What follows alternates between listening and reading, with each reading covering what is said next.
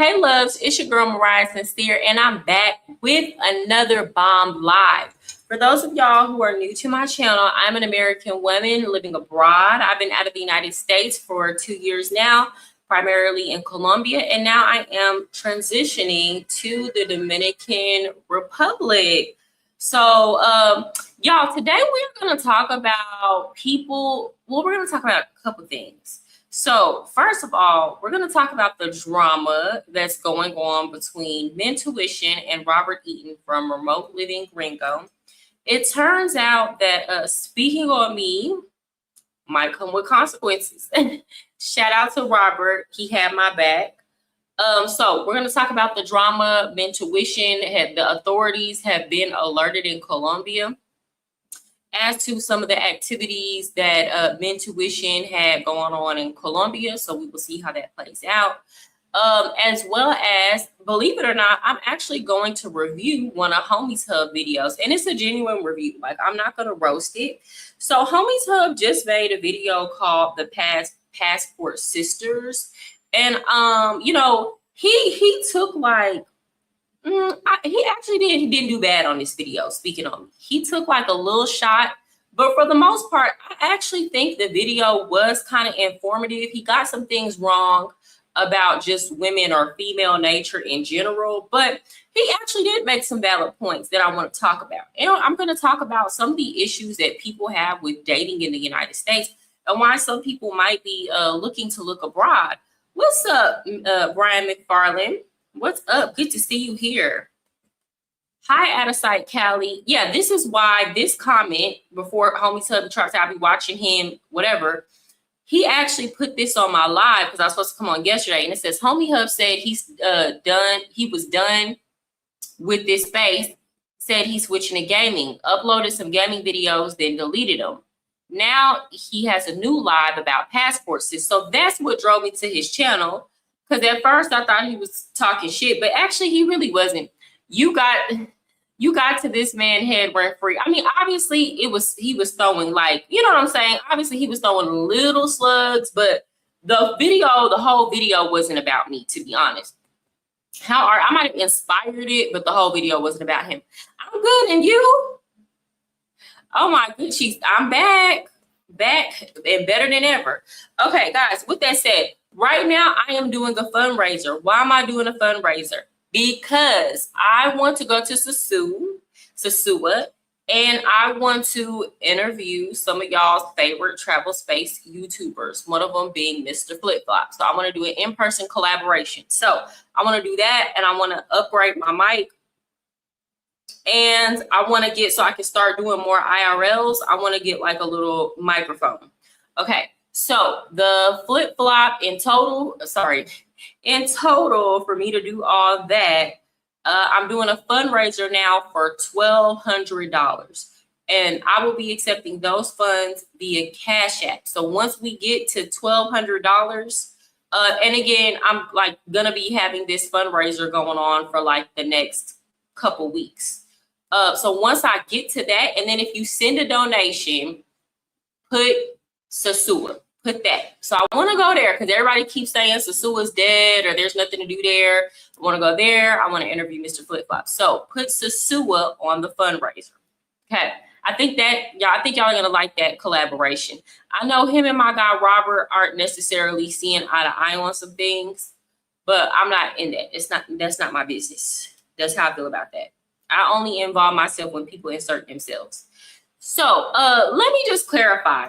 I want to tell y'all why, me personally, I don't see myself as a passport cis. Now, to be clear, when I first had my TikTok name was Passport Cis, but it wasn't because I was traveling to find a man or traveling to find love.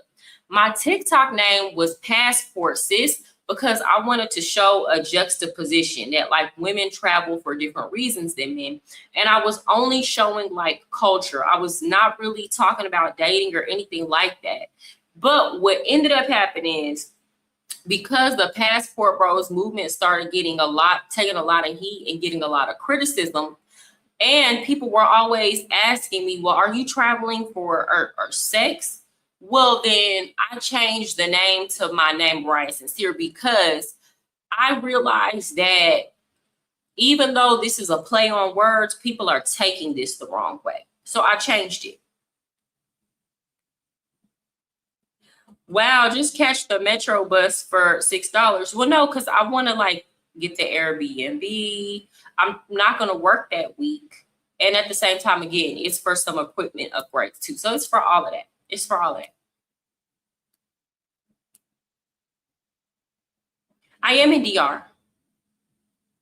I am in DR. So let me be very clear. I am in Santo Domingo. I want to go to Sosúa, which is on the north side.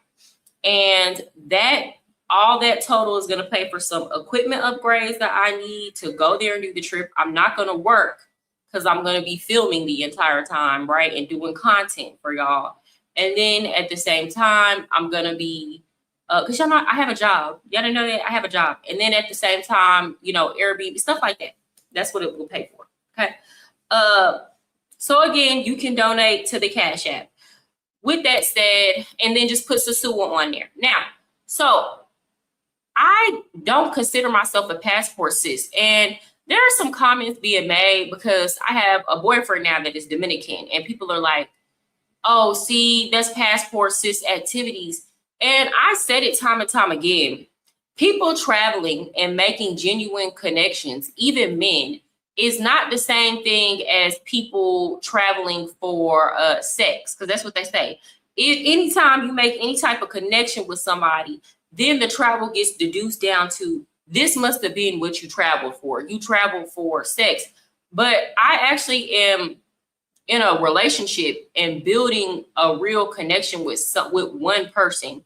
And let me be very clear. I never had to travel to get a man. I dated Latino men when I was in the United States. So I'm not traveling to these Latin American countries to meet a Latino. I'm from Texas. I'm from Texas. There are no shortage of available Hispanic men. I dated them all my life. I dated African American men. I never have to travel just to get peen. And that's why I'm always so confused when women are being accused of doing that. But I'm actually going to wrestle with that topic today, okay?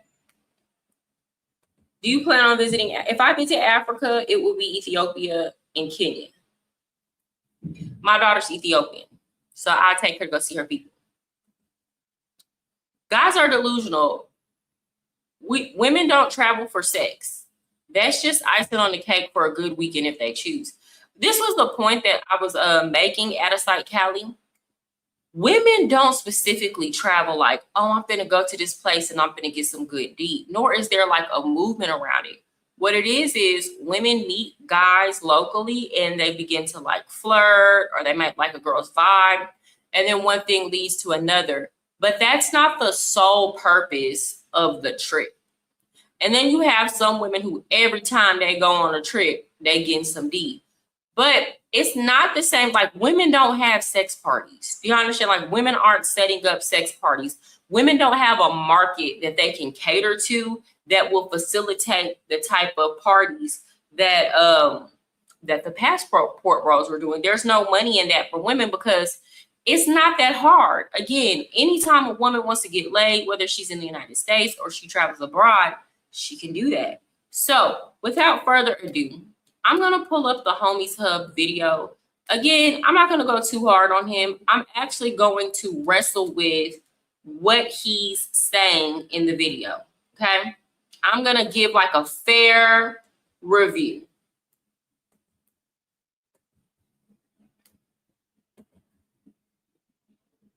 Travel there, they often severely underrate them. Not to mention that a lot of people who are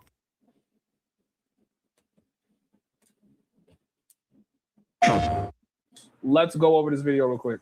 white women can be incredibly creepy towards black men, and instances of sex tourism prove it. If you don't know, some of the highest rates of sex tourism are among white women traveling to Africa in order to engage in sexual activity with black men. Kenya, Gambia, and Egypt are some of the most common, and when these women travel there, they often severely underrate them. Not to mention that a lot of people who are forced.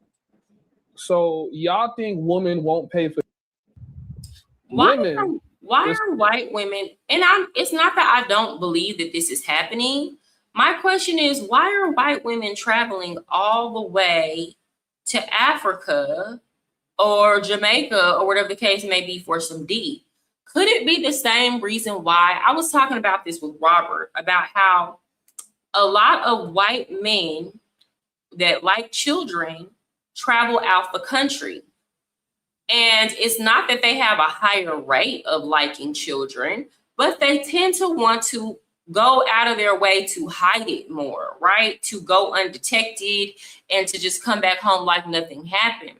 And a part of me is inclined to believe that if white women are traveling to other countries with the genuine intention of sleeping with Black men, they're doing so because they don't want to deal with shame that might come at home in the United States if they are found to be doing that. They want to just come back and pretend like nothing happened.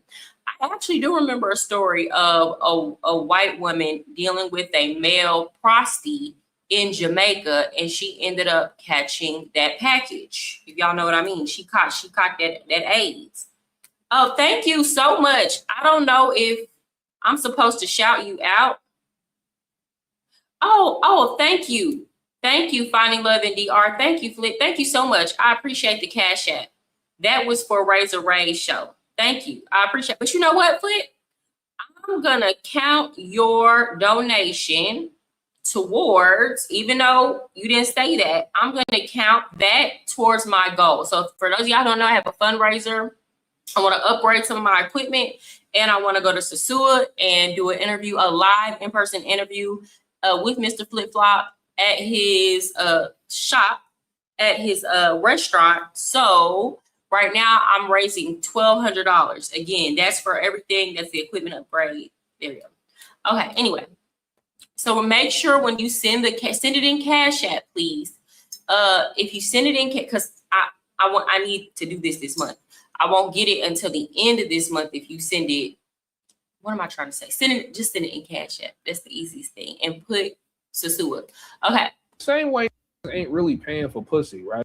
What was I gonna say? So yeah, it seems like white women are going out of their way to travel so that they can hide it.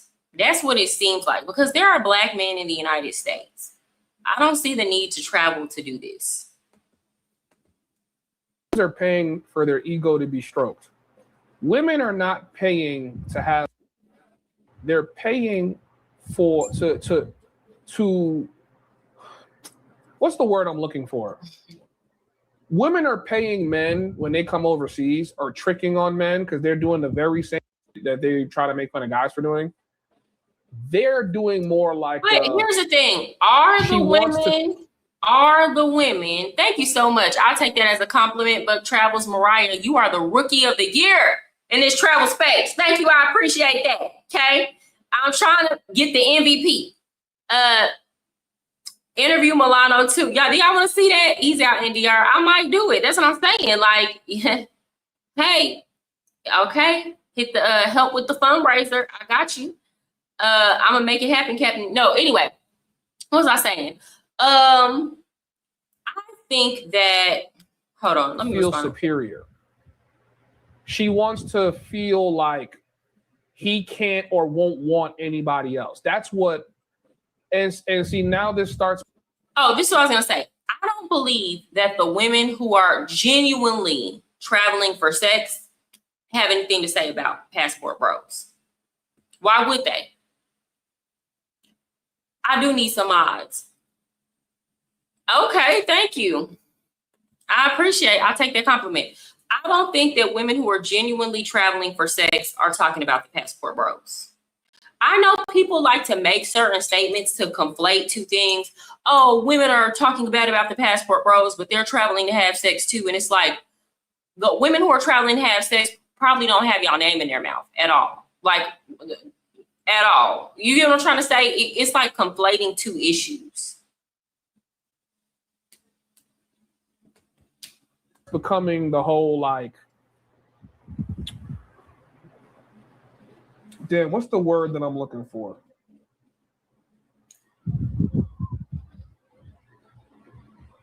What's the word I'm looking for, chat?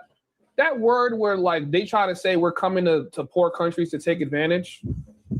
Oh, predatory. I can't recall that word is always But slipping out of my somebody head. that's engaging in predatory behavior themselves probably does not have any words for y'all.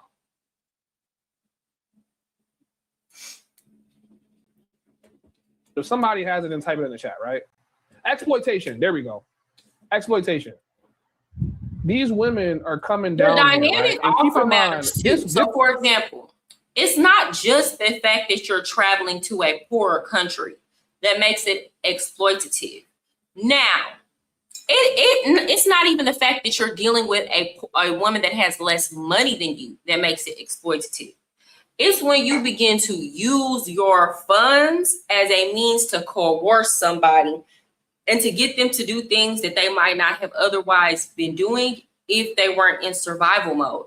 So, for example, an African-American male can travel to Colombia and deal with the woman and not be offering her like actually try to genuinely get to know her for her and not be dangling his money on a carrot. And that's not exploitation. That is two people who are agreeing to get to know each other, especially if it's a situation where he's dealing with a woman that's upper class for that country. Then to me, that's not considered exploitation. It really just depends on the situation. And that's why I say with these things, we cannot really generalize. It really depends on the situation. If you are not being financially abusive, or you are not holding finances over somebody's head as a means to get them to engage in activity that they might not have otherwise done, then it's not the same thing. And not every man that is traveling and getting into a relationship or getting married to a woman from what would be considered a developing country or the third world is engaging in exploitative behaviors.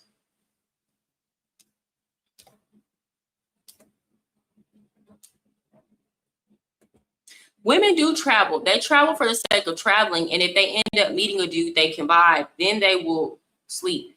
But that's not that's what I've been saying. Like, it's not a thing. It's not even a thing that we talk about. It's not a thing that we encourage. It's not, I don't get it. I don't get the false comparisons. But what I will say is I do have to agree with Homies Hub in terms of white women wanting to try, especially older white women. I've heard about these things where they want to travel and be discretionary when they go get some dick. Yeah, I've heard about that. This girl, I don't know if she's one of the people that participate in it, but women that come down here for sex tourism, they look just like her. I see them in droves walking through Poblado all the time. They're hooking up with their male tour guides. They're hooking up with the taxi drivers. I've had party promoters tell me he had a threesome with 2 American chicks. They come down here to fulfill their fantasies. When it's time to order food, you think he's paying. When it's time to go out, you think he's paying. Of course he's not. They're coming out of pocket because they want to have that experience with a man that she just feels like she's superior. She feels like he won't want anyone else, right? And she this gets is to why have the man that looks like the kind of man. I'm not a passport cis, because I'd rather have an egalitarian relationship. Like, I don't like, what am I trying to say? If I were to date a man that has less money than me, then we are going to date at his means. Do you understand? What does that look like? Well, if he can't afford to go to a nice restaurant, we're just not going. Take me where you can afford, right? And two, I don't mind, like, for example, y'all know my boyfriend's here. He's Dominican. Well, we went to go eat pizza one night last week. I paid, and it was like a okay kind of, it was a really nice pizza place. And I think the bill might have been for both of us. It was like right under $50. But then we went out last night to this club, and the bill, we drank so much, y'all. The bill was like $200, which honestly, for how much we drank, it wasn't that bad. So he paid. So I don't mind a relationship like that, to where you pay sometimes, I pay sometimes. I prefer a more egalitarian situation. And I feel like if it's a situation like that, then nobody's taking advantage of anybody, in my opinion. Hey, Mariah, I'm in Tanzania. I see a lot of white women from Europe with the local Tanzanian men. I keep hearing about German women in Colombia. And to me, it sounds crazy because I'm like, who would travel to Colombia? Maybe it's because, again, there are handsome Colombian men. I'm sure there are great Colombian men. Colombian men are just not my type. So I'm like, who is traveling to Colombia and paying these men for the D? But apparently, they're like, a lot of these white women are willing to do it. They are. And I can't pretend like they're not. Guys, if you're just now coming in, smash the like button. And she wants, but she's still in control. Women are coming down here to do the very same men are doing. It's to soothe their ego. They've been doing it in Africa It's since not forever. And I all would say women, this. though. It's not all women. I believe this is a small niche of women. Like, I'm not going to deny the fact that this is going on, but it's like you're talking about these white women. Like, Black women don't need to travel outside of the United States to get Black D. Why? Because, I mean, that's what we're in close proximity to. They want to give it to us, and there's not going to be any type of shame that we have to hide. Nobody's going to judge a Black woman for sleeping with a Black man. It's just not going to happen. White women have a different shame and stigma that they have to carry and that they have to live with. So, for example, there are a lot of white women who, if a white man finds out that they slept with a Black man, he will not date her. Like, her chances of getting a good Black man will be a good white man will be almost non-existent. So, like, if she has a fetish for Black men, but she knows she doesn't want to marry or procreate with Black men, then yes, she's going to go out of her way to hide that so that she can go back into her dating pool and be more marketable. Versus Black women, we don't have that same thing to contend with. Nobody cares if we sleep with Black men. They will give a Black woman way more of a pass for sleeping with Black men. Like, the same white man who will not marry a white woman because she slept with a Black guy will turn around and marry a Black woman, and he's her very first white guy. No lie. No lie. Black women can sleep with whatever race of men and nobody's going to judge us for it. Versus white women have a different standard, and they're not my standards, but a societal standard to uphold. And that's why they're going out of their way to hide it.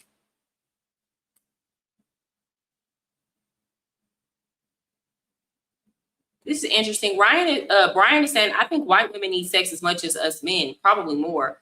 I keep hearing they get freaky. That's true. Women are far less likely to put our business on the internet, especially what we are doing sexually. And then also it goes back to, there's no need for women. We don't compete with each other like that. Or we don't, like, a woman does not impress another woman if we go talk about all these sexcapades, right? You're probably going to get judged by other women. So it's like when women do things like that, they go do it for themselves. They don't do it for the approval of other women. Versus a lot of these men are like racing to the bottom of each other and doing it for the approval of other males. So they're more likely to talk about it or put it on the internet. Is one of the more tough. This girl on the screen, she's at least a foldable. Some of the chicks coming down here are nasty, built bad, sloppy, built like gelatin. Going to Jamaica to go get waxed down with tree bark and muddy water, right? They're going to Africa. This is getting with plastic bags. So I'm just trying to just keep in mind, some of these chicks are the chicks that's making you take them out on $300 dates in the U.S. Nothing exposes the truth of humanity like when you leave America. When you leave America, women are making you take them out on $300 dates because they don't like you.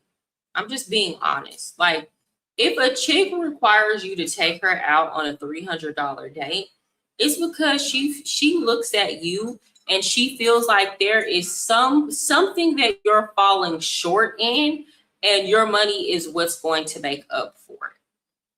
That's just the sad reality. So it's like men are not lying when they're like, oh, there are certain men that don't have to do any of that. And then there are certain men that have to do all of that. Men are not lying when they say that. I personally have never required a man to take me out on a $300 date. That's because I always, like, if he did it, it was because he wanted to. Like, it was out of the kindness of his heart. I've had men do those kind of things, but it wasn't a requirement. And I still, like, would have liked him if he didn't do that. But that's why I always date my type.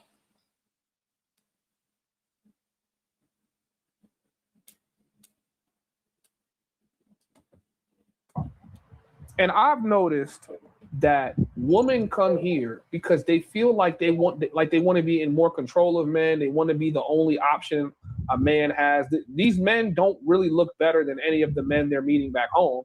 It's just the idea that she's in a more superior position. I don't really understand it, because if you got to get your bag to get hoes in the USA. I mean, I can't disagree with him, because I had, like, for example, I had a boss and she was very narcissistic, extremely narcissistic, and wanted to be in control of everything and everybody. Like, female narcissists can be way worse than male narcissists. And she always dated broke men. She always. And when men that were on her level or had something going for them tried to holler at her, she never wanted to date them. But it was like with the broke men, she could control them. She could financially abuse them. She could give or take money. And then it got to the point where even the broke men would just leave. They would get tired and they would go back to the hood with their baby mama, because even that becomes too much to deal with. And it's like, is this even worth all that? Like, they can't handle it. So yeah, I would have to agree and say that, yes, there are women who intentionally date broke men or intentionally date men that are in prison so that they can have some type of financial power over them. This is true.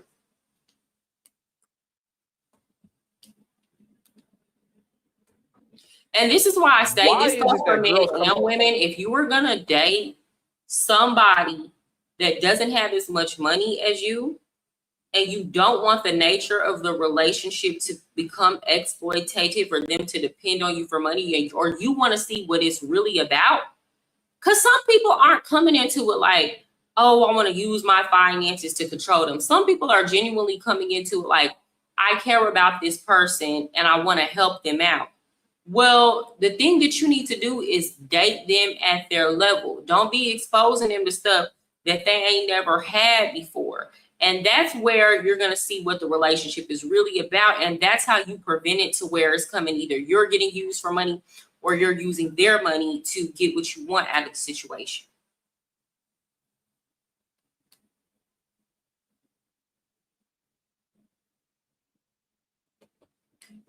If a woman requires a man to take her out on a $300 date and he agrees, then she should treat him like the trick he is. Not he's a trick. If you get around enough, you'll meet white women who never seen a black man in person. They will ask to touch your hair. Wow. I can believe it. The third world countries and locals. I don't get it.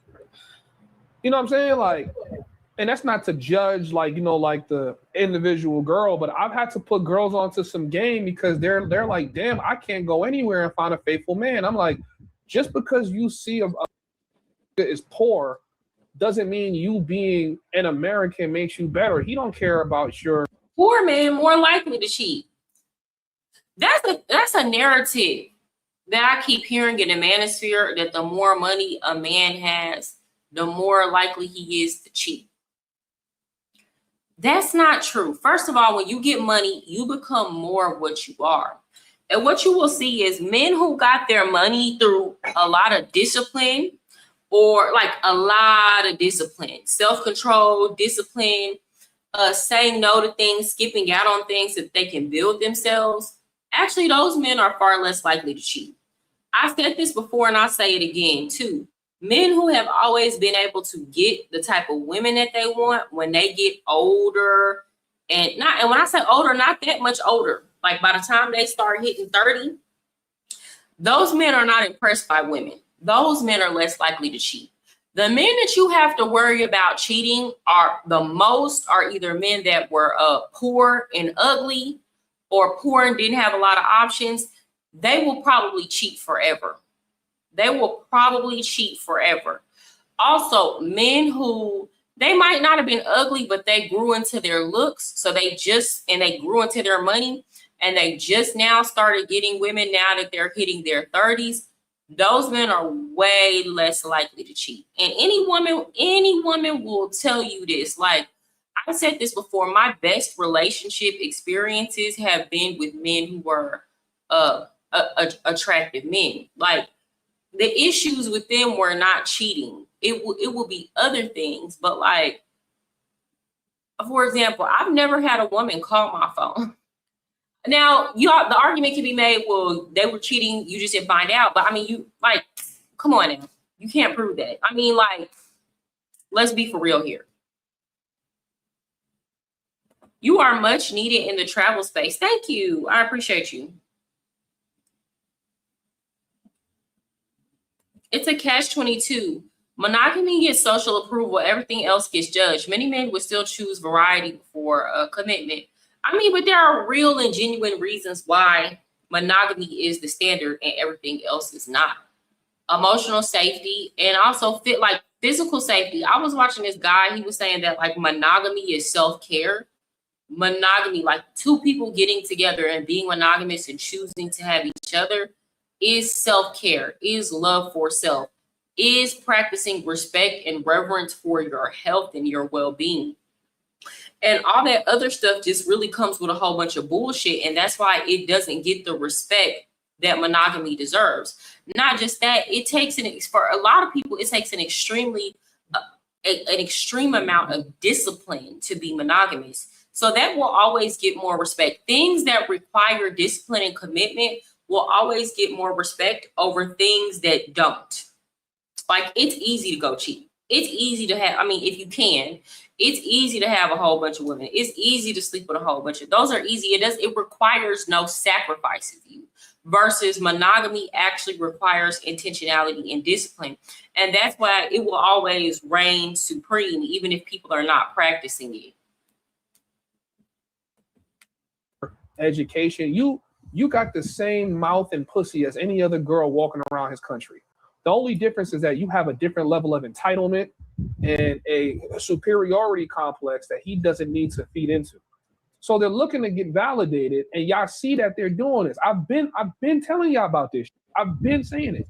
Into this industry do so because of severe economic hardship, which is why that sex tourism is so common in developing countries. White men typically choose countries in Asia or like the Philippines, Thailand, places like that. So while the physical characteristics and the race of the people that white people are sleeping with, that they are traveling to engage in prostitution vary greatly, the point is that white women specifically will seek out Black men, and that happens in the United States as well. So I'm gonna say this as a Black man that has put straight pipe down the drain of many Caucasoid demons, aka white chicks. Like, oh my gosh, Homies Hub, it's like you always have something to prove. I put my straight cock, I did this, smashed her head up against the headboards, I was all up in her guts, cream pie. It's like this is what annoys me. And I said I'm not gonna roast him in this video, and I'm not. But it's like the way you talk about your sexual encounters, it's like you're trying to prove something to these men. And I don't understand.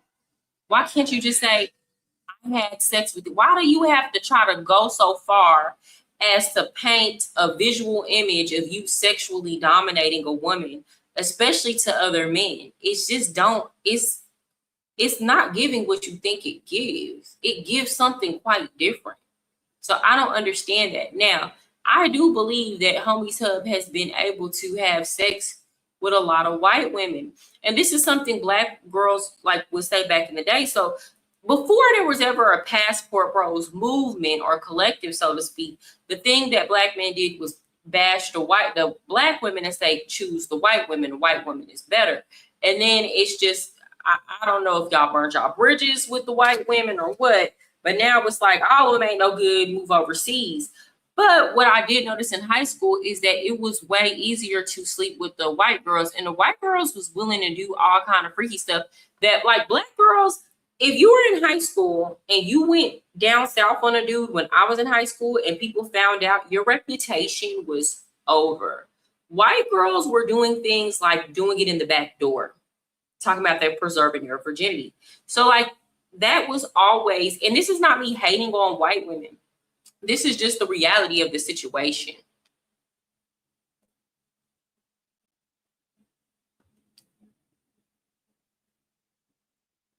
I feel you. I think most men struggle with monogamy, regardless of economic status, since it takes so much discipline. Well, that's true. I would agree with that too. Homie talk like he got Down syndrome. He talk like a corn hub. Like, yeah, he talks like he watches too much pornography. It's too much. I'm a speak for white women up north and white women down. Matter of fact, it's white women all over the country in the USA. White women love having sex with black men. I believe that. They absolutely love having sex with black men. They love it. They love it. And they give it to you really, really easy. Now, if you want to break down the psychology of why white women like having sex with black men, I don't really know. I take it as some form of rebellion. I take it as trying to explore a curiosity that gets formed by media. But a lot of the white girls I've dealt with, I've rarely ever found, let me not say rarely, I've seen a lot of white girls, they go black and they never go back. But I've also seen white girls, like you can tell she's only having sex with black guys because she's trying to fulfill a curiosity. She's curious. I could see you that. You know what I'm saying? And in my personal experience living in America, being in college, hopping on Tinder, I knew when I matched with a white girl on Tinder, I knew exactly what she was looking for. And 9 times out of 10, she gives me exactly what I want, exactly how I want it. I didn't even know that women go right on away to look because for she's also looking to do the same. Like I don't know how to explain it, chat. I don't know. For like you black guys that have had white girls, comment in the comment section and tell me your personal kind of experience. Usually, except for those black girls that try to be, those white girls that try to act black, because those are the ones that try to act like you also got to work for their pussy. But it's like white girls, they match the black guy on. Like, is it? I want to know, man, and I need a genuine answer. It's like y'all shame the women, like. Y'all shame the women for giving it up too soon. Like he talking about these white girls, they easy, they give it to you quick. But then there's a resentment when there are women who try to like, oh, you see they act like you got to work for that coochie. Well, what is it? Do you want the woman to give it up quick, or do you want the woman to make you work for it? We need to come to an understanding. I need y'all to pick a side. I need some clarity.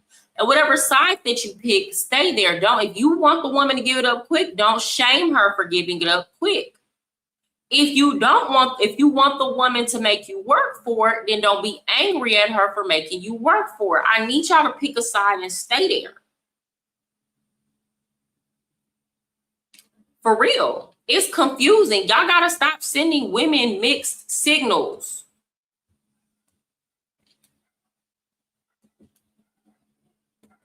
Like just the trick. I don't know if they still got Facebook dating. A lot of the girls on Facebook dating are just on there to get, like they're not on there to do anything else. They're gonna pretend. But a lot of white girls get straight to business. Like literally, I think almost every white hookup I've ever had in the States was like first, like one night stand, first link up. You feel me? And I think after a while, white women start wanting to be worshipped by like black men. Like after they done gave you some pussy, in their head they think, oh well, I'm your best option, and because I'm your best option, well, y'all told them that I'm not the same as. Hold on, y'all done told them they were your best options. When you get on the internet and publicly bash black women for whatever the case may be, y'all they've got on my channel and done it. Say we don't wear our real hair. Say we got a bad attitude. say we think we're entitled because we're educated, all this stuff, right? The white women hear that. So when they hear it, it's like, oh, you're already coming to me starving. I fed you. So yes, you need to worship the ground that I walk on. Absolutely. Or else why would you say those things? Why would you be here? If you're telling everybody I'm better, why are you not treating me better? So that's where that attitude and mentality comes from. It's Shaniqua, XYZ, you should treat me like a queen. And I've had that's not an unreasonable request, especially if you're putting them on a pedestal. Tell me that she has a brother that's married to a white woman. He's like, that white woman wants that man to worship her at all times. Probably. That's what she's saying. They want to be worshipped after they give you some pussy because they just want to. Well, you made it seem like black not him in so particular, bad. but I'm not talking about homies hub. But it's like if black men are making it seem like white women's cootie cat is laced in gold, then they should expect to be treated like it's laced in gold. If you're saying they are better than other Black women or minority groups of women, they should expect better treatment. It sounds reasonable to me. If you're telling Black women the reason why we treat you this way is because you wear weave, or the reason why I'm not faithful is because you don't cook, or the reason why I'm not faithful and I cheat on you with other women is because you have a bad attitude, then it goes without reason that these women would not want to accept those same type of behaviors, because you have told them that they don't display those type of behaviors and therefore they deserve better treatment, right? They didn't want you to worship them because in their head, that white superiority complex starts taking over. It's not, it's more than just white superiority. The men have said they are superior. Let's be so for real. Black men have said for a very long, not all, of course, not all, but many enough have gotten on the internet, have shown when they have gotten some money or was in a situation where they got some type of fame or notoriety, have gotten on the internet and said that white women are better than Black women, or they've shown through their actions that they prefer the white women. So yes, the white women should absolutely expect better treatment. Just like I was saying how a lot of the passport bros was bragging to American women that the women in Colombia or Brazil or these other countries are fit, feminine, friendly, they have better attitudes, better bodies, and they're prettier. So guess what the American women were looking to see? Oh, so you're going to actually like marry them.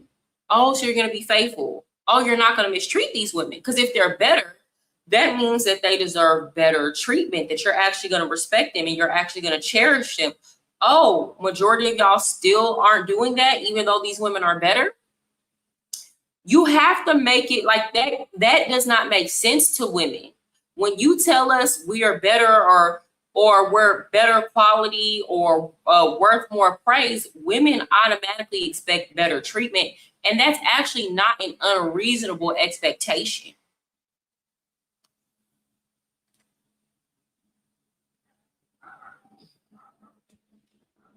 Okay, so for those of y'all who are just now coming on, welcome. We're talking about reasons why people are moving abroad. It was supposed to be for love and relationships, but now we're talking about the passport sisters. We're reviewing this from the Homies Hub page. I didn't come on here to roast him tonight.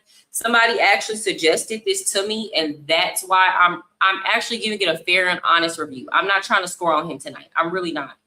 So I'm agreeing with some of the things he said. I'm adding context and perspective to other things he said as a woman. And if I disagree with it, I'm going to disagree with it. But I didn't come on here to roast him tonight. Guys, for those of y'all who are just now tuning in, I am doing a fundraiser to travel to Sosua because I want to meet with some of y'all's favorite YouTubers and do lives with them in Sosua. I want to show y'all what's going on the ground. And I want to take off that week of work not to do it. And I want to upgrade some of my equipment. So, of course, y'all know I have to pay for my Airbnb. travel, food, and all that. And then of course I want to upgrade. I want to get a new microphone for here, and I want to get a microphone for when I'm walking around. So I'm doing a $1,200 fundraiser. Please send it to Cash App, because if you send it, I won't give you. Send it on here. If you don't want to send it for Sasua, just send it on here. Do a super chat. But if you are contributing to the Sasua fundraiser, send it on Cash App and put for Sasua or Sasua. Okay.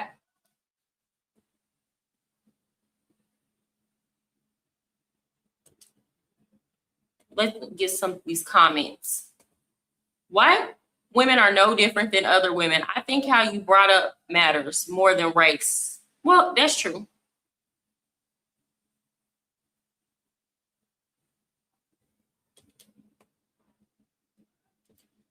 I think this is a good comment. The paradox is some men want sex fast, but after they get it, they realize they never wanted anything deeper. That changes how they see her. Exactly. And then men are saying that the women are wrong for saying the man, we need to wait and see what he really wants or if he's serious. The men get upset about that. But honestly, the women are not wrong. The women are not wrong. It just is what it is. Even men talk about how post-nut clarity is a real thing.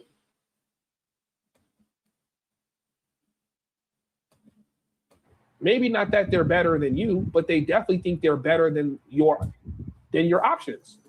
So that's why you would catch the black athlete with the crack. This is why I say that black women should not. It works the same way.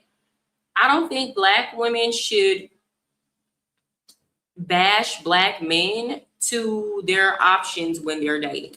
Like, so for example, my boyfriend is Dominican. I never stood up and talk about African American, like why would we be talking about African American men? I don't see a reason to do that. I have nothing like negative to tell him about African American men. And I feel like if I did do that, even though I would be doing that to try to make the African American men look bad, really that would just be, well, I don't know how he would see it, because honestly and truly, I have to remind people, even down here, I remind them several times that I'm not Latina, right?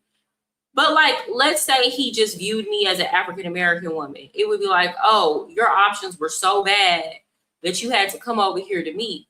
Versus, I actually really am just dating him because I like him, you know? I mean, it's a choice. Y'all don't have to contribute to the fundraiser. It's a complete choice. You don't have to. I was very upfront as to what it's for. But it's not. I can't look at white chick or the fat sloppy white chick, because they're thinking to themselves, yeah, you could go be with that girl, but I'm white. My credit right. This, that, and the third. So I can't even imagine what they're doing when they go to Africa. They're like, yo, you're not going to be able to eat if you don't do X, Y, Z. And then you start realizing, yo, they just doing the same colonizing that they was doing hundreds of years ago. It's just in a different form. I feel like the only woman, the only white woman that I don't view their sexcapades as being like racially motivated are the ones that actually have black children. I think those are the ones where I think they get so intoxicated in being with black men, they just say, I'm gonna have black kids. Well, even that, it's not necessarily because they like black men. A lot of people want to have biracial children. So she not like, it's not that she want to have black children. She don't want to have a child. Like, most white women don't want to have a child that looks like the homie's hub. And they're not going to, because they're white. Like, it's impossible. They want to have a child that is biracial or racially ambiguous. And, you know, I mean, that's the thing. That's the thing to do. That's not necessarily indicative of how she feels about black men. Because like when you put those two together, you creating something, are creating something new, something that's not quite white, something that's not quite black. a woman push your kid out intentionally, it speaks for where her like her psychological is. I've said the same thing when it comes to like Colombian women, right? If you're dating, let me be very clear, because I Colombian see chick, this very disrespectful comment. I'm tired. First of all, I'm tired of y'all saying this. I have no sexual attraction to him at all. You can go back and look at all my past boyfriends. You can look at my boyfriend now. He's on here on one of my shorts, and you will see that that's homie's hub is nowhere near my type. I have a very specific type. He's nowhere near it. Okay. With that said, that's very disrespectful. I didn't come on here to roast homie's hub tonight. I'm genuinely giving my opinion on his thoughts about this topic.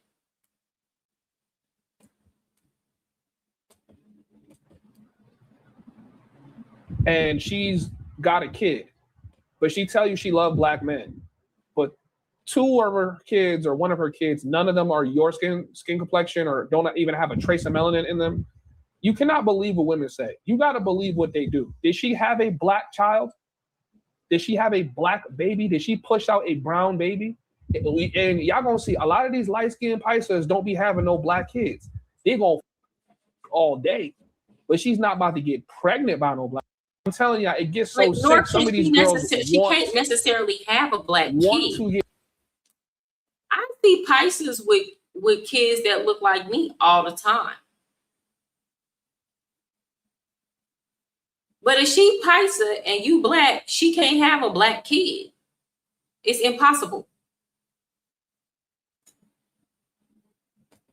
Get pregnant by a black guy just so they can abort it. Like I'm telling y'all, like I feel like the psychological behind white women gets really sick. Like it gets sick. It gets sick, man. It gets sick. Now, I'm not going to tell you that the light-skinned Pisces operate like that. I don't think so. I think they kind of just do it on some like status symbols. Dark skin is just not of high status. She's pale as hell. She probably want her kids to be her skin complexion. And then you got the chicks that like the Thai chicks that live in Pattaya that want to have black children. They just have a fetish, but their fetish is turning into actual, real, burning desire. Because a lot of them are having mixed babies now because that's what they want.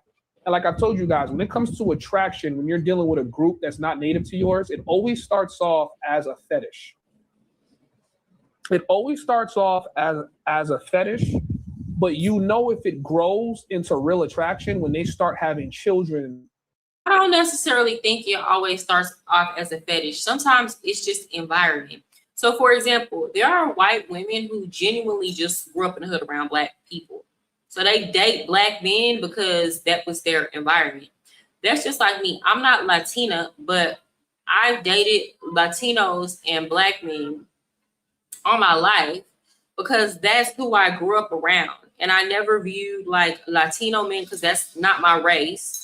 But I never viewed them as any type of fetish because, I don't know, they were just always around. Like, we all grew up together. So I don't necessarily agree that it always starts off as a fetish. I think it depends on the circumstance. With that initial fetish. If they don't start pushing out babies, it's kind of like the white girl that dates black guys all throughout high school and college, and then she settles down and marries some Asian. She never wanted to get pregnant by no black guy. You see what I'm saying? It's just to fulfill. Or it might not even just be that. Lust. You have to understand, when a white woman has black children, it might not even be that she don't like you or she don't love you but like, people have social obligations to fulfill. So it's very risky for a white woman to have biracial children. I'm being honest, because what if she wants to go back and date a white guy? It's going to be very difficult for her to do that. Most white men don't want to date white women who have biracial children. And so it's like, when you have evidence that that's what you did, that's the problem. It's not necessarily that the white woman wouldn't take you seriously, but you have to understand, in taking you seriously, she's taking a risk with her social standing. that most of us will never understand because we have more freedom and flexibility to date who we want. So it's like, what if she liked both white men and black men equally? Like, what if she's an equal opportunist? You have to understand, if she wants to go back and date her own men, she's carrying a lot of social risk by having children with you.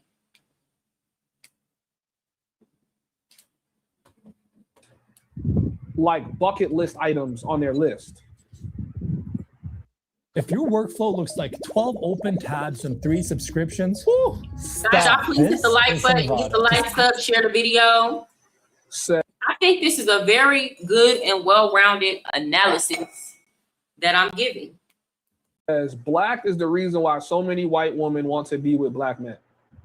Yeah, there's like a weird pornographic thing on the internet where like a black guy's dominating this white woman. Like they have all these fetishes. But see, this is my thing about white women that's a little different from Asian women. Mm-hmm. Asian women don't have a ton of experience with black people, right? Not in droves. I think just recently, the last 20, 30 years, you got black guys going to Thailand, Philippines, maybe 40 years, maybe 40, 50 years. Black guys going to Thailand, Philippines. I think in the last 15 to 20 years, you see a lot of black people going to Japan. White people have been around black people for hundreds, if not thousands of years, and they still act like we're some creature for them to experiment with.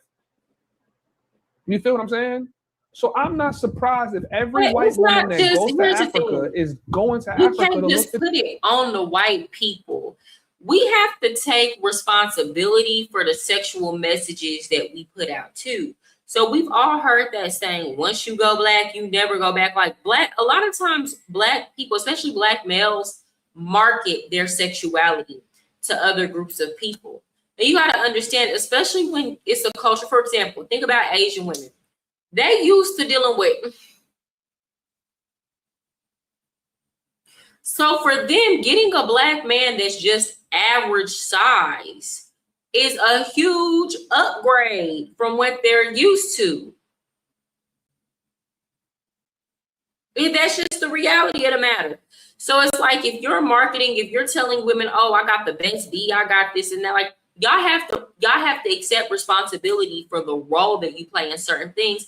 Just the same as black women, we have to like accept some of the roles that we play into like over sexualizing ourselves. I remember I was watching this Latina woman and she was talking about how white, Latina women have to feed into these sexual stereotypes for white people. And I'm like, no, y'all absolutely are feeding into sexual stereotypes because you like to do that. You like to compete sexually.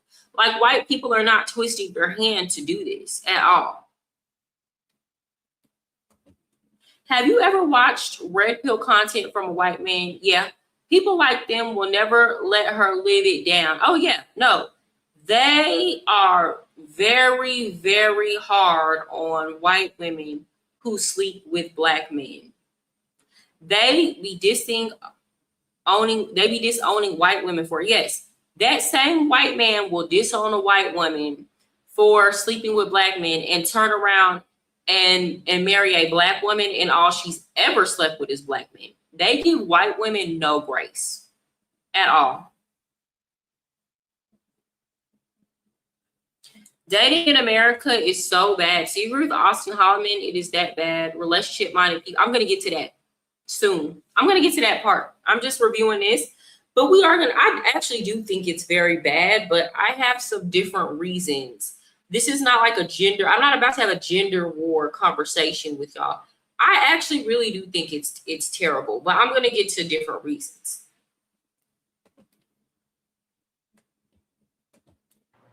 I'm not surprised. I've seen every race of woman come to Colombia to look. I've seen white women do it. I've seen Hispanic women do it. I've seen black women do it. I see them do it all the time. Like, I don't. Here 2 weeks. Okay, I'll be honest. I don't believe black. Oh, this is where he tries to throw shade at me. I'm gonna go back. And white people have been around black people for hundreds, if not thousands of years, and they still act like we're some creature for them to experiment with. You feel what I'm saying? So I'm not surprised if every white woman that goes to Africa is going to Africa to look for. I'm not surprised. I've seen every race of women come to Colombia. Everywhere. I've seen white women do it. I've seen Hispanic women do it. I've seen black women do it. I see them do it all the time. Like, you've only been here 2 weeks. How you already on a local? Okay, so this is where he tried. Homie said he tried to throw shade at me. So he's like, you've been here for. I've seen white women do it. I've seen black women do it. You've only been here for 2 weeks. How are you already on a local? That's not the same as traveling somewhere to look for dick. So he might be right. So mind you guys, he made this video to Passport Sisters. Like, I believe he was inspired by the fact that I've come to the Dominican Republic and I got a boyfriend very quickly. And I didn't intend to get a boyfriend very quickly. He was just on me like that. He was adamant that we go together and we're in a relationship, and there's no like, it's either we go together or we're not dealing with it. Like, you go with me. You're my, we're in an exclusive relationship. So that just is what it is.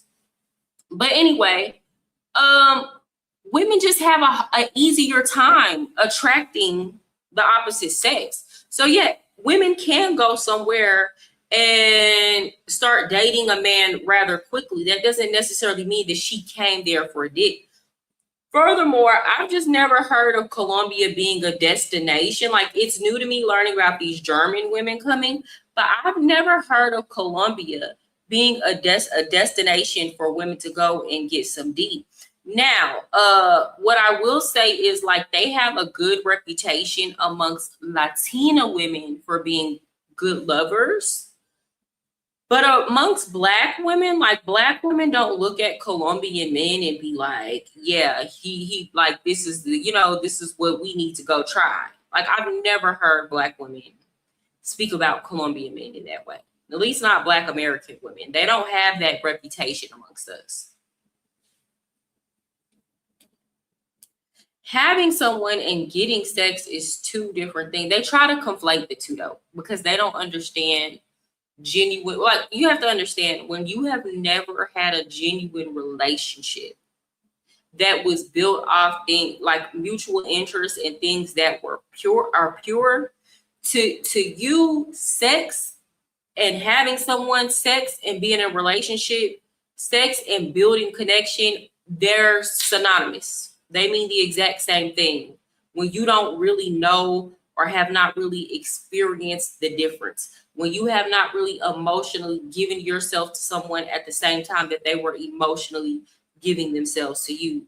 To an outsider looking in, it's the exact same thing. And that couldn't be further from the truth.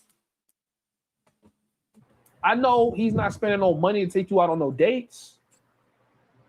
So you have to observe this kind of behavior, because when you observe this behavior, you will understand the mentality of them and the games they play when you got to court these women in the US. There are a lot of instances of white women walking up to black men in clubs and offering them money. Here's White a problem I couples have with where what the he's husband saying. walks. Not all American women, not even the majority of American women, are going to other countries and sleeping with poor men. That's just not happening on a massive scale like that. This is a very niche group of women that he's talking about. And this is why I don't like all that. Like, this is why this rhetoric is so harmful, or it's a distortion of reality. Majority of American women are not going to other countries and traveling for poor people. So shaming the majority and traveling for sex from poor men. So shaming the majority of all American women for the actions of a small minority group of women is, to me, that's ridiculous.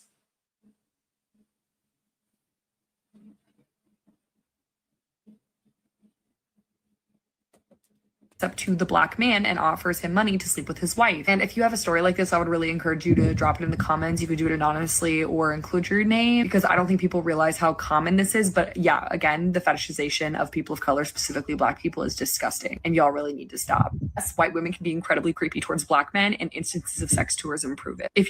I think sexually, white women have some of the most interesting sex drives I've ever witnessed in my life. I can believe that. I think almost every white girl I this is know has certainly had not an indicative intense, of like all white whole women. phase, especially like the first semester in college. This is going to be very Like- controversial, what I'm going to say. And I certainly don't think this is indicative of all white women or even the majority of white women, but like majority of the cases that I've seen where there was a woman who was engaging in like bestiality, she was a white woman. White women are very interesting.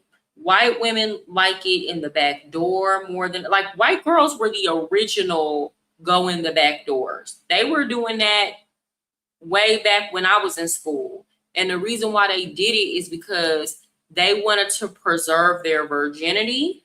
So you going in the back door was still them maintaining their virginity. But to me, it's just wild that, especially as such, to me, backdoor activity is wild behavior. But like, especially being willing to do that at such a young age is crazy. I could almost understand more why men want to do that.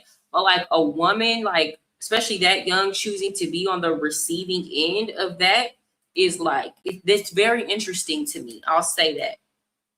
Thank you so much, James Letterman, for the $4.99 super chat. Oh dear, it's MariahSincere. I'm gonna grab a beer and sincerely watch MariahSincere. America is cooked, the end is near. Leave like MariahSincere. I love it. I love it. Okay, let's continue.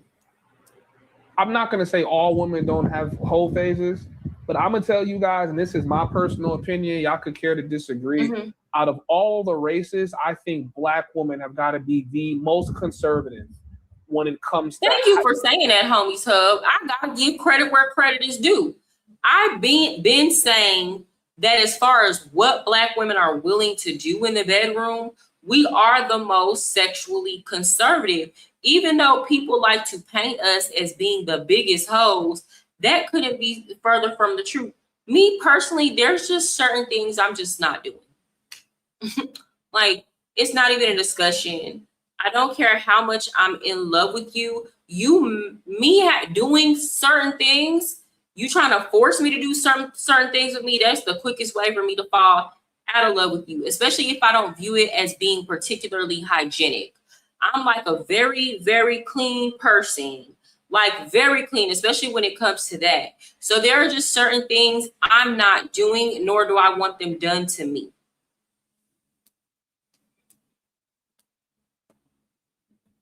Oh, thank you so much.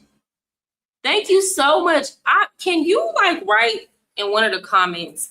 I want to say your name right. Yvonne Simonis. I'm not saying that right. Is there a way you could write that down, how like the pronunciation? Here's the truth, Mariah. Women are slanging box in the US and internationally. Well, I won't argue with you there. Women are, as far as selling box, yeah, absolutely. The major difference is in the US, a petty harmful allegation can be made against men. Men don't have time for that. So are you saying that men are traveling abroad to go engage in that because they don't want to deal with any legal consequences that might come with accusations? Fair point. Fair point. You know what I'm saying? Like they've got to be the most conservative. Like I see white women go crazy, Latino women go crazy. Like you could have 3 hoes in a room, and I'm almost certain the white and the Latino woman got way more bodies than every other race of woman. But the white woman is into some pretty interesting shit. And that has been my... Well, it's not even just that. Black women aren't allowed to be sexually exploratory. Like, Black women get labeled a hoe so quick, whereas Latina women are just seen as sexual. She just highly... And I'm also going to say this, and this might be controversial around my Latino male viewers, but like, there are certain things, like, for example, Latino men don't care about a woman's sexual history as much as other groups of men do.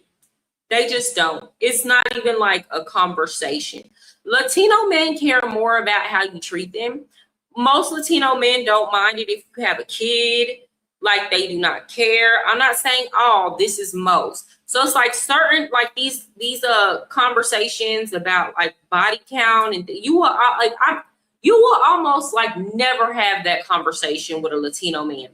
They do not care. I think they just assume, like Latino men have this attitude of, they just assume you was sleeping with other people before it. Like it's not, they was doing that too. They're the most like laid back. So because of that, I think their women have a little bit more room to be a little bit more sexually free, because they don't necessarily have to deal with, I'm not saying that there is no shame or slut talking or shaming or whatever coming along with that, but it doesn't have any real consequences. Like they're still going to be able to get married. They're still going to be able to have kids. They're still going to be able to start a family, like all those other things. Same thing, I think white men, just as long as they can't see evidence of certain stuff, are a little bit like more forgiving. They say like the white girl went through her party phase. Like, and that's why white people go out of their way to hide things more.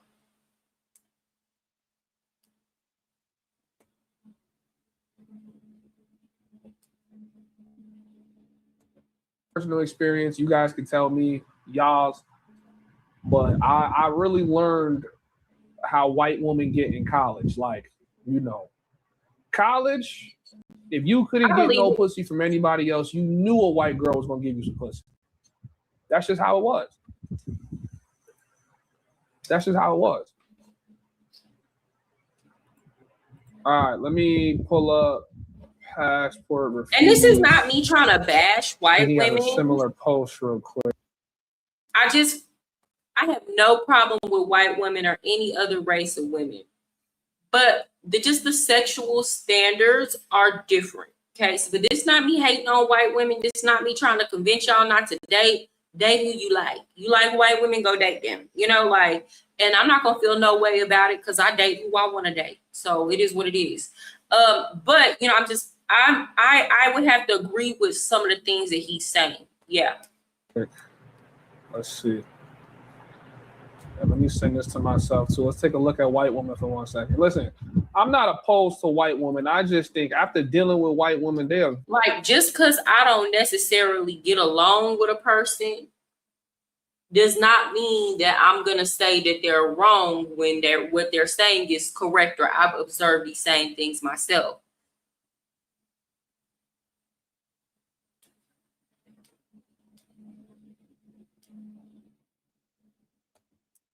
very interesting characters.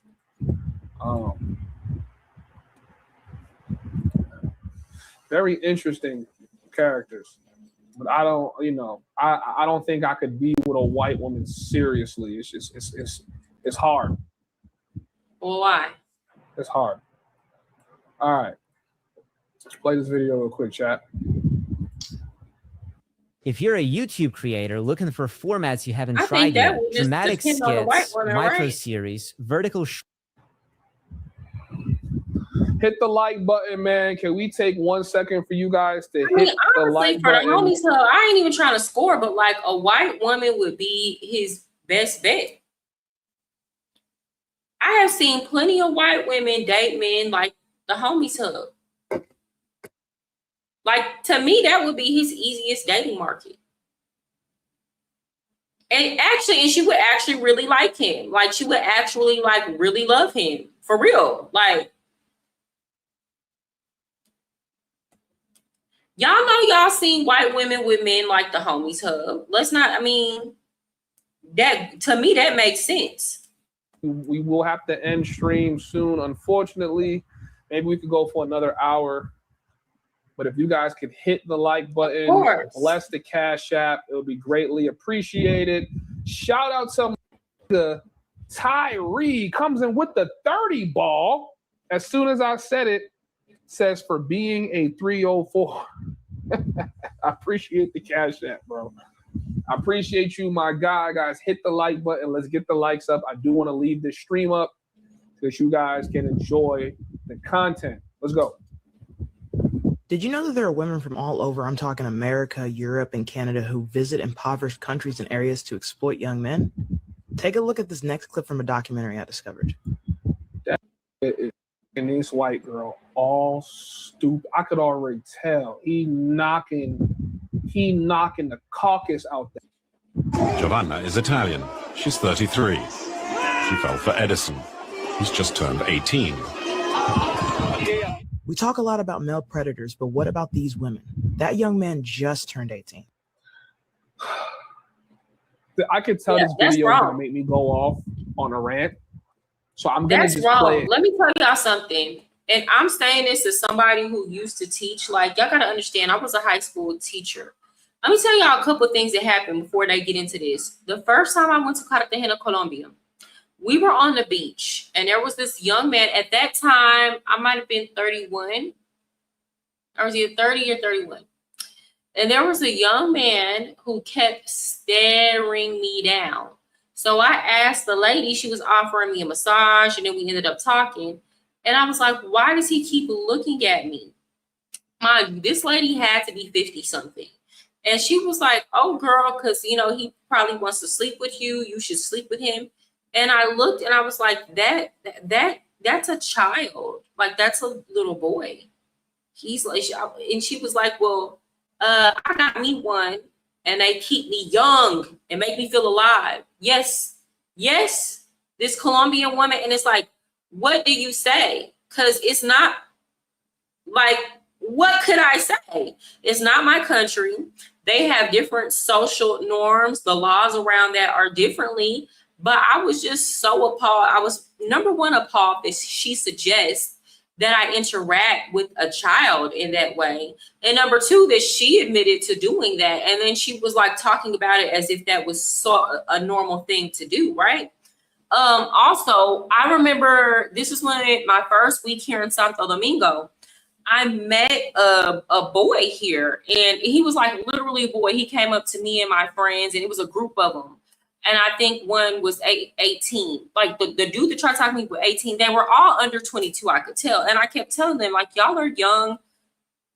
Y'all are children. And they were like, well, come hang out with us. I was like, let me see your Instagram. See the dude's Instagram. 18, like literally just turned 18 and was going viral. And I was like, absolutely not, sir. Because ew, like I was literally just teaching young boys your age.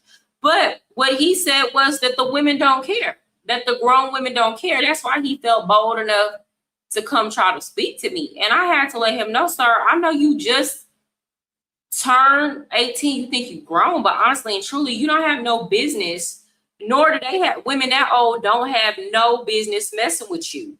But it's so common that a lot of the young men think that that's normal behavior. Because a lot of women are messing with boys that are significantly younger than them. And I don't agree with that. Especially if it's a situation where you're like in your 30s and this boy just turned 18. I have to be fair on that. Like, absolutely not. I'm 33 and like 25 feels wrong to me.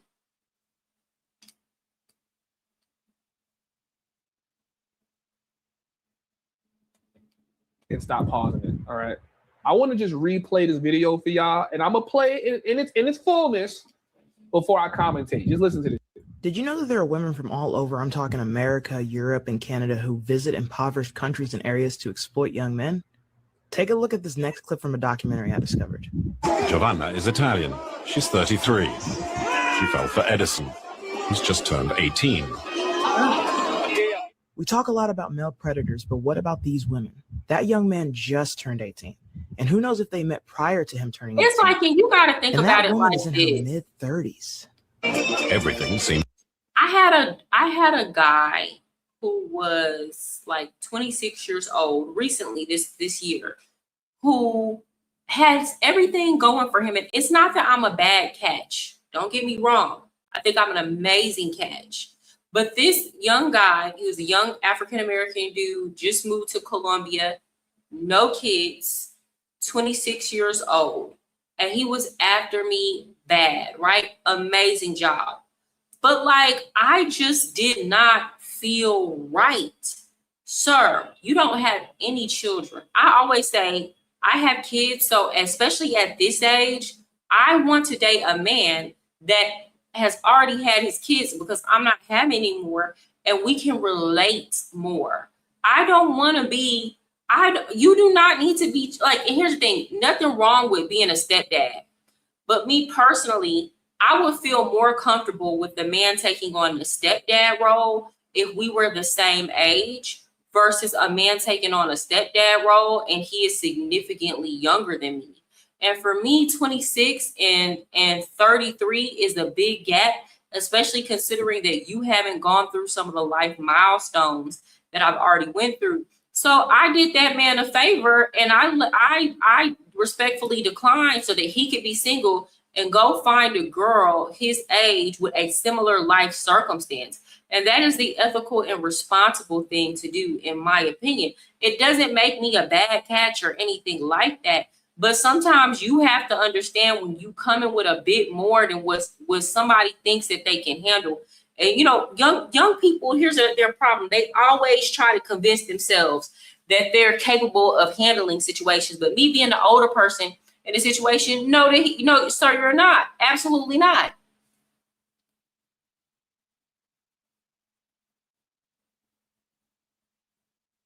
So you're a high school, now you're just lying on me. So you were a high school teacher, I was, and a stripper, yes. And now you're dating a younger man in DR.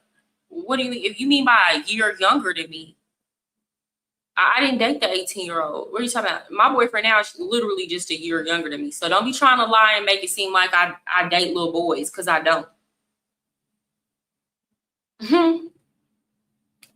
Let me read this comment.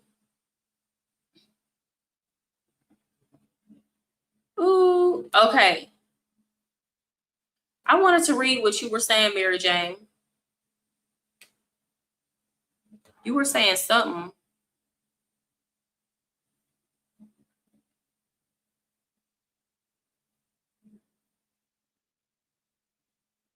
Girl, I done lost your comment. Oh, she said, I went to Jamaica and I felt so bad for the young men there. Yeah, like, that's gross. I don't care if it's a man or a woman doing it.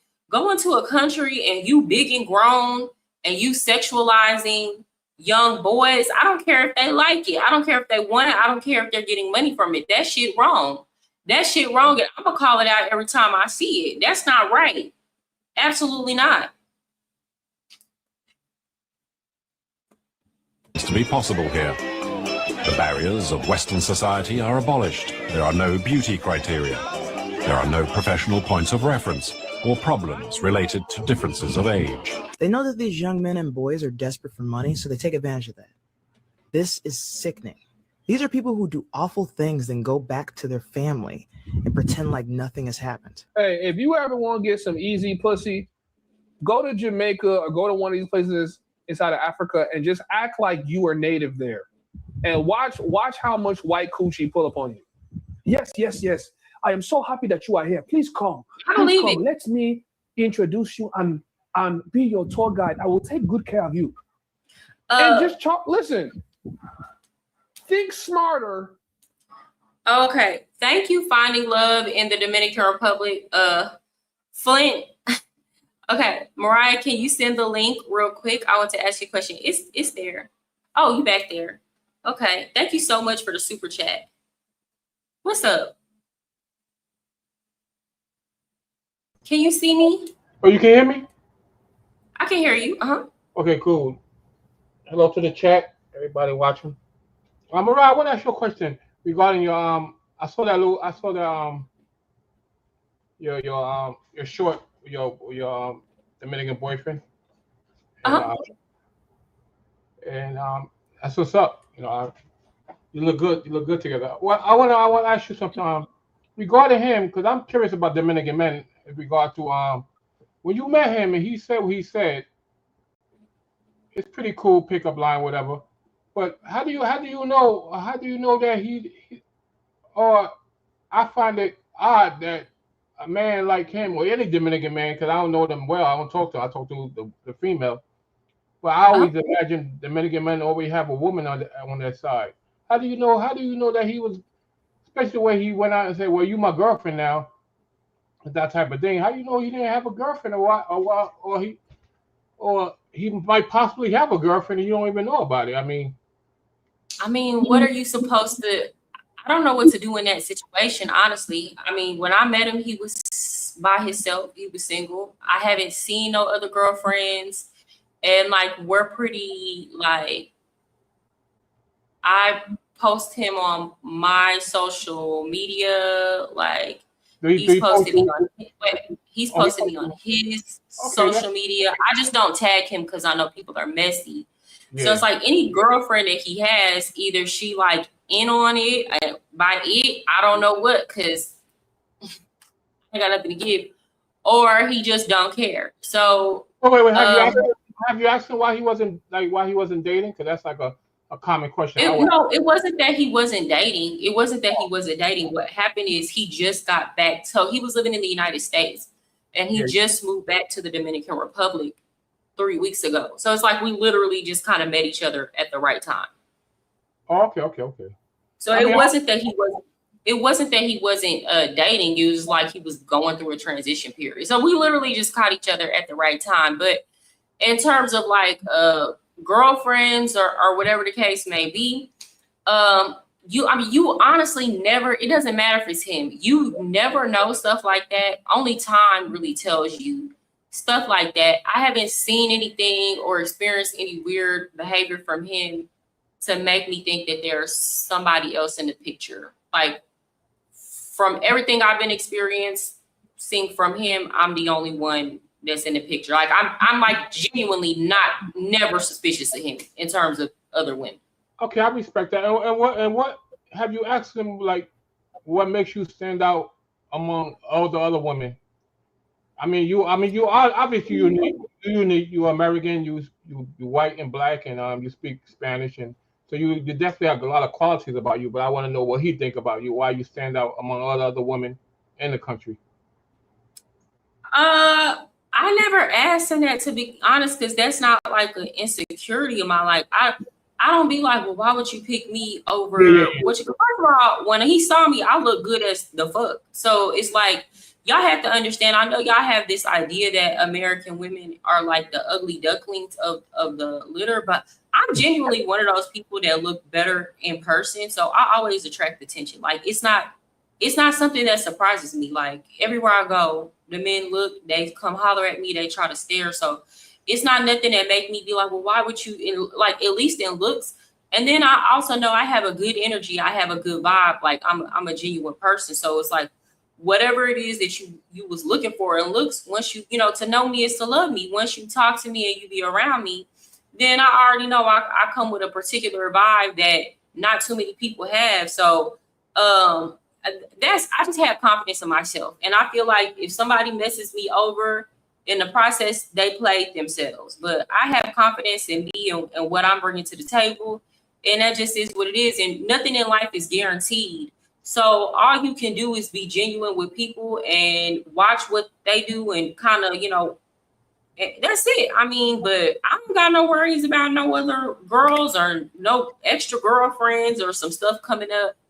As far as what I've known, he's been very genuine and transparent with me. So we shall see. Okay, cool. One more last question. What's your top 3 songs that you in DR that you're feeling right now? Dominican songs that you're feeling right now? Oh, there's this song called Me Gusta. It's kind of like a Dembo song. Me Gusta? Okay. I like that song.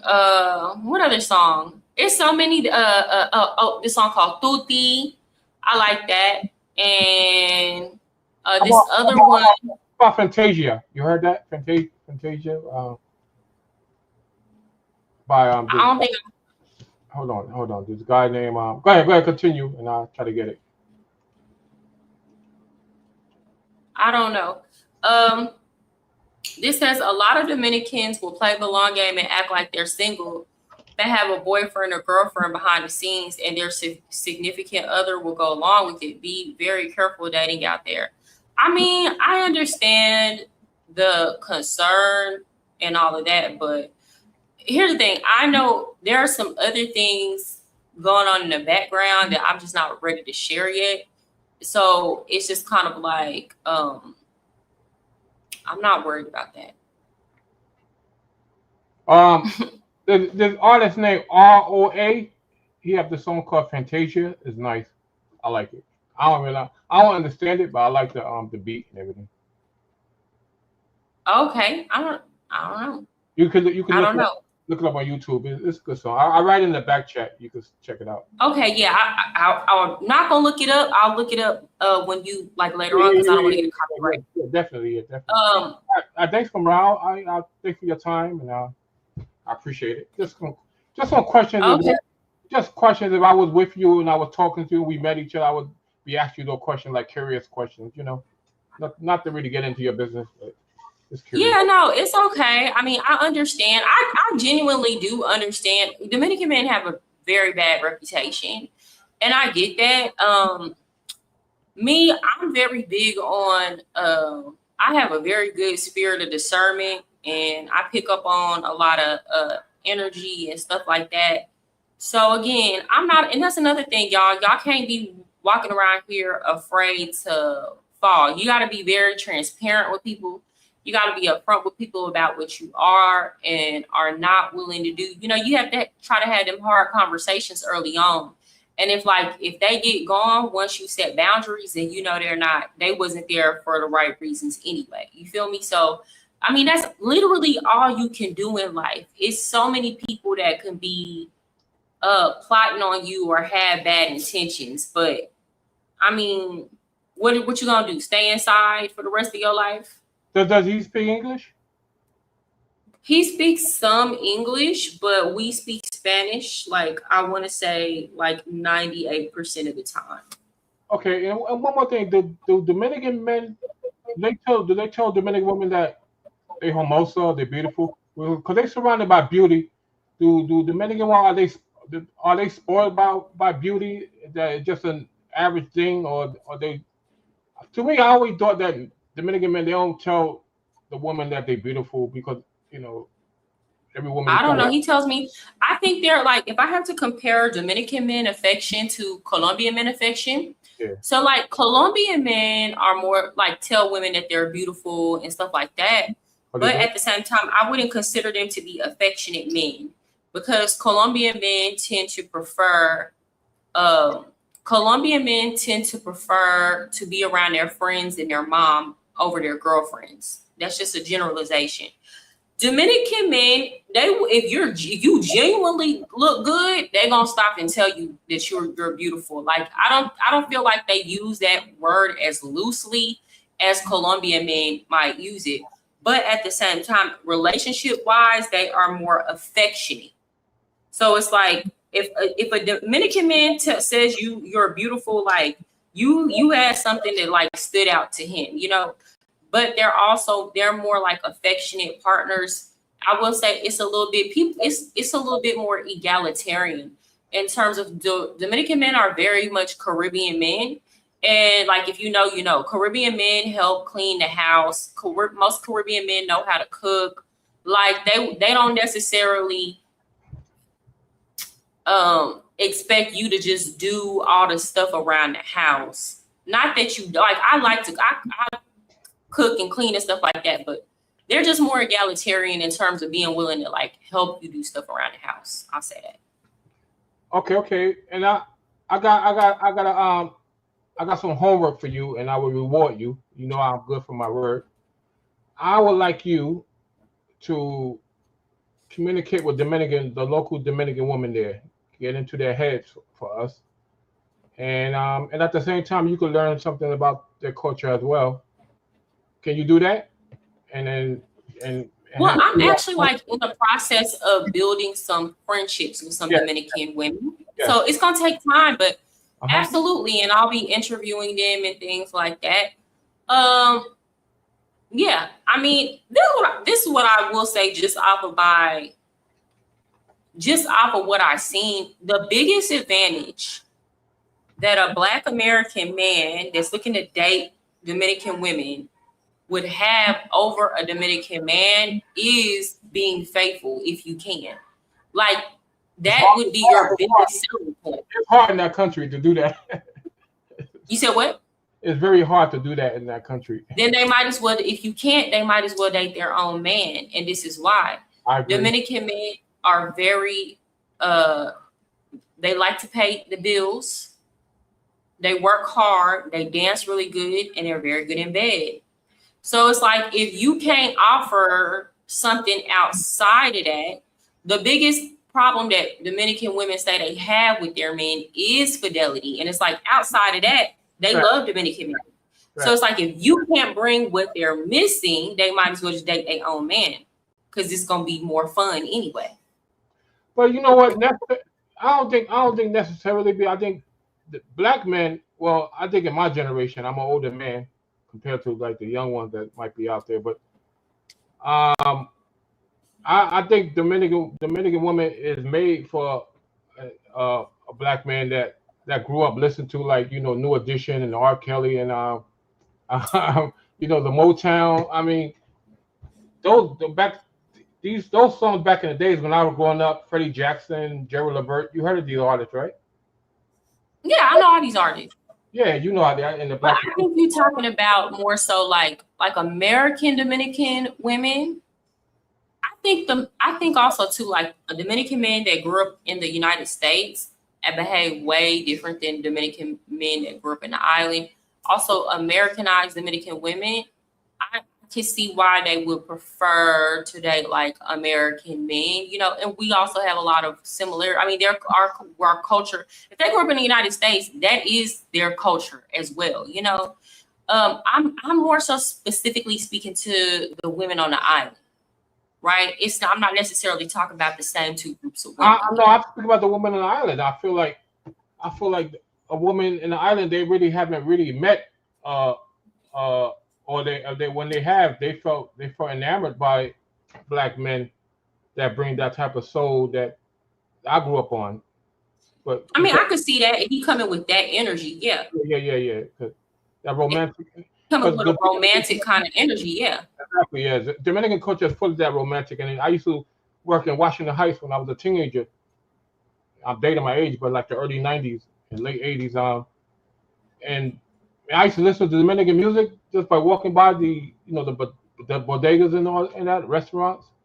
I said, wow, they got some good sounds even today. You know, romantic. It sounds really nice. I wish I knew to speak the language that I could understand it, because it sounded so good. But during that time, I used to listen to Keith Sweat, Jerry Levert, you know, Babyface, all that. So I said, well, my music today can hang with these guys. So I said, wow, Dominican woman probably would be good for me if I even. But during that time, they was into their own men, and they used to always tell me, well, go to my country. So I thought that if I go to their country at that time, it must be 100 times worse for me to get a Dominican woman, because they're in their own country. But now I realize that if I would have went to the country years ago, that it probably been easier to get a Dominican woman, because the fact that you're different and you're American and all that kind of stuff. Yeah, it probably would have been easier back then before it got saturated. But I mean, I still think there's opportunity there for sure. Well, yeah, in America, yeah, it's hit and miss. I mean, there's, as you see on YouTube, and Instagram, they have these guys asking Dominican women how they feel about black men, and compared to their men, they say, well, I want a black man. I want a black king. Oh, yeah. I see that all the time. You see that, right? So I'm like, wow, I'm very impressed by that. I see that all the time, yeah. I think especially like American Dominican women, a lot of them are more likely to date. You know what it is, too, that I noticed? Like, I saw this with Sin Santana and Joe Budden. The Dominican women like that black men put them on a pedestal. You understand? Like, they put their beauty on the pedestal. Like, for example, with the Dominican men, it can be easy for them to fall in a routine of like, we're used to these women. They're just old, you know, like old news type shit. Like, we grew up with y'all. Like, versus black men seem to become more easily enamored by Dominican women. So like that also is a plus for a woman, and like her ego and her feeling like wanted by a man. So that is a plus. Brian McFarland says, I respect you for being next level fine. Thank you. I appreciate and still being able to just pick one guy you like. Oh yeah, I've always been like a one man type of woman. I don't be like, if I find somebody and you are like, you meet my attractiveness, and then, you know, we have compatible personalities, then I don't see the need to like keep looking. I don't have that grass is greener, I'm missing out syndrome. I believe in rock with who rocking with you that you like, and don't like push your luck trying to always find the next best thing, because you know, God only send you a few good people in your lifetime. A lot of time we be up against the field and have to be able to do what each of their options do, or else. I don't know. Like if you already showed me, here's the thing, the one thing I liked about him, it wasn't like oh, well, I'm finna see you, or I got all these other women and we finna date for, you know, 3 to 6 months. I mean, honestly, I don't got the patience for that at this age anyway. And then we're gonna decide if we're even gonna be exclusive or we're gonna be in a relationship. Like, nah, like he was on some, like he was on that type of time. Like, we go together, we're in a relationship, introducing me as his girlfriend. Like he wasn't trying to hear nothing else. So it's like, why would I, if a man is already behaving that way, why would I then push that person on a back burner to go look for somebody who may or may not be playing games? So that's how I feel about it. I'm going to bounce in the back. Okay. What's the name of the artist and the song? Write it down, please. And the next time your next video, I'm going to super chat you and ask you what you thought about it. Got the song. Thank you. Okay. Take care. Okay, you're welcome. And it's, hold on, let me go in my private chat. ROA Fantasia. Okay. All right. Thank you for coming up, Flint.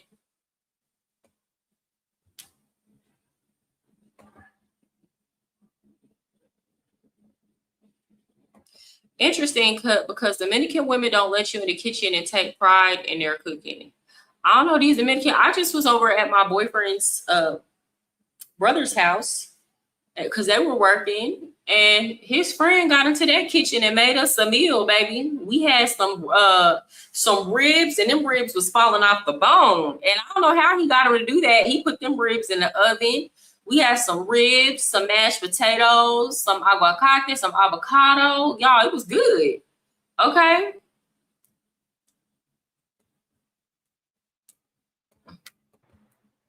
Don't work harder, okay? Think smarter, work smarter, not harder. Y'all want some white cootie cat? Act like an impoverished in these countries, and why these girls gonna flop to you. But just know you're gonna be doing some nasty. All right. This should absolutely concern you. Hey everyone! In this video, I'm going to show you how to create a 3D we're going back model to talking using about just these one women image. traveling to other countries, particularly white women, and sleeping with men that are significantly younger than them and impoverished. Yeah, that's nuts. Shout out to Passport Graffiti for the video. When are y'all gonna realize that I've been living overseas and I've seen it all? It's not just white women. It's not just white women. Women come from all over, every race. When they're on vacation, they're looking for. Women are not looking for D on vacation. This is the misconception. Majority of women are not looking for D on vacation. What it is women have easier access to it. So women don't go on vacation like, oh, I can't wait to meet somebody and get some D. That's the majority are not. That is made up. That's something that people like the Homies Hub make up to create a false equivalency. Now, I do have to agree with him with these white women traveling abroad to these impoverished. I've seen that. I've seen them talk about doing that. But like the vast majority of women, if they do sleep on somebody during vacation, they were not looking to do that. The reality is men throw peen at women, and women can either accept or reject. And if she is single at the time she's on vacation, she might choose to indulge, or she might get to know somebody, then next thing you know, they start dating. A lot of people meet overseas. And I've been fair-minded about this. I've even said a man traveling for other reasons, just for the sake of seeing a country, and then meeting a girl and like sleeping with her, or they start dating, that is not the same as a male who is a sex tourist, who travels with the explicit purposes of engaging in sexual activity. It's not the same thing. The fact of the matter is we are all human, and people seek to connect with other people.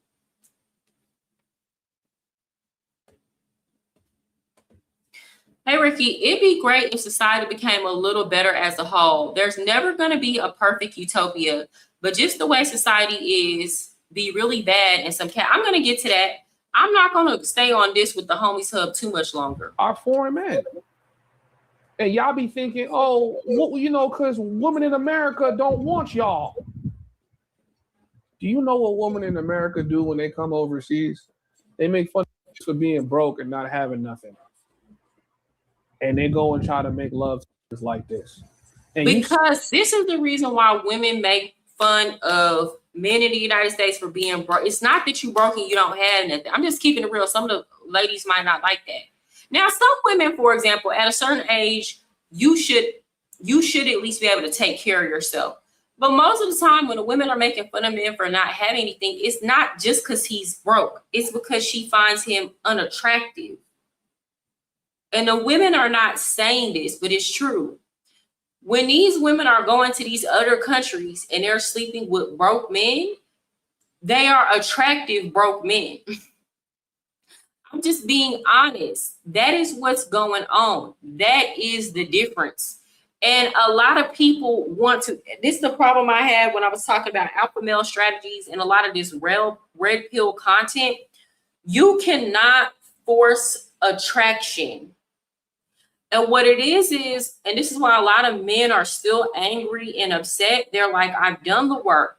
I got my money up. I went to the gym and got my body right. Yeah, she still don't like your face. She's still not attracted to you. You might have got more money in your pocket, but she's not attracted to you. She don't like your personality, or she don't like your looks. So guess what?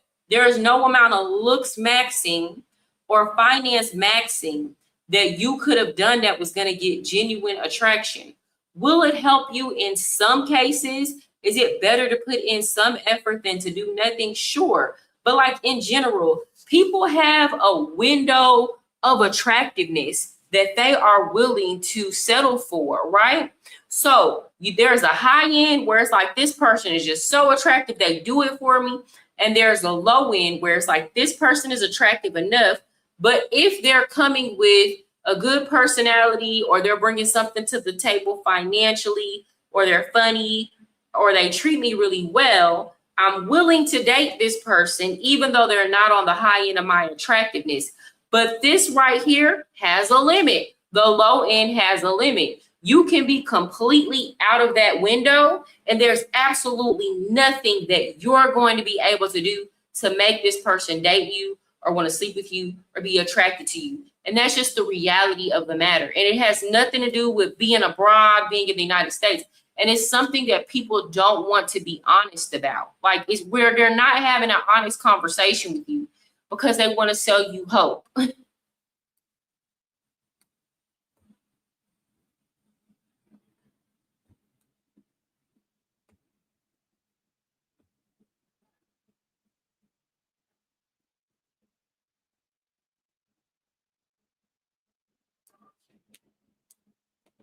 See a walrus whale on there kissing on this because she know no that size gonna want her.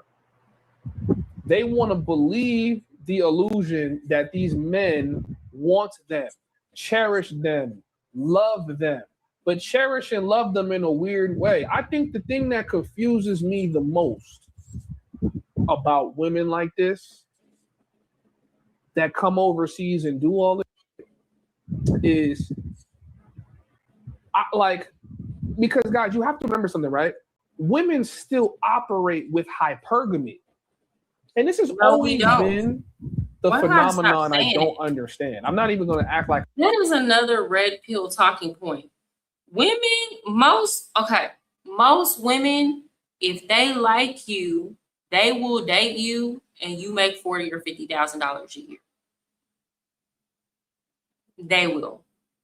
Most women, if they like you, they want to date within their socioeconomic class. They are willing to not date above. They're willing to date at their level.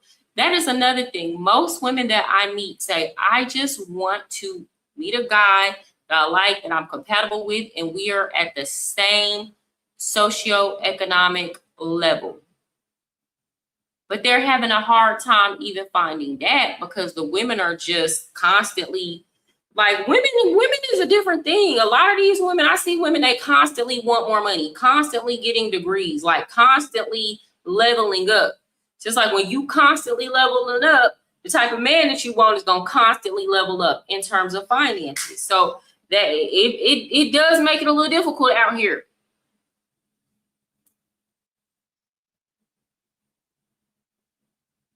People just talk from a personal experience of what they've seen, but that's not everyone. Yeah. I think too, like the whole hypergamy conversation again, like you don't really see men that are very attractive having these conversations about hypergamy and believing women are hypergamous. There's this dude that I follow on Instagram, and he's a very handsome, attractive dude, hood dude from Atlanta, got a felony, everything. And he was like, I knew when I was broke and I slept with a rich nigga's B, you know, he said that it had to be in you, not on you. You will never see attractive men who have been broke before sit up and talk about no damn hypergamy. That's not a conversation, because they know that's all some bullshit.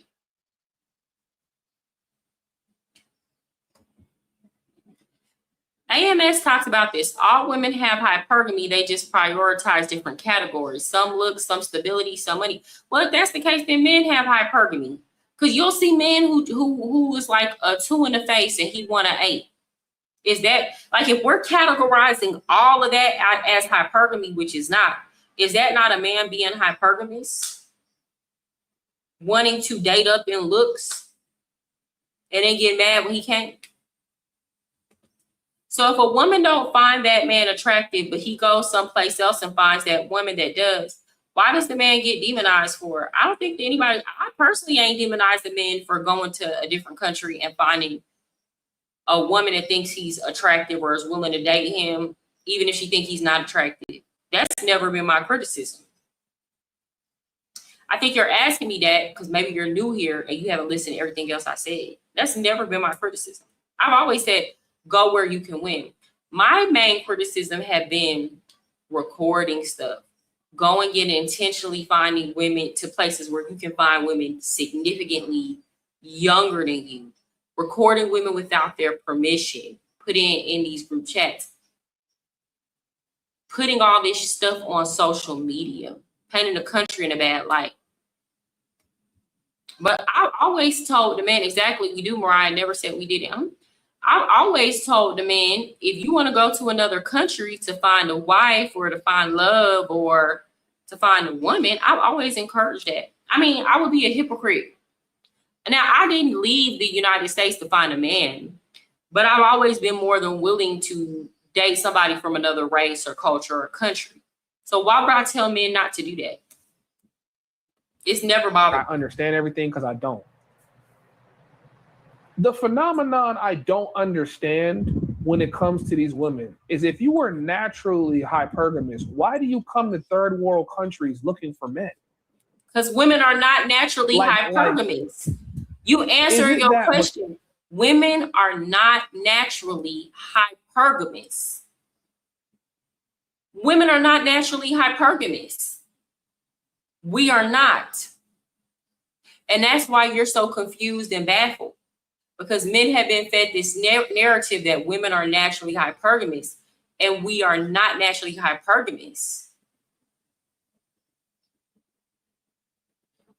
In nature, between male and female, hypergamy does not exist.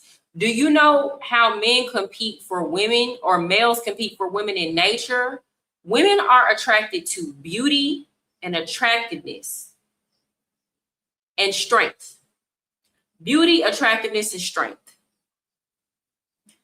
That shows you have good genetics. Women are attracted to good genetics. And you will see this pretty much across all other species as well. Think of the male peacock. The male peacock is far more attractive and beautiful than the female peacock. Men have to do, these males have to do all these mating calls and pheromones to smell good to a woman. Women, in a situation that's economic, where women are forced to be hypergamous because they lack resources, women will date men with the most resources. But what has happened in the past, couple decades, women don't need men for resources anymore. And that brings me back to your point, Kelvin. Do you think American dating puts too much weight on a man's look? I think what men are seeing now is a return, because women have access to all the resources that they need, and women are not in survival mode as much. What you were seeing is a return to what it naturally was. Women are attracted to good genetics, first and foremost, more so than men, because men are way more likely to just find someone that's good enough to sleep with, versus women have higher standards for attractiveness. Has attractiveness become the main filter over everything else? I don't think it's the main filter, but it's the primary filter. Like the very first filter is what I mean. Like it's the first filter, but like if you don't make it through there, then it's hard to get anywhere else. But then after you make it through that part, then all other things can be considered, if that makes sense. There are a lot of women who, it don't matter how fine you are, if you have certain character traits or personality traits, or she feels like you're not taking care of yourself, or you can't help her, or you're going to detract from her financially, she's not going to date you. But it does have to start at attractiveness. And I would argue in terms of attractiveness, women are far more shallow. There are women who, like, for example, I'll even like use myself as an example. I'm not the most in shape woman. I can stand to lose about 20 pounds. The only reason why nobody said it hasn't affected my dating is because I always it don't matter. I'm not ugly. You know what I'm saying? So, but I have never dated a man that was not like skinny or had abs. Like I've never dated a chubby man. I just can't. I just realized that. Like I've never dated a chubby man.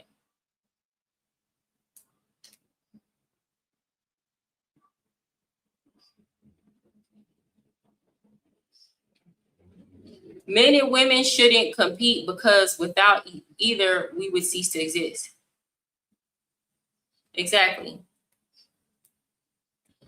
Because these women are already well off, they kind of dig in the dumpster. Because think about it. Like, think about Bill Gates' wife or ex-wife, Jeff Bezos' ex-wife. If the women are, that goes back to what I'm saying. We are not naturally hypergamous. So if a woman actually has money, she can go date who she likes, because money is not a non-factor. If we were naturally hypergamous, it wouldn't matter if we already had money. We would go date where we can get some more money every single time. If you type in women who ghost good men, attractive and all, it becomes overwhelming. Yeah, I've heard of this being a phenomenon, Brian. I don't know. I'm not a weird bitch. So it's some stuff that y'all come explain to me that I'd be like, that's weird bitch shit. And I just can't relate, because I'm not a weird bitch.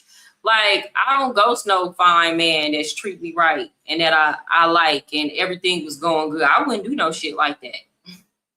So some stuff y'all be talking to me about, I don't understand. It's just people today, I'm going to get into that once I get off of here. People are freaking weirdos. And I think you will find that more so in American culture, but it's in a lot of places where people just weird. No more competing, y'all. Let's be down for each other. Good to see you, Jeremiah. And this is why I try to be as balanced as I can. Now, I'm not going to be balanced at the expense of telling the truth, That's never going to happen. But if there is balance to be found, I will balance it out. Women have higher standards for looks. Are you speaking from sleeping or both? For sleeping and marrying. For sleeping with a man, for sure. Marrying a man too. Women have higher standards for looks than males. It's just on average. I'm pretty sure they're not looking to date a trillionaire. They're probably going to date a regular guy working a regular job. But I think they seem to think in their head, well, I'm a billionaire. I could take care of you for eternity. You should love and cherish only me. I think, was it Jeff Bezos' wife? I can't remember, but she was engaged to a guy, and I guess they called off the wedding. Maybe she caught him cheating or something. And it's like, they'd be so heartbroken. Like, it's like, yo, you put yourself in the same position as a man where you believe your resources earn you the right to somebody's love, and you realize it still don't work that way. I think, like I said before, when women come overseas, you see the world for real. If you've never left America, you really don't know, like you don't understand anything. Like when you leave America, you realize, yo, you live in a psychological matrix, just the price of inflation and cost of living. You live in a psychological matrix that is designed to make you think the world does not work how it does. Once you come overseas, you see people for who they are and what they really do. When women can take advantage and control and be the care provider and the caretaker, that's what they do. That's what they do.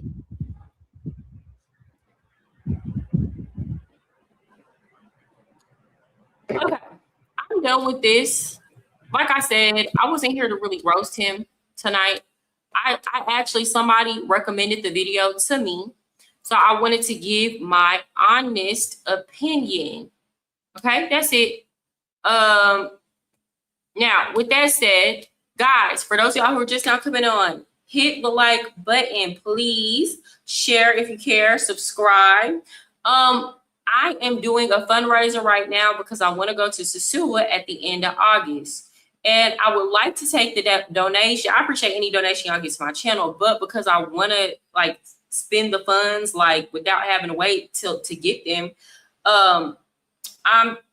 please send it to the Cash App and put for Sosua. So the fundraiser, it's not just for going to Sosua. I also want to get a mic on here so I sound better. And I want to get like a microphone that I can travel with and do IRLs when I go. So it's like equipment upgrades plus Sosua, that kind of thing. So I'm doing a fundraiser for the next few weeks for $1,200. Now, if we don't get there, but I figure out a way to like make it stretch, I'll still go. But again, that you can donate that to my Cash App and put for Sosua. And once I get there, I will let y'all know. And I want to go to Sosua and collaborate with some of y'all's favorite content creators on here in person. Thank you, Finding Love in the Dominican Republic. You and Homie Hub should have a YouTube channel together called Beauty and the Beast. I would watch it. Well, unfortunately, because that man has talked about me so greasy from the very beginning, we can't even do that.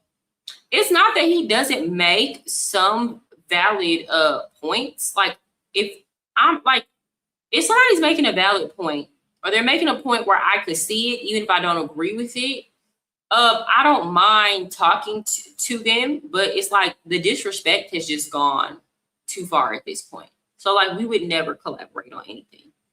I'm one of those people, like once you cross certain boundaries with me, there's no coming back from it.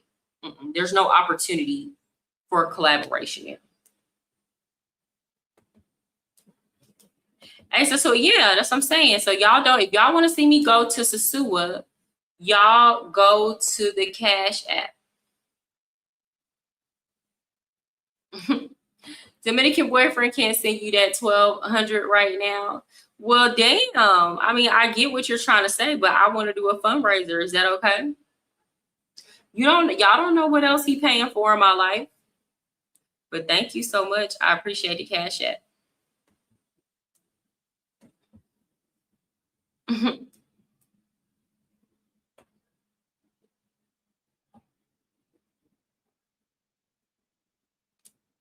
Okay, let's continue.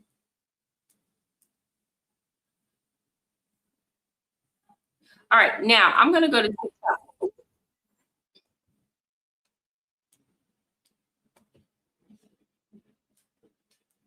Let me go to my favorites. We're going to talk about some things that I saw that I did not like, that I do not like, and why American dating has just gotten so weird. It's truly weird. And it's weird. Most of these are from women, but honestly, a lot of these people are just weird. Dating is so funny because, like, the only thing funny about dating are these unrealistic expectations. Viewer discretion is advised. You asking me to go to dinner doesn't excite me. Like, you say to me, oh, let's go to dinner, I'm going to be like, I'd rather stay home. But if you message me and say, oh, your bills are paid this month, do you want to go to dinner? Then I'm going to be like, hell yeah, let's go to dinner. You know what I noticed about people? So she basically saying she going to be excited to go to dinner if you tell her that you're going to pay all her bills for the month and then go to dinner. And I'm like, ma'am, this kind of goes back to women don't be fair. For example, a lot of times women don't want to sleep with men because they want to make sure that man actually likes them before they make such a huge investment with their body, right? Because that is a huge investment, especially when we're talking about things like health. And I personally believe if a woman is healthy and she can emotionally attach, her mental health is directly tied to sleeping with a man. So it is perfectly reasonable for a woman to want to hold out on that. But men should be expected to, if you're not their woman, they should be expected to automatically start paying bills, or else you don't want to date them. Like, a man should meet you on the first day and want to pay your bills. And what these women don't understand is if a man meets you on the first day and he wants to start paying bills right away, that's just what he does, girl. He pay bills. He pay bills, boo. And if it's not just he paying bills, girl. Get what they want. They spend zero time online or in person advertising what it is that they actually want because they're already receiving it. So if a woman ever gets on here and says what you should do in order to take her on dates because she's not actually receiving that, which in turn says this standard is complete bullshit and we all can see it. How does it make any sense to pay someone's bills for a month just to take them on a date that doesn't guarantee you anything? And I'm not even talking about sex at the end of it. I'm talking about a good time period. She might not even be a good time. She might not even have a good personality. She might not even have decent conversation. There's no guarantee she's going to show up on time. There's no guarantee that a woman that's talking like that, she's not going to have a good personality because that reasoning was whack. Honestly, her personality probably sucks. Is to invest that much money into a woman he doesn't even know, and to add insult to injury, the guy that she actually likes doesn't have to do a quarter of any of those things. They are not holding every man to the same exact standard. Some men have to do this type of shit, and some men don't. That's why I keep telling y'all fellas, but a lot of y'all not gonna listen to me. If a woman is talking to you like that, you can just assume you're not her type and she's not attracted to you physically. Just assume you're not her type. Don't try to reach that bar. Don't be like, oh, I need to apply big pressure. Unless your goal is just to sleep with her. Okay, fine. Then it's a transaction. But like, if you really want something serious and you want her to want you for you, she's never going to want you for you. She's not. So it's best to move along. I'm telling y'all the truth. It's best to move along. I might F around and go bike. Meet y'all on Pedro. What is that? I don't know what that is. Some things with both men and women need correction because sometimes being attractive means going through more people to say the same thing. Yeah, I feel like 90% of the women would rather have the bread than dinner. I ain't gonna lie. I went through that before. Yeah, she don't want you though. Like, and honestly and truly, like these days, I'm gonna tell you, I'm gonna be so real with y'all. A lot of people are just fucking trash. A lot of people are just fucking like, I don't even know. They just messed up in the head. It don't even be that you unattractive. Like people are just people married to the money. You meet a lot of people like that. That's just married to the game, married to the money. She talking about a man she doesn't desire. Women don't publicly speak about how they behave with men they highly desire. But facts, this is true.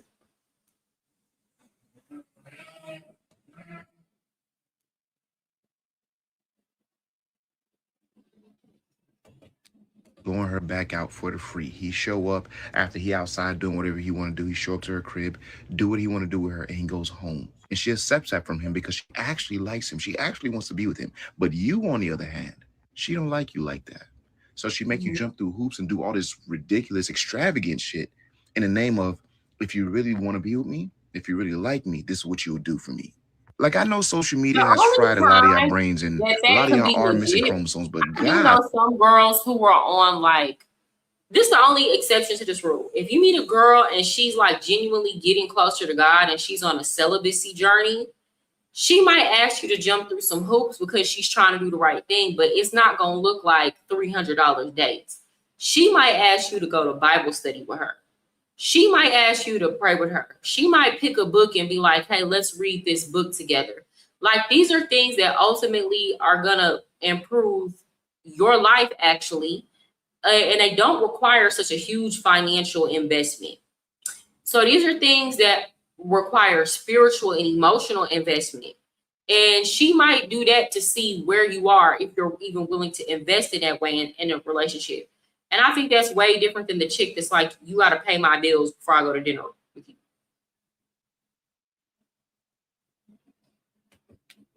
Lee, geez, Louis, like, it doesn't even make sense anymore. That's like me getting on here and saying, oh, you got to have a threesome with me before I take you out on a date. Excuse me, sir? That's how ridiculous a lot of y'all sound. But unfortunately, when you come online, there's always a stage. There's always a community of bird brain breezies that will support this kind of a message. And not only that, there's a sucker somewhere that will actually do this once. It's not even a sucker. Just some men, they just do that. They're not a sucker. He paying her bills that month. He paid another woman bill that month. So in his mind, he not getting played because he gets to have all the women that he want, long as he spend the amount of money that he, a certain amount of money. And like, to him, it ain't nothing. She not getting over. That's the thing. A lot of these women are not getting over on these men the way that they think that they are. Men like that will let you think you're getting over. Whole time they be knowing what the hell is going on and they ready to cut you off when they done with you. That's just the reality of the matter. Okay. Let's see what else is being said. Here's what she said. So another way to know that a man wants you long term. Y'all may think it's being introduced to their family, but that's not it. It's being, because a lot of people will introduce women to their family every week. It's true. When you introduce them to your bills and they start paying them willingly, that's another sign that they want to show and prove that they are providers and that they want you long term. So when they start financially helping you and investing in you, that's another sign that they want you long term with no problems. Okay, without expecting anything. So another way to know that a man wants you long term. Well, she's saying y'all may think it's being introduced. But I honestly think that, like, okay, that used to come in. She's saying a woman can know if a man is serious about her if he's willing to invest in her bills. That used to come in the form of a man being willing to get married, because obviously he gonna have to pay bills. So it's like,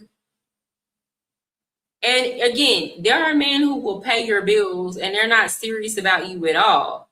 They're just paying bills to have access to the poom poom, but they don't actually want nothing for real with you.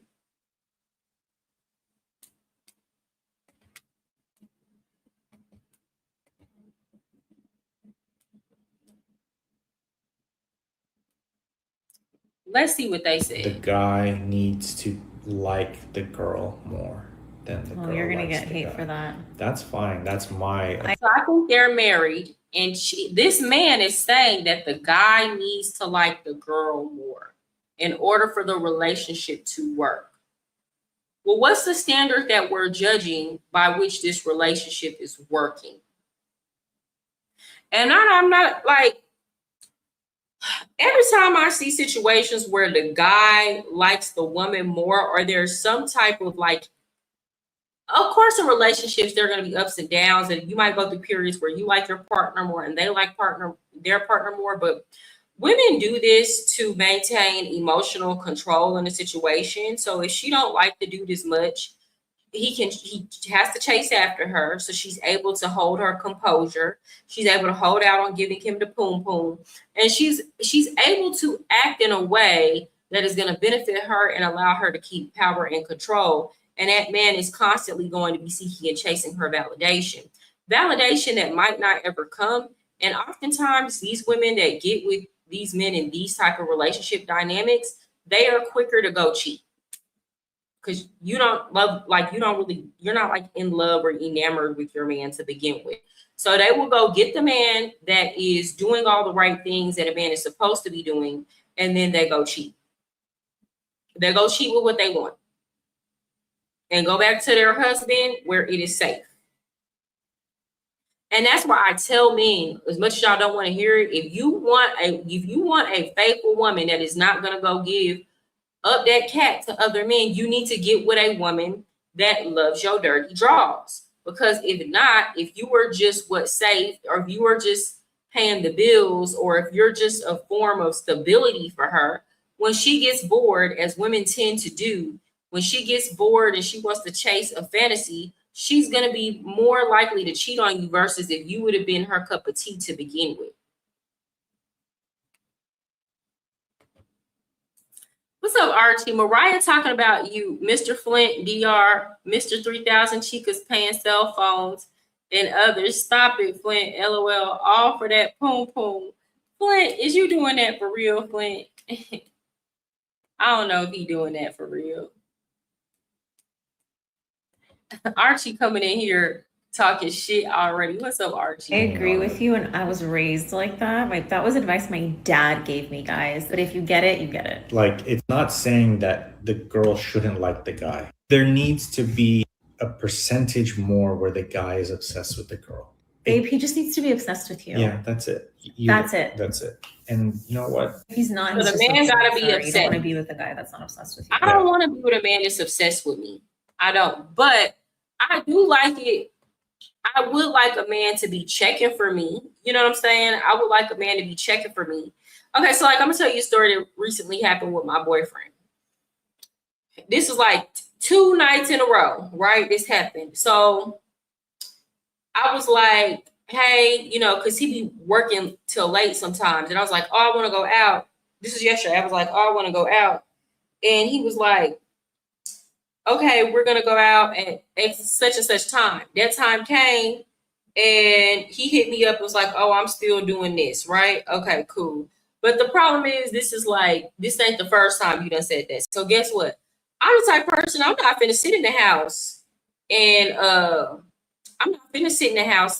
cry, or I'm not finna sit in the house and just fume and be like, oh my gosh, you're late. I left and went out. So I left and went out. So he called me, where you at? Oh, I'm here, where we said we was gonna go. Why are you waiting for me? Because I didn't want to sit at the house waiting on you. You said you was gonna be here at this time, and that didn't happen. So, okay, well, who you with? Like, I like it when a man come with that kind of energy. It's not necessarily obsessive, but at the same time, they trying to get to you. They trying to figure out, you know what I'm saying? But not obsessed to where they like, like, for example, if I was to do something like extremely out of pocket and wrong, I'm sure he wouldn't go for that. You feel me? So I don't want a man to just worship the ground that I walk on. Needs to be obsessed with you and making you happy and doing his best. Obviously, like people say, if he wanted to, he would. I agree with that to an extent. But some of y'all, it takes so much to make you fucking happy. So when women be like, a man needs to be doing everything to make you happy, some of y'all are fucking exhausting. I'm not even gonna hold you. It takes so much to make some of you hoes happy. And I'm saying this is like a woman who has tried to befriend, and I have awesome women friends. I'm not a woman hater. I'm not here to woman bash. But like some of y'all are just fucking exhausting. Like you're not happy to begin with, and any little thing sets you off, or you're not happy anymore, or something. Somebody could be doing all the right things. One thing don't go your way, or they say no one time, your day is ruined. Like, so some of y'all, people just can't make you happy. You gotta go make yourself happy because you exhausting.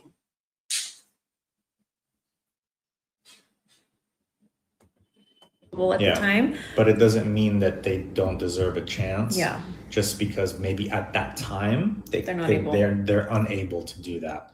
Communication's free. I just want to let you guys know, communication is the bare minimum. If he's not communicating with you consistently and showing an active effort and like wanting to pursue you, I think that's a red flag. Yeah, I can't date with men who have issues. I can't date men that have communication issues. Absolutely not. That's gonna drive me nuts. Like if you cannot communicate, I'm a Gemini. I need communication. Not only do I need communication, I need good communication. I need clear communication. You don't gotta talk to me all day long. That's not what I'm asking. But at the same time, if something comes up, you need to tell me. I don't need to be coming and looking for you. You need to be clear about what you want out of a situation.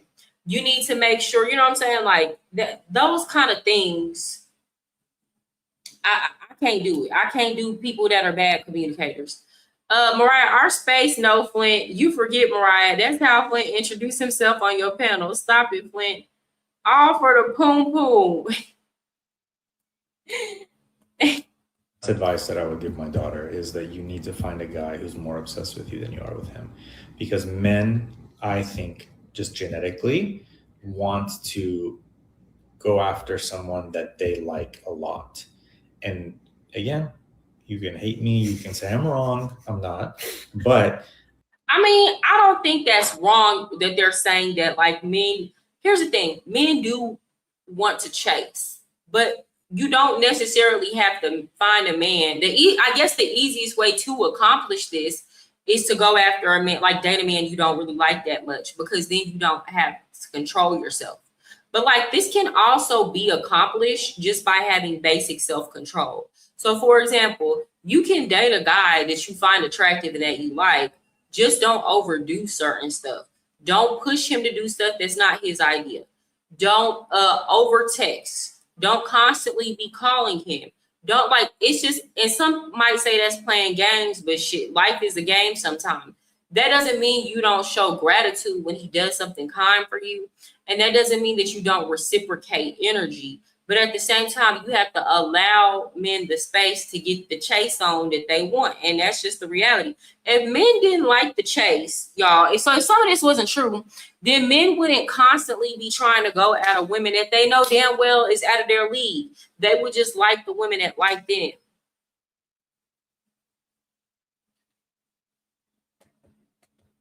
That's just the best relationships, I think, work out that way. Most of the time. Obviously, it's not a perfect rule, but there are exceptions to it. That's just my advice, is find a guy who's more obsessed with you than you are with him, but also you obviously have to really like him, right? You can't just not like him and then just have an obsessive, stalker. That's not what I'm saying, but, My advice for guys out there, please don't be afraid to pursue someone that you are interested in. I know sometimes it can seem in this day and age, obviously not back in the day, scary or intimidating or like not the norm or like you're weird or whatever. That's not the case. You can do it in a very tasteful, very classy, very loving way. Don't be afraid to pursue somebody that you really, really are interested in. Men are not afraid. This is what a lot of women don't understand. Men are not afraid of pursuing somebody that they really like. Men are afraid of being rejected. Men are afraid of pursuing somebody that they really like and that person leading them on, and they pour all these resources, and she never wanted him to begin with. Like, it was never going to be a thing. With that said, you miss 100% of the shots that you don't shoot. So I think men should, you know, to the best of their abilities, consider. Like, one thing I will say that I noticed in Latin America, and I think part of the reason why men struggle with this so much in the States is because you do have a whole bunch of men online commiserating, versus like outside of the United States, these men don't give a damn. Okay, if they shoot their shot and you reject them, fine by me. Like, that's not gonna stop them from shooting. So it's kind of like one of those things where men have to learn to not let that get their confidence down, but at the same time, that's easier said than done. I understand that.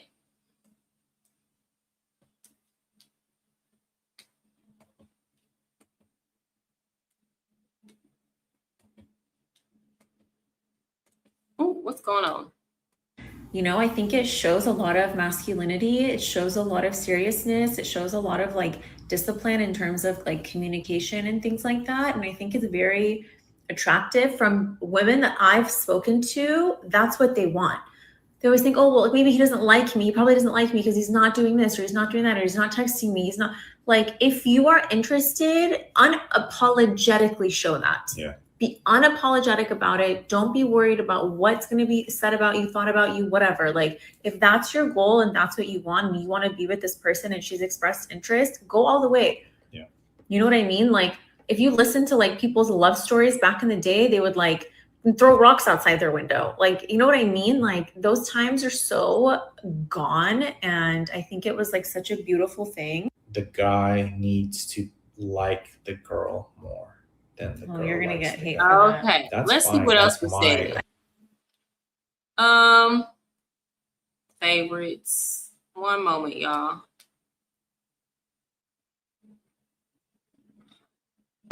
Ladies, if you're not getting approached by the men that you want, hear me out right now. Number one, men don't approach the most beautiful girls, the ones that are just so pretty. They don't approach beauty like that right now. They approach availability.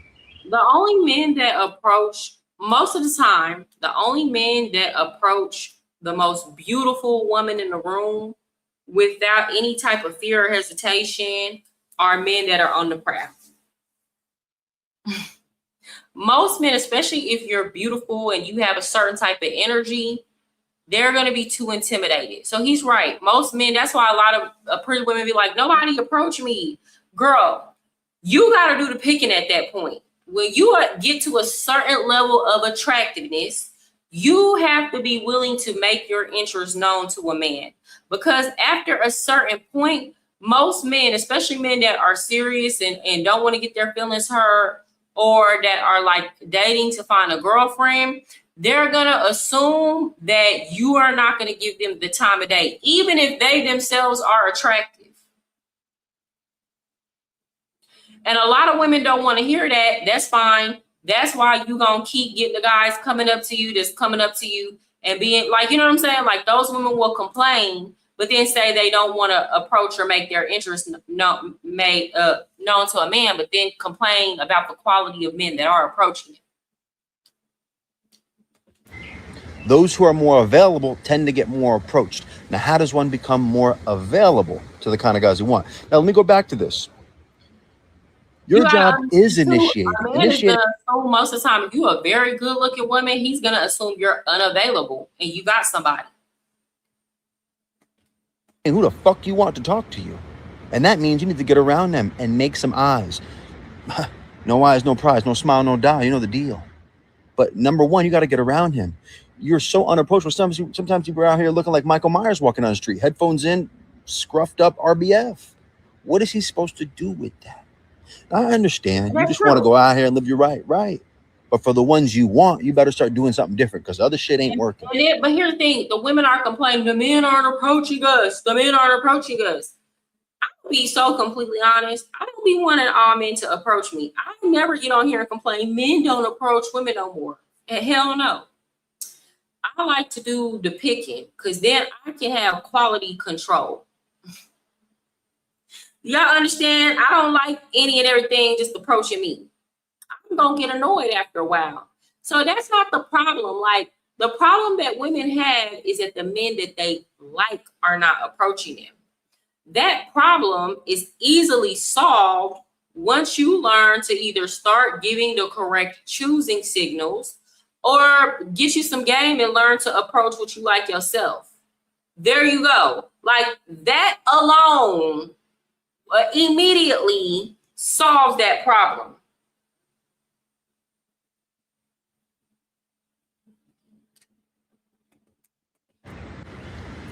Number one, you got to make yourself available. Do what I just said. Number two, you need to start cracking some eyes at these guys. When you start cracking eyes at these guys, that gives them consent. They say, okay, that's going to give her good. Now, hear me out. I think guys should approach what they want to. Hear me out. I ain't going to lie to you. I'm lying, I'm flying. Let me tell you something. Women should be approaching the men they truly desire. My female friends and family members be like, the men that I date are attractive, very attractive, right? Ex-boyfriends or whatever. And they be like, how you be finding these fine dudes? Like, why, how all you date is fine men? Quality control.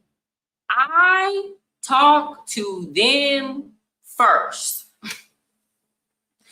I wait for a choosing, like the man got to be looking at me or he got to have, but once they do that, once they look at me, you start staring at me, you start it, and I know that you like what you see. You just don't hop on everything, or you're not necessarily on the prowl, or you done convince yourself that I got a man already, so you hesitant.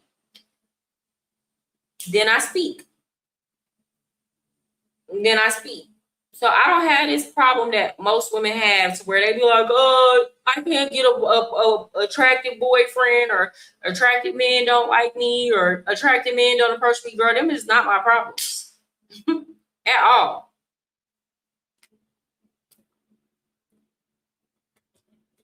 In fact, most women can get most of the men they want. Exactly. They just don't understand how life works. Because if they did, they would stop all these foolish conversations online. Like, oh, if he's not man enough to approach me, then he not going to be able to do X, Y, Z in a relationship, and he not going to be able to lead the relationship. That absolutely is not true. It's really just going to depend on the man. But that just because a man does not approach you, you don't know. Maybe a lot of men go through periods where they're like, you know what? I want to look and I want to watch a woman. Or just because she look good don't mean I need to hop on that, or whatever the case may be. That don't mean he won't make a good leader or be a strong male figure in your life once y'all start dating and connecting.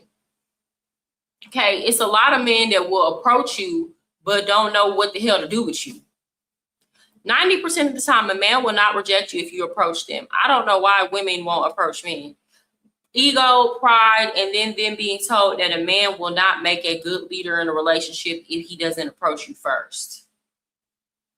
Or then being told the man, they think if a man don't approach you first, that he's not gonna like you more than you like him in a relationship, which is not true. I have 9 sisters, and I get a lot of women friends because what I do. There was a time when they were complaining that they can't walk up to the street or go to the gym because someone gonna talk to them. Yeah. So it's like the women complain when the men are talking to them, but when the men stop talking to them, they complain. Me, I personally prefer this scenario.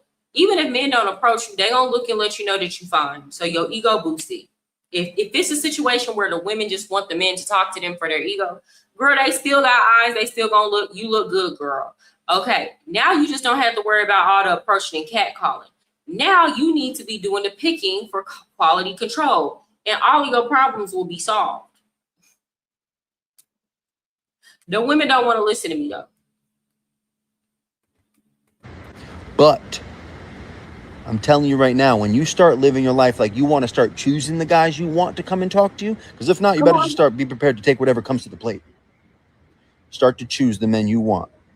He ain't lying. Get around him, make some eyes. And you know what? And you need it's to make gonna yourself be available. Women online that Open are body like, language. men like this, they say this so you can make it easier for them to have to sleep with you. And it's like, girl, that's when other situations come into play. But that man ain't lying.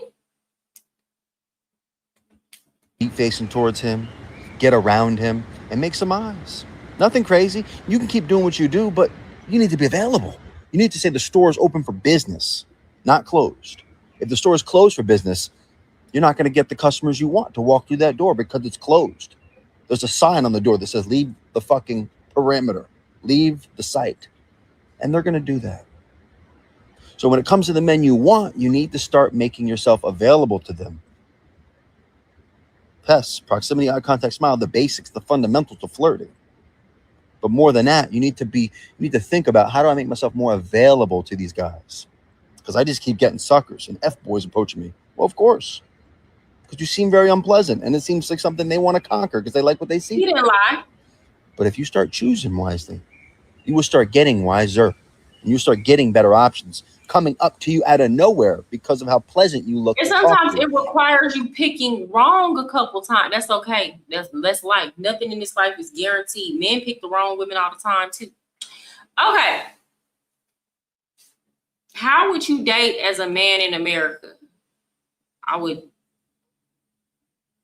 Shit. I thought this was gonna be easy to answer, but honestly, the best thing you can do as people are weird. These men weird, these women weird. The best thing you can do is try to be very realistic about yourself, learn to love yourself, and then date at your level. A lot of the issues that people are having is that they don't love themselves first. They're not realistic with themselves when they look in the mirror, and they're dating out of their level. No. Learn to love you, learn to be comfortable with you and your skin, and then go find a woman that is equally yoked with you and likes you and rocking with you like that. People keep overshooting. Don't overshoot. That's going to end in disaster every time. Don't overshoot. That don't mean that you don't have amazing qualities. And I'm not saying this based on, I honestly don't really know how you look, Kelvin. I'm just giving general advice, okay? People overshoot way too much in the looks department. If they do that, no. Shoot on your level in the looks department, but what you want to do is require the highest quality in character and treatment. Everybody that I date look like me. It look compatible. It look exactly compatible.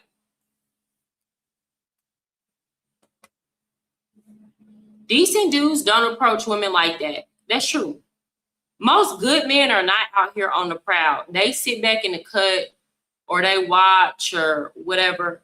It's mostly F-boys that do the most approaching, and they don't care for, no, they don't. They do it all. They always constantly. I've seen this happen in real time. They constantly, don't nobody approach a woman more than an F-boy. And he ain't scared. He don't give a damn. He getting his practice in. Rejection is nothing to him. It's not as important to him. He don't have no skin in the game. And this is what women don't understand about men. So they keep listening to these women say, he not a real man if he don't approach. Them women don't know what the hell they talking about. Or they listen to women who are dealing with men who work tricks. You and me both, most of my list is African women. They like me. Okay, that's what I'm saying. Once you date at your level, it's easier. Or you date looks compatible, it's easier. They gonna like you, you know? Okay, I want to go to some drama right now. Ooh, if you stuck with me this entire live, shout out to everybody who has been here this entire live. Okay, now I'm going to the drama. Let me first say this. Hating on me will make your situation worse. What Gorillas will say, you don't want to take a ride in that long black hearse, baby. And it looks like men tuitions, sexcapades in Colombia are coming to an end. We're having a funeral. We packing it up in that long black hearse. Okay, so I'm going to show y'all what happened. Let me go over to Robert's channel on Remote Living Gringo. So Robert, for those of y'all, I know a lot of y'all don't like Robert Eaton because y'all feel like he exposing the men in the travel space or whatever the case may be. Let's remember though, I'm gonna continue to remind y'all that all Robert did was come and say that a lot of the negative behaviors that the Passport Bros movement was encouraging or doing need to stop. He wasn't calling anybody out. He wasn't exposing any group chat messages. He wasn't doing none of that. What happened was some men got together in the group chat and they were like, let's mass report his channel because they didn't like what he was saying. And they got his channel his page taken down for a week. And not only that, they were threatening his wife, talking bad about his wife, like they brought his wife into it. So when he got his Instagram page back, he came back with a vengeance. So now he is exposing. Now he is calling individuals out. Now it's like y'all picked the wrong white boy to mess with because that man got his foot on y'all neck and he is not letting up. And he is expanding his operation into other countries. So people really should have just left him alone or let him have him, or y'all could have made a reaction video, let him keep his Instagram page up and left his wife alone. People wanted to basically destroy what he had built. So his thinking is, you come for me and my wife and you want to destroy my platform that I built for myself, I'm going to destroy yours. And people can't be mad at him for that. Not the Gorilla Zoe reference. You already know. People can't be mad at him for that because people. Here's the thing, and what I noticed just going back and forth with my own beast and own situation. A lot of the men that are in this space, they love to take shots at people. They love to talk shit. They love to be messy. They love to get drama started. But when the drama come at them real live and direct like that, like real direct, they cannot handle that. They cannot handle it. So it's best to just shut up to begin with or leave folks alone. If you can't leave people need to learn how to leave folks alone. Okay. So I'm going to share this screen. Give me one moment. Oh, I was already sharing it. How slow. Okay. So let me tell y'all. Ooh. Oh, so Robert saw that Mentuition was talking mess about me. And we got into it. Mentuition called themselves exposing me, even though they were putting out information I already put out there on their channel. Like I've already put this information out. So Robert went and did some research on Mentuition. And let's see what he had to say. Now, this says expose Mentuition Network, the content and parties they don't want you to see. Mentuition Network, the real truth, explicit content, private parties, access for a price. What are they hiding? He also put in the caption, another sex party that won't be happening this year in Colombia. He tagged Migration Colombia, which is Immigration Colombia.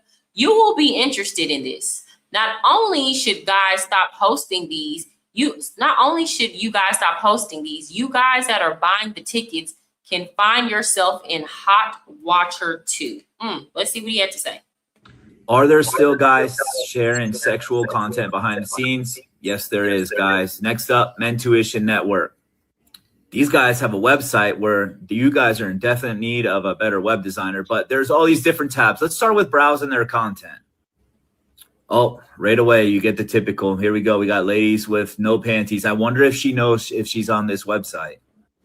I wonder if this girl knows if she's on this site. I wonder if these two know that they're on the site.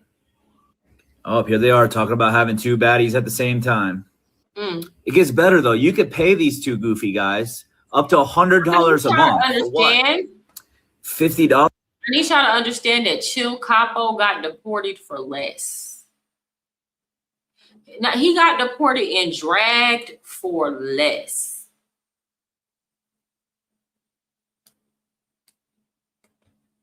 $100 a month, you can ask them questions. Who in the hell asks any of these guys for any fucking type of advice, man? Like, are you doing that bad that these are the guys that you go to for advice? I can understand y'all asking AMS, Alpha Male Strategies, for advice, but asking Al and Steve? when we're even questioning the nature of their relationship, you know what I mean? Like asking them for them. Speaking of, guys, you can now email me or go to my website and send an inquiry. If y'all want real relationship advice, send me an email. So I'm now doing consultations. Send an inquiry to my website, MariahSincereTravels.com. If you are dealing with a woman and you think she's playing you or stringing you along or whatever the case may be, you got any situation going on with a woman, I will do an hour consultation with you. It'll be individual. I'll never put your information out. And y'all can already tell by the way I'm talking, I'm going to give you real talk. It's going to be real talk. So send in an inquiry. We will work out payment. It's $100 an hour, a flat fee. So for $100 an hour, I will sit down with you and give you the raw, honest truth about your situation and what you can do to either remedy the situation or move on from that shit. But y'all are in need of some real advice from a woman about how to deal with these women. Because these corny men, they going to get you caught up. They either going to have you mistreating the right woman because they're bitter and jealous and they don't want to see you fucking happy. Or they're going to have you doing the most trying to get attention from the wrong woman. They don't want your ass. They're all their low down, secret content. We know what that is, right? Thank you, Ryan. But what else are these guys up to, man? It shows that there's some kind of mafia meetup in Cartagena. Calling yourself oh man, these guys think they're having a party. Calling y'all need to quit with all that cartel and mafia stuff. Do y'all know them words come with stigmas? Y'all need to quit doing that. It comes with a stigma. I'm not just saying that because just in general, all these crazy names with these gang affiliated names and things like that. If you is not a real mafia, quit calling yourself a fucking mafia. If you is not a real cartel, don't do that. You think it sound cool to the men that you're catering your services to. But what it's gonna look like is you're giving more ammunition for these governments to say that you are a criminal organization and to classify you as such. Quit doing that. What's up, higher ends? How are you?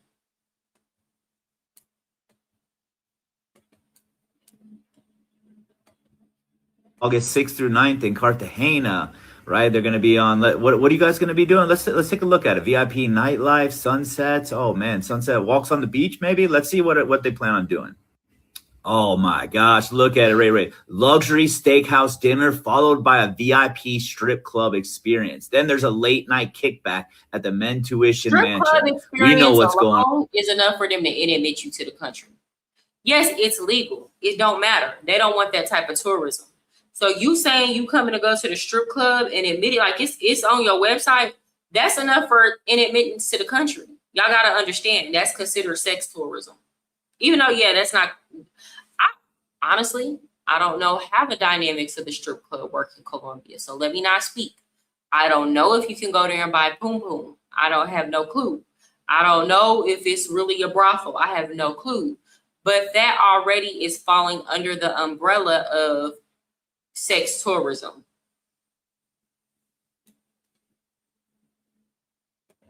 On there, right, guys? So I think it's time that we have to let the people that want to know about this Men Tuition Network. So if you're depending on that money for this party, then I think you're going to be struggling to get what you need. And if you already bought a ticket for this party, you should ask for a refund because you're going to have a hard time getting in.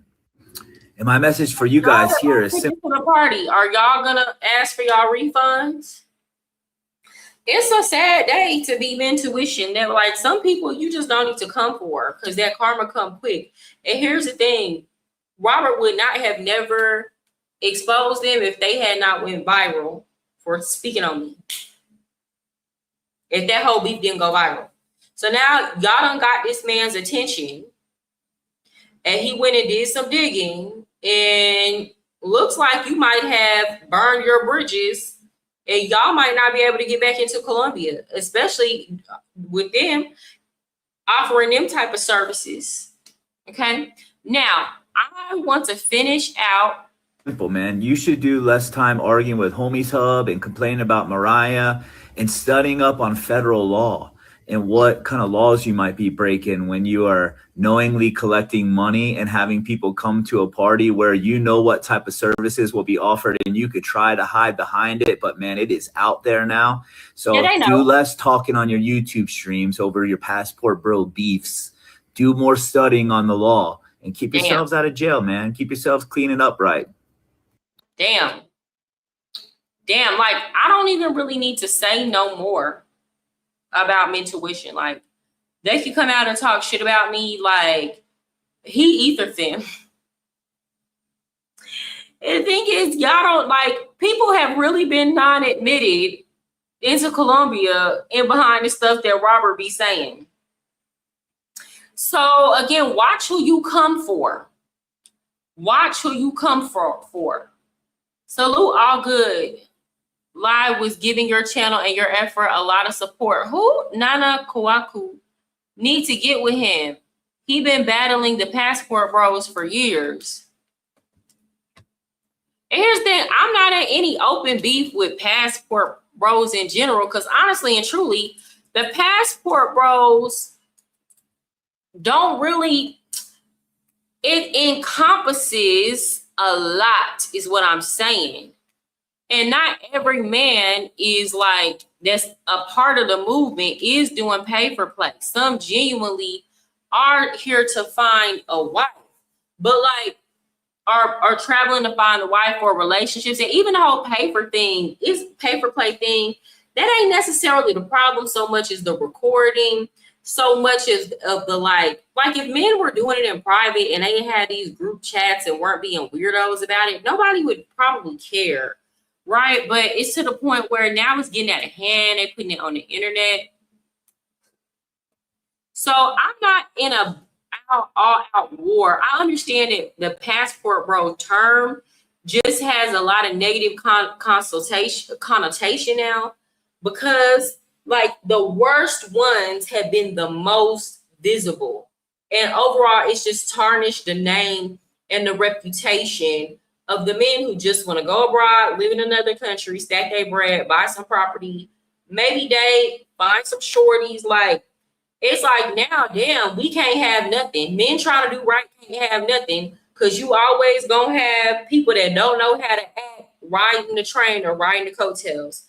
Hey, Justin Holmes, Mariah, 70% of passports bros agree with you. It's just the small 30% that have problems with you. Yeah, and again, they're the loudest. They're always the loudest. They're always the loudest, giving everybody in the movement a bad name.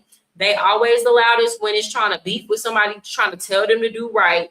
Like, they always the loudest, unfortunately. Thank you, Justin.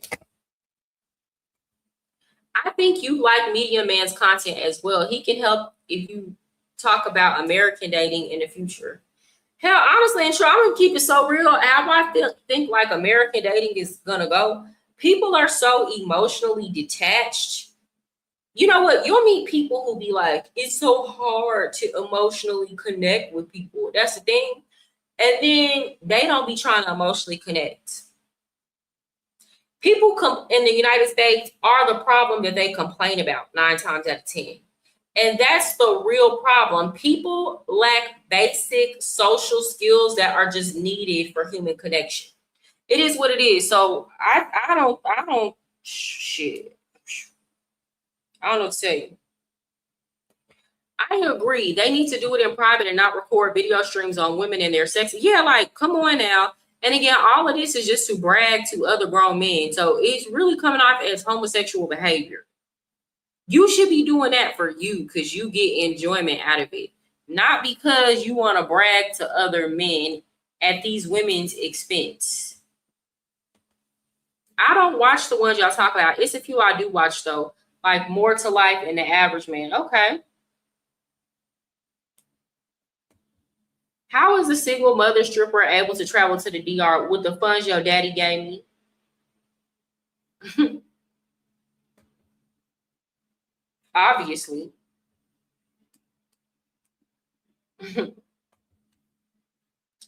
Okay. Oh, this one was good too. A passport bro has made a threat against my life. Let's jump into it real quick, guys. Now, this whole situation started a couple days ago when I called out Frezzy. This is Frezzy here. Frezzy getting props. You're on the channel twice. Frezzy? Do y'all know who that is? Twice now, right? For having a WhatsApp group where they're sending illegal content, okay? I call Frezzy out on the channel, and this is how they respond. Frezzy goes into his WhatsApp group and tells everyone to mass report me. Let's start there real quick. Guys, you already tried to do that. It didn't work. Put us down for some days. We're back up and we'll stay up. But you should talk to Ron about that when they did that last time, because I think Ron's account went down for a week himself. Because you know what I have found out is Meta doesn't take too kindly to people doing fake mass reporting, and they will actually ban your account. So, Frezzy, if you like being on socials, you should probably think twice about that. But guys, this one gets better. So Meta, and here's the Ken thing. here told everybody not. Y'all, this is what y'all don't know too. This is why you gotta watch who you mess with. Yeah, like Meta normally don't put people's Facebook accounts back up that soon, and I'm almost sure that he had a plug to help him get his account back. I'm quite sure of that. He hasn't told me, but we'll talk. And so it's been like when they make a decision in your favor and y'all keep on trying to mass report, it's kind of like if you keep putting strikes on somebody's channel on YouTube, eventually that's going to backfire on you.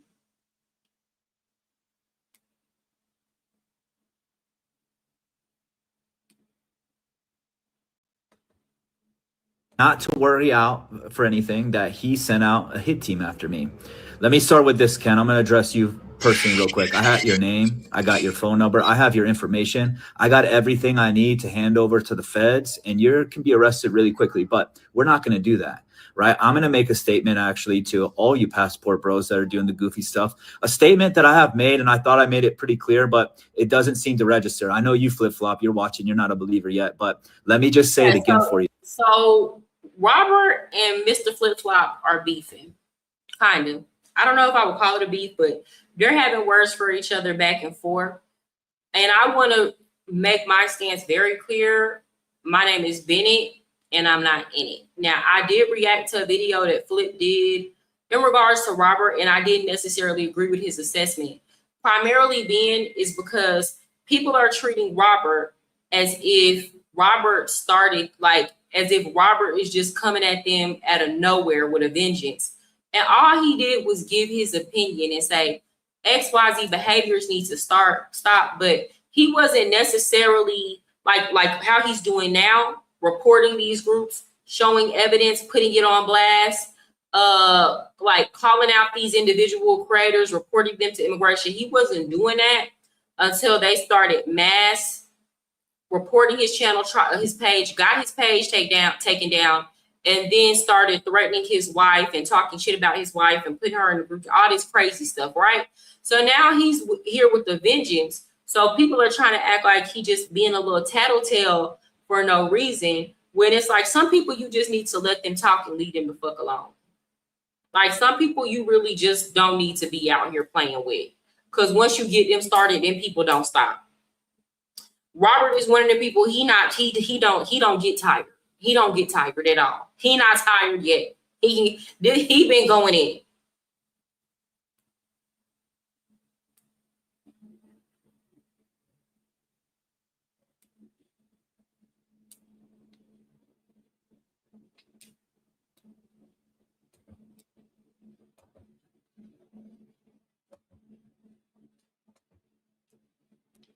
Okay, let's continue. Guys, real quick, maybe it will start to register. Guys, I call out women and guys that are here in town with me, drugging guys, people that could be a threat. I call them out, people that you would never call out. I don't hide my face. I am not living in a tower with gringos. There is no security. I live in a neighborhood with locals. You can walk up to my front door. Basically, he's saying y'all not on shit. He basically saying I be everywhere comfortably and y'all really not on shit. Robert's so damn greasy. If I don't care about exposing them, let me ask you this question. What in the hell do any of you think that you could do to me? And then I'll answer it for you. There is not a damn thing any one of you can do to me. But you can find yourself in a world of trouble very quickly. So I want to caution you, right? I know you guys watch Narcos, you set up your, YouTube streams, and you have your Instagram channels, and you created this character for yourself in fantasy land where you're some tough guy in Latin America. None of you guys are tough. You're not hard. You don't have any real juice, because if you did, right, you would know that making a threat like this towards me is really stupid. Anybody that has any real juice, right, would know that. Same way when I'm drugging out. This text says, don't worry about it. I am sending a hit team for him. That's what somebody named Ken said, that they are sending a hit team for Robert. And Robert said, baby, I be everywhere comfortably. So what are we doing here?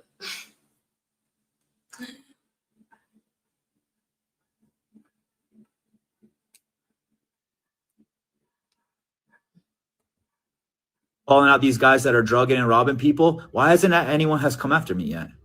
Right? You guys have to start doing some critical thinking. And if you do, you'll find that statements like this are really stupid. You'll never get anywhere with them. But if you like, Ken, instead of being a pansy and trying to hire someone else, I'll give you my address. You could come to the front door and you could see if you could carry out that yourself.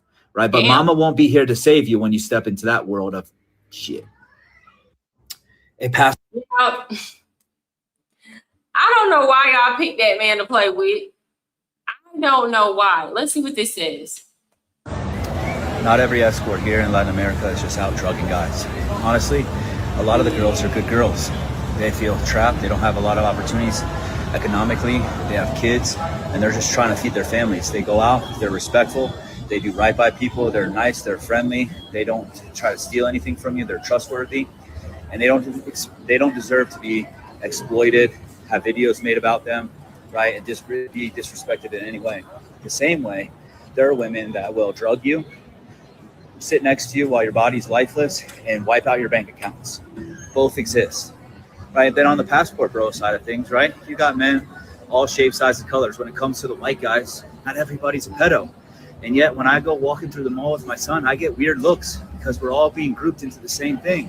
When it comes to the black guys, man, that are coming here in groups, not everyone's here is trying to party and, make videos of women and share them with their buddies. Honestly, some of these men don't even be into all that like that. They just be coming with they stupid ass homeboys. When I worked in a strip club, that was a thing. You would always get a group of men, and there would always be, a lot of times it'd be one dude in the group that's bro, I didn't even want to come here. They want to be here. So now I have to sit here, and they be like, can you please come sit by me? I will pay you to come sit by me to keep these hoes away from my table. I don't want nobody coming up to me offering me for nothing. Here. For real. It's men like that. Stuff like that, man. There's guys that are here that are just like me that are dating Colombian women. And guess what, man? They go out to eat with their girlfriend, and people immediately look at them and think that he, right, is some passport bro and she is an escort. And the truth is, man, we want it all to stop, right? We want the labels to go away because there is good and there's bad on both sides. Yeah. But what you find on social media is always going to be the negative because controversy is what sells, right? But people are just really tired of being grouped with the other when both exist. And it's important for people to realize too, man, when you see anything like that I'm sharing, it's always going to be behavior, and know that the opposite of whatever behavior that we're focused on, right, exists with that group of people too, man. And to judge everybody accordingly, individually, right, and to know there's good and there's bad everywhere, and it's important for you to judge every single person. That's why I will continue to reiterate, because some of the men that are in the travel space try to make it seem like, thank you. They try to make it seem like I'm talking out of both sides of my mouth when I say that there are men that do pay for play because they don't want to get a woman in her feelings and they do want sex. So they pay a woman to stay out of her feelings, not necessarily because they can't get sex, but they don't want to deal with the drama that comes with non-committal behavior after they get sex. And I know they're not ready for that. I've also said that there are men who do pay for play. They do got a woman at home. They just want to cheat. Then you got those men that do it because that's the only time they ever gonna get some coochie if they pay. Then you got the men that pay for the coochie, but they be quiet about it. Then you got the men that pay for the coochie, but they want to post everything. This is a very nuanced and complex situation. And I think majority of us fair-minded people that are genuinely and truly trying to be as non-judgmental as possible can both agree that the issue here, the common denominator issue, and why this has become such a hot topic are the men who do it and cannot shut the fuck up about it. The men who do it and they posting in these group chats, they gotta put this shit on YouTube. These are the ones that are the problem. And they're not only are they the problem for the women, they're the problem for the other men who might be doing in essence the same things that they're doing, but understand how to do shit in decency and in order and without drawing too much attention. And without, here's the thing, certain things that you do, you don't need to. Okay, so for example, when I was dancing in a club, I never posted it. I didn't promote it. A lot of girls will promote it and put pictures of them on the internet. That's why y'all not gonna be able to find no pictures of me. I can only just tell y'all the story. Why? Because I didn't see it, even though I wasn't selling cat or nothing like that, I still didn't see it as a positive thing, or I didn't want to come off as I was promoting it. I did that because that's what I needed to do to survive at the time. And it was a stepping stone, but it was not something that I felt like I should be glorifying. Do y'all understand? And now when I talk about it, it's not something I would ever encourage. I wouldn't encourage most young girls to do it because I knew I came in there with a different type of mentality. Most young girls that go into there, first of all, when I started, I was 24 and I already had a degree. It's just it was a lot of stuff going on, right? Most young girls that go into that space, I understand, are not going to be able to handle the pressure. They're going to be offered exorbitant amounts of money to do stuff that they're going to regret later on, and most are not going to be able to say no. A lot of these girls will go into that environment, and when the football player or the athlete asks them to come over at the club, they're not going to be able to say no. So for me, even though I personally can come out of the situation proud and say, I did the damn thing, like I held true to my values, I know that me promoting that and showing the money or whatever the case I was making at the time, that would have enticed young girls to do that without providing additional context.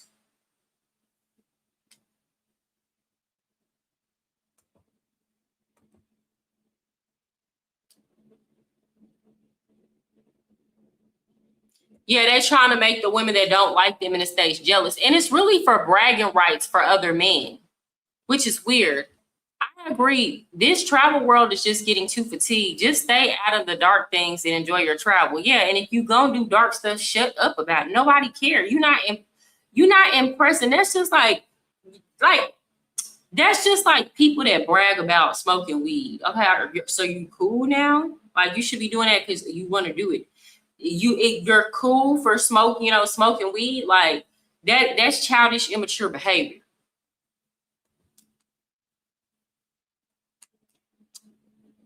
Let me see if Robert said anything else.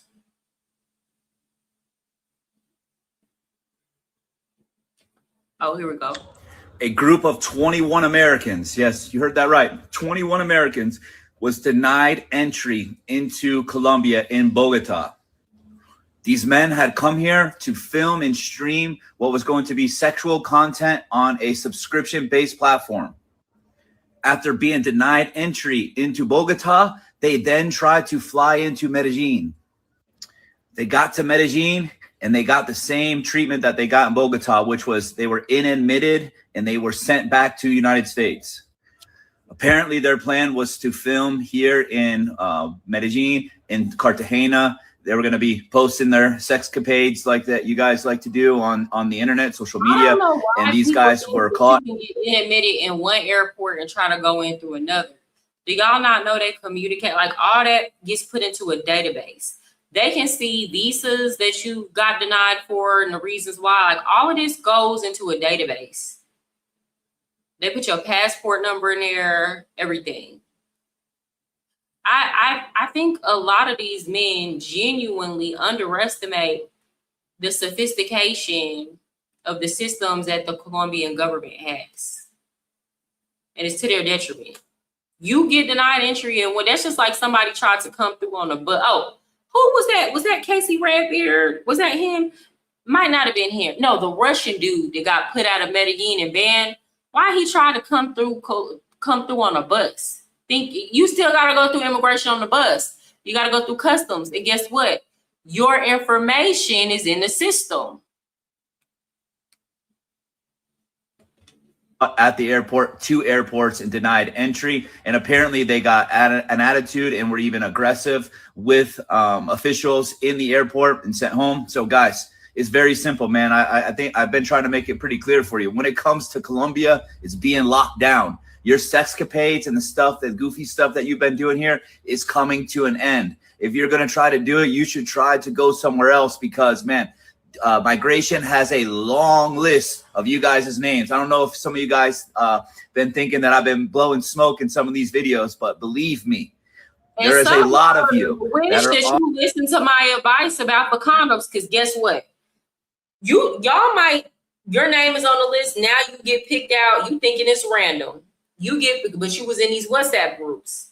Now you said I was a hater, so you still bringing your big box of condoms. And guess what? They already got your name on the list. They pick you out for a random search. And guess what? Now they find your box of rubbers. You gonna wish you listened to MariahSincere then. Okay. On the do not allow into the country list. Man, 21 guys just found that out for themselves. They got hit twice and they are gone. Oh. A group of 21 Americans. Yes, well, you heard that. This says, okay. He said, he put in his, I hear Thailand is still open. Wow. No, hold on. They might be ideal for OF models, maybe. Okay, guys. Now, with that said, housekeeping. Go ahead and hit the like on the live. If you've been watching, you've been here, consider hitting the subscribe button. With that said, guys, I'm doing a fundraiser so I can I want to upgrade my mic and I want to get a microphone where I can do my IRLs for y'all. And I want to go to Sosua at the end of June and get some content and collaborate in person with some of your favorite content creators. So total, I'm doing a $1,200 fundraiser. So how you can donate to that fundraiser is send it in a Cash App. Because if you send it through the super chat, I'm not gonna get that. Especially if you send it like after this month, that money is gonna go onto I won't get it until August. Okay, the end of August. So if you want to see me do that, any little thing helps. Send it in the Cash App and put Sosua. And once we hit our goal, I will be going. So hopefully we can hit it in like 2 weeks, right? With that said, also for those of y'all who are having problems with a chick or you're dealing with your mix, well, you know what? I know I said send it in the Cash App. I am mixed. I'm black and white, but I will count this. So right now we're at $55 because somebody else sent me $50. So we're at $55 for Sosua. Okay. I do have PayPal. You can send, if you want to donate via PayPal, I'm going to write it in the comments. Hold on. Why can't I write it? Ooh, what's going on?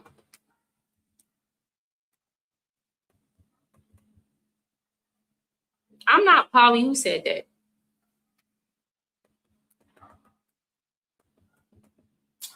Dang, I'm trying to write it in the comments. Hold on.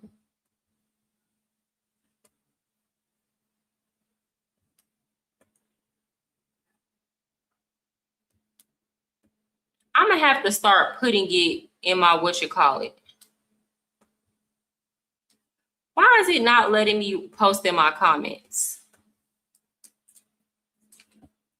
Okay, guys, my PayPal account is the Passport, THE, Passport, like passport, PASSPORT, SIS, @gmail.com.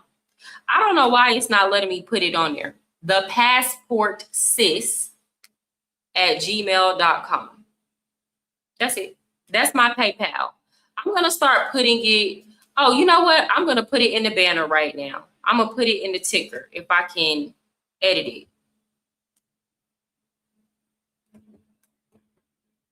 Oh, it's not letting me edit. What's going on? There we go.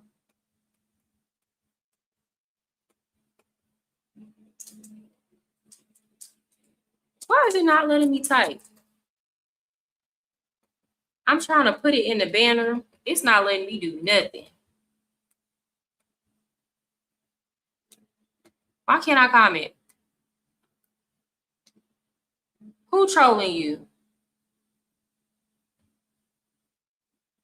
Drop the link for J Moss. Oh, that's who's trolling. Mariah, your next trip is Sasua. I think you should go to Brazil, Africa, and Central America. Well, I want to do Sasua because I'm here in Dominican Republic right now. And I'm not going to leave here. It's going to be like I have some, okay.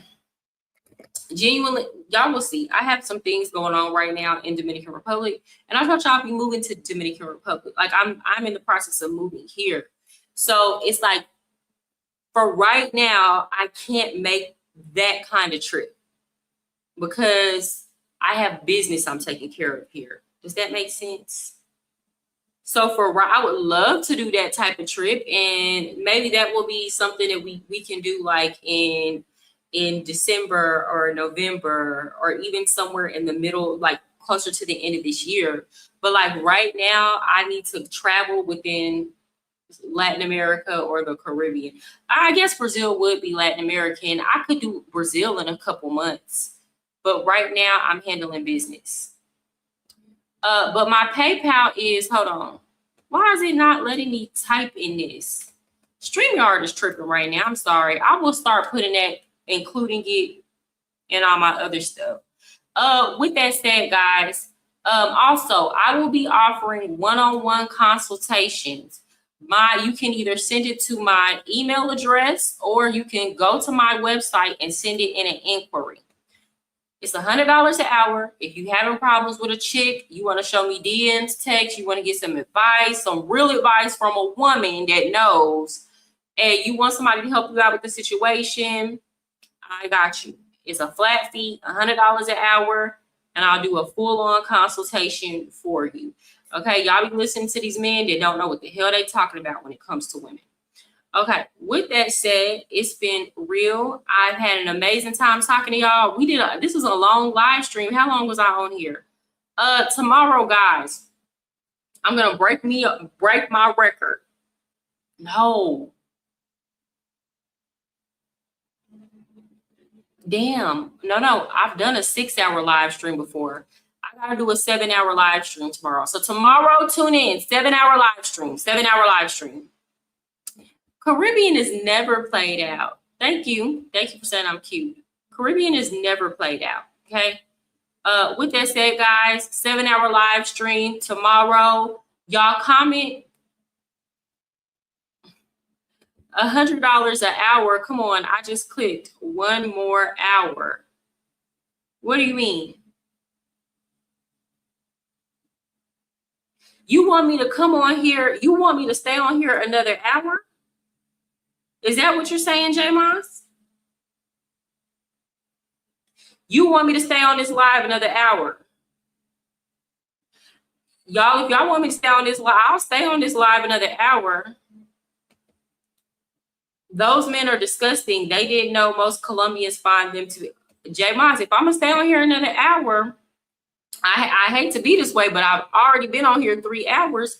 Then y'all gonna have to like donate or something, because that's a lot of my time and I gotta get up early in the morning. But I will stay on here another hour and I'll do viewer's choice. So y'all send me what y'all want me to talk about. So if you want me to stay on here for another hour, then you can either send a Cash App or a PayPal. The PayPal is thepassportsis@gmail.com. Hi, hey, what's up, Condor? PayPal address. I'm telling you, I'm trying to type it in. Oh, here we go. I'm typing it in.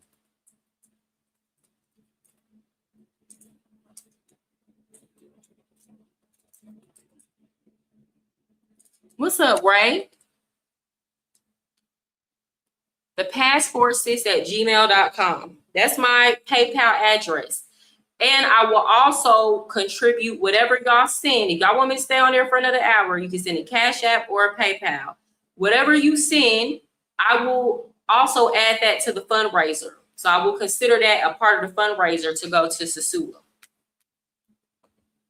So it's count as double. You will keep me on for an hour. Y'all, there's like an automatic sprayer that's spraying fragrance. Doing good. I see your channel and influence growing, Ray. I've been putting in this work over here. I've been putting in this work. I've been consistent. I like this. I watched some of your shorts. Oh, did I read this already? I think you're good for the space. Thank you. No, I mean, honestly and truly, I say this all the time. I didn't really, my goal was never to like enter into this space, to be honest. It really just came from me responding to people that was talking shit about me for being a woman in Colombia and all that. But at the same time, yeah, I mean, now that I'm kind of looking around, I'm like, where is the balance? Like, and I know a lot of times the people don't want to hear a woman talking because y'all feel like, oh, it's coming off as judgmental, or a lot of people have preconceived notions that I'm trying to tell you, shame you into not engaging in certain vices. But it's like in all things that you do in life, it's not about, oh, you as a grown person can't spend your money how you like. It's that in everything that you do, you need to be able to do things in decency and in order. And also, I think it is just a lot of the messaging that I see y'all get from these men in this space. It's not really helping you with women. It's not. If you think about, like, here's the thing. Most people are heterosexual. What do I mean by that? A lot of y'all want to genuinely have relationships with women. You do. Whether y'all want to agree with it or not. A lot of y'all want to be in relationships with women.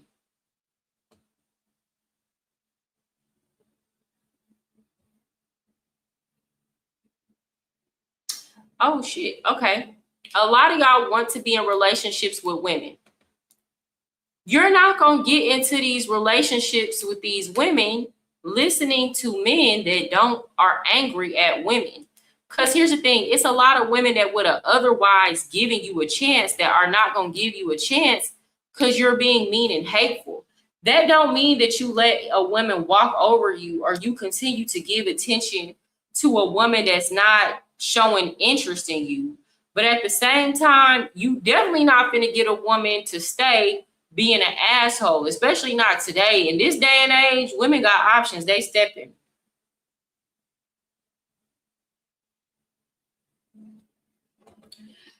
Don't you worry. My channel has your support and I stand up for your character. Thank you so much, Ray. And we're going to have to like do a collaboration like one day because I have not gotten you here yet.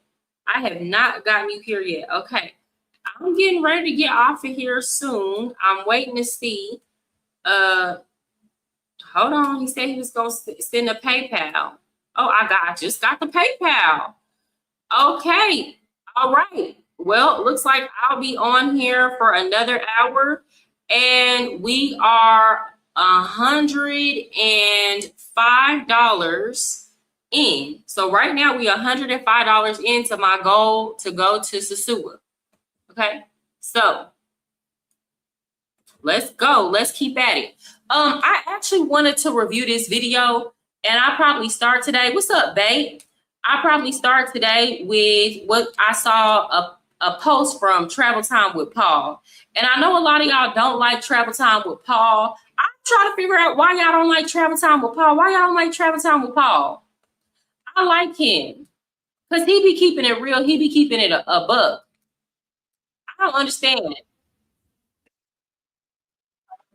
Okay. Hold on. Give me one second. We have good news for you. As long as I ain't even being negative. Hey, we gonna have to do a collab. Whoa. What's that? I keep saying that. I saw the live stream that you did when you was reviewing inside a WhatsApp group. The whole beef, the whole thing that happened on Razor Ray show. Shout out to you for being fair and keeping it real about why this whole thing even started and what's going on. Matter of fact, babe, I don't know what you're doing, but if you want to come on right now, I'll drop the link so you let me know what you want to do. You don't got to cam up. Group. And that is exactly what men are doing. Last night I was granted access into a WhatsApp group. You can see it right here with hundreds of passport bros. BMT. Thought it was just a few bad actors. A passport bro popped up on the radar recently. Frezzy. Some of you guys may have seen him. Frezzy, man, what have you been up? What a lot of y'all don't understand, and this is why I said there's no honor amongst thieves in this space. If the only thing y'all be talking about is a brotherhood, and certainly for some, the ones who are really coming over here trying to find a connection or just build a life and invest, and you have other things going on that are positive, yeah, there can be true camaraderie and brotherhood. But the majority that are in the ones that are in these WhatsApp groups like that, the only thing that's bringing y'all together is a shared vice, which is lust. And when you have relationships built on vices, then guess what? It's not a real relationship. It's not a real friendship. And that's why I say it's a lot of backbiting that goes on in this space. It's a lot of things, y'all, that I don't, as much as I could get on here and say, I don't say. I know a lot of stuff that has gone on behind the scenes with passport bros and who's sleeping with who girl, who doing it. And the man told me it's not information I came and dug up. People just tell me things because they know once they tell me, I'm not about to go put them on blast. Like, here's the thing. If you came to me in confidence with something and it wasn't meant for the net, we could fall out tomorrow. I'm never putting that shit out here. Never happening, right? So a lot of the time, these men don't know how to keep it P like that. I'm just being honest, they don't. So here's the thing. It's a lot of backbiting that goes on behind the scenes. So people are mad at Robert for exposing it, but it's a lot of these men that get mad at each other. And they are feeding him all the ammunition he needs. Because it's the men either getting mad at each other, or maybe y'all kicked a dude out the group because he spoke up against some of these behaviors. And guess what? They looking to, they're looking to get their revenge or whatnot. So that's what I'm saying. Or you might have smacked, you might have seen that the dude was dealing with a girl that was a pro or not loyal. And instead of you just saying, dang, I don't think his girl loyal, you went trying to prove a point and smashed his girl. Well, guess what? Again, it's no honor amongst thieves. So a lot of these dudes want to bring the whole movement down because, it's a situation where a lot of backbiting and it's a lot of bad blood behind the scenes. I'm just being honest. So y'all mad at Robert. A lot of the dudes are mad at Robert, but like, who is giving him this information? Y'all got to think about that. Too. Man, your typical guy that's out there wearing meta glasses, broadcasting it, secretly filming people without their knowledge. You are doing something that you should not be doing, man. But is it just this? Because, this is dirty, but it's not criminal yet. So is there anything else that's going on?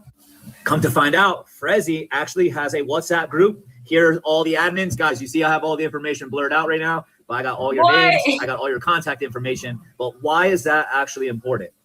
It's important because, once again, we have content that is in nature that's being filmed without people's knowledge, without and being shared without their permission. If you guys go and look up the law, this is actually a federal crime to secretly film someone and then to share it in a group like this. You are breaking the law. Okay, so this is a post that was shared inside this group that made its way to us. So Frezi, man, you're gonna have to do better. The authorities here in Colombia have been looking for this information. We have sent it over to them. I think you're going to have a hard time getting back in this country, bro, but that might actually be the least of your problems. Yeah, move. See, that's one of the worst things that ever happened to civilization. That got internet and these smartphones. Because everybody, you got to let everybody know what's going on. Okay. So, Frezi, hold on. Romeo, you know you had a line. He said, there's no honor amongst tricks. Boy, you know you had a line. Okay, J Mox, you said you want more info. Far as mother and father, mother history, just surface. Okay, you want some info about my mom? Well, honestly and truly, I don't really know. I mean, I lived with my mom for the first half of my childhood, and then I went to foster care. And it is what it is. My mom, dang, it's gonna sound so sad. But honestly, I don't mind talking about stuff like this because I'm such a well-rounded individual and like I'm happy in life. So like it's down crazy to everybody. They be like, what? But no, my mom has been missing for like 3 years now. So I don't know. I suspect she's not alive because she would have tried to find me. My dad, that's another case. My dad and I, we are not on speaking terms right now. My dad is actually a politician in the United States. That's the only information that y'all are going to get.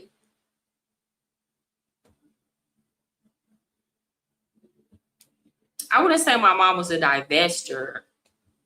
I guess maybe she was a divester before divester was a thing. My mom just didn't discriminate. She dated. You know what? What I will say is this.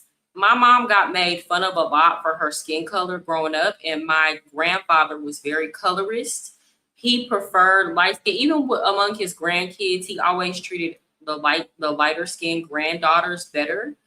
And I think it traumatized, on top of him being a mean person. Have y'all ever seen that movie, The Color Purple? My grandfather is Mr. Act just like him. Probably worse. Okay, Mr. Like same demeanor, disposition, everything. That was my grandfather.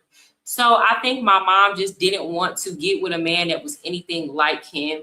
So she always just chose the opposite. And then I remember she did a few times try to date black men, but the ones that she was trying to date were like playing games, non-committal. And it was like every time she got into a relationship with another race of man, he was more willing to like settle down. So like, for example, my brother's dad is Vietnamese and my second stepdad was Egyptian. To be honest, some randoms have sent me info on the passport bros because they got burned within their movement. This is a lot of what's going on that the men are not addressing. More so state level. But my life is not sad, y'all. More so state level. I'm sure he's gunning for national politics, which is a part of why he and I are not speaking right now. Not because he wants to do it at a national level, but because of how he has chose to handle certain things. I know. Then I know you're going to want to say, oh, well, they got cameras everywhere. They was going to find out anyway. All they had to do was go look on satellite. Motherfuckers still wouldn't even knew your name. They still wouldn't even knew who the hell you was.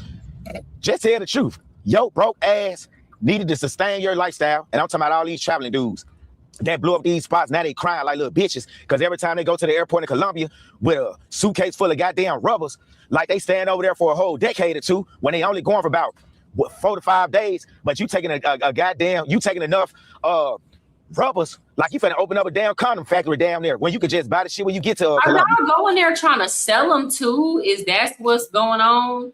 Because y'all got to understand that dude look degenerate as hell when you bring a big old family size box of rubbers. People like, bro, you You told us at immigration that you only here for 5 days. Why the hell you got 100 pack?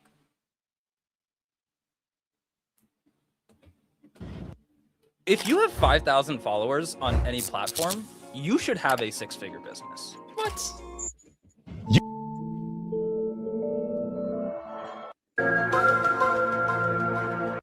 I already know what the Password Bros is going to say.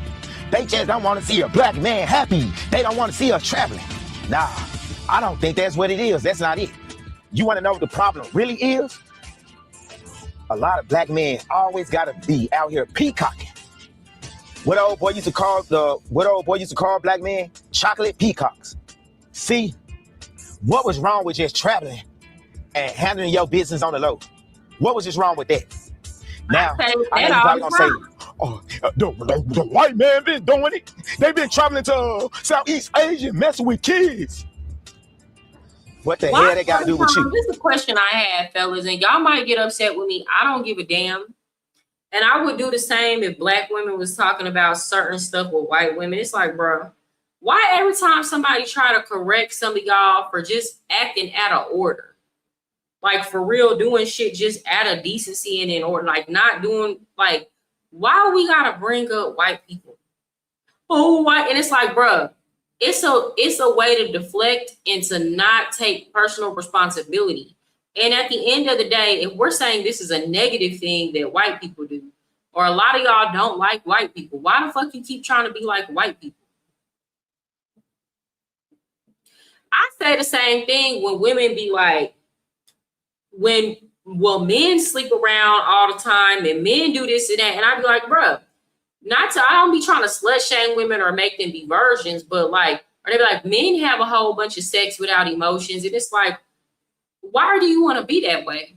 Okay, fine. Let's say they doing that. They are doing it. Let's say that, yeah, they're doing it. Okay. What about that makes you want to set that as a standard for yourself? Like, why are you in competition with them? If you gonna be in competition with them, at least find something positive to be in competition about, something that's gonna benefit your life, not just doing stuff for the sake of being in competition. That don't make no damn sense.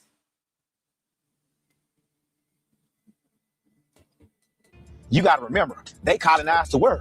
They made the rules as they go. They make the rules as they go. Remember, y'all call them colonizers. So, in other words, you ain't got the same power that they got. You ain't got the same respect that they get in these other places, because they run the media. They basically run the world, whatever. And they've been going to Southeast Asia decades before you even thought about going. So why did you even think you was on their level and you can go do a lot of the degenerate shit that they doing and thought you was gonna get the same damn respect? Here's you already know we being marginalized right here. It don't really got too much to do with skin color or power dynamics. White men be going and doing that shit on the low. They don't be talking about it. They go do it and they come home and they act like it never happened. That's it.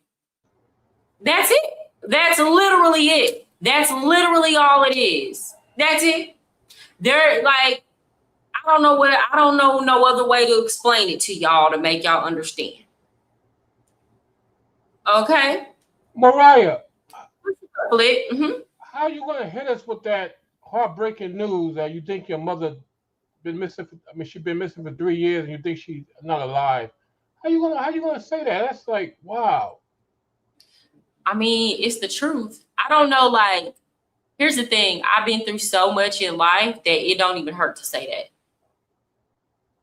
I love my mom, and like, you just gotta understand when you done went through, like, that's what I'm saying. When I came into this space and people were like saying certain creators were gonna run me off the internet, it's like I've been through so much in life.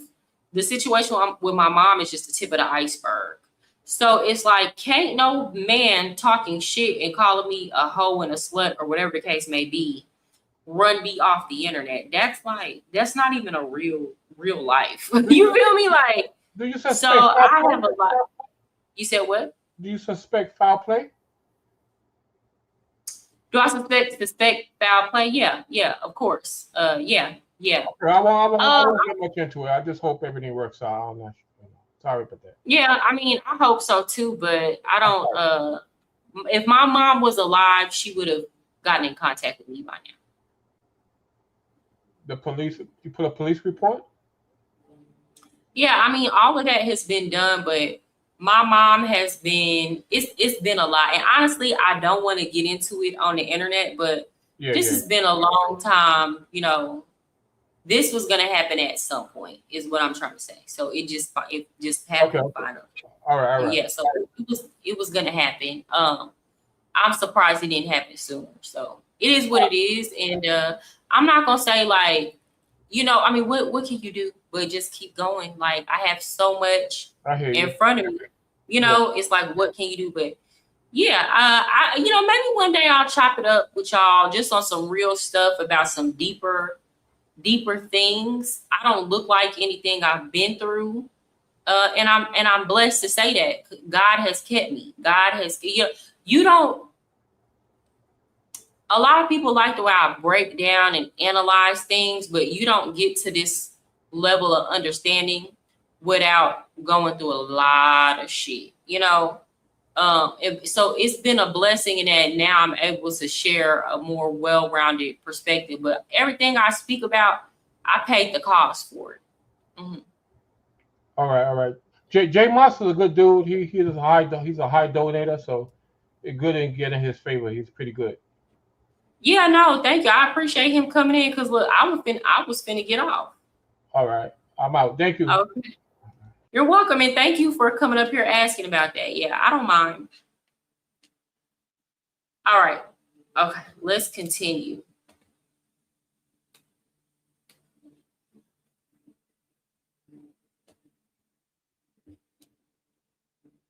Have to address the filming without women's consent in Colombia can get you deleted. Don't understand why people don't listen to our warning. They're not going to listen until something bad happens. The United States on TV every damn day. Right now in this country, there's a big divide between the races right now. And the last thing you needed to be doing as a black man that's trying to leave the United States was drawing a whole lot of attention to yourself, letting the world know your next goddamn move. See, that's one of the worst things that ever happened to civilization. The goddamn internet and these smartphones. Because you got to let everybody know what's going on. Then I know you're going to want to say, oh, well, they got cameras everywhere. They was going to... You know what's a major problem? It ain't even that the men are moving abroad. The black men are saying, let's move abroad. It's the fuck America rhetoric that comes along with it. And me personally, I think that's lame. And let me tell you why. At the end of the day, y'all still need the American economy to be up, running, and moving. A lot of y'all would not be able to sustain if you didn't have the opportunities that come with being American. If you didn't have the 10th strongest passport in the world. A lot of y'all would not be able to sustain without Americans still in the United States working for their US dollar and paying for services that you provide. So to me, that's whack. To me, that's lame. I understand, the history with slavery and stuff, but at the end of the day, it's no better country in the world to be born black in. To be born black, I understand you might want to leave to leverage your dollar, but it's a reason why Africans is leaving the mainland and coming to the United States, or they got family members in the United States sustaining them. Like, don't play yourself. Let's be very clear. I don't care what these men get on the internet and tell you about, we're leaving the United States because of racism, police, or whatever. Okay, if you go to the majority of these countries that they're flocking to and try to experience living there, being born there as a black person, you will quickly understand that white man gonna treat you the most fair. He gonna be more fair to you than you gonna get treated the most fair you ever gonna get treated. And the only reason why you can go into some of these countries and not have to experience what the local Afro people there experience is because you were coming there as an American citizen. So you were isolated from a lot of things. You were sheltered from a lot of things. So it's like all of this, fuck America, America bad, this and that. You can absolutely talk about the benefits that come from relocating as an American without completely trashing your whole country every single opportunity you get, because a lot of y'all is not gonna let that American dollar go. Point blank, period. You looking at this on TV? Well, okay. Now I feel famous. America is top for getting paper, period. Period. And you gotta respect that. And you gotta understand to respect where your bread is buttered. I know where my bread is buttered. I know anyway. All they had to do was go look on satellite. Motherfucker, they still wouldn't even knew your name. They still wouldn't even knew who the hell you was. Just tell the truth. Yo broke ass needed to sustain your lifestyle. And I'm talking about all these traveling dudes that blew up these spots. Now they crying like little bitches. Because every time they go to the airport in Colombia with a suitcase full of goddamn rubbers, like they stand over there for a whole decade or two when they only going for about 4 to 5 days. But you taking a goddamn, you taking enough rubbers like you finna open up a damn condom factory down there when you could just buy the shit when you get to Colombia. You that much of a sexual deviant? Goddamn. Y'all better be lucky that Colombia is being nice enough and not exposing y'all faces out here or whatnot. And they actually looking out for you group troops and paying for your trips back to the States. Now, you got dudes older than me in they late 40s, 50s, hell, even 60s. All in these WhatsApp groups, and yes, it's been exposed, so I can talk about it now. Sharing themselves, dicking down women.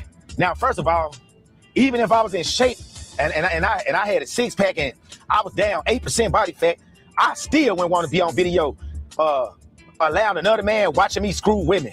You actually got guys in this traveling space, they get off on recording themselves in the hotel room, digging down the damn 304 and sharing it amongst other men. Not women, but other men. Some of y'all call friends or in a brotherhood. You don't mind him.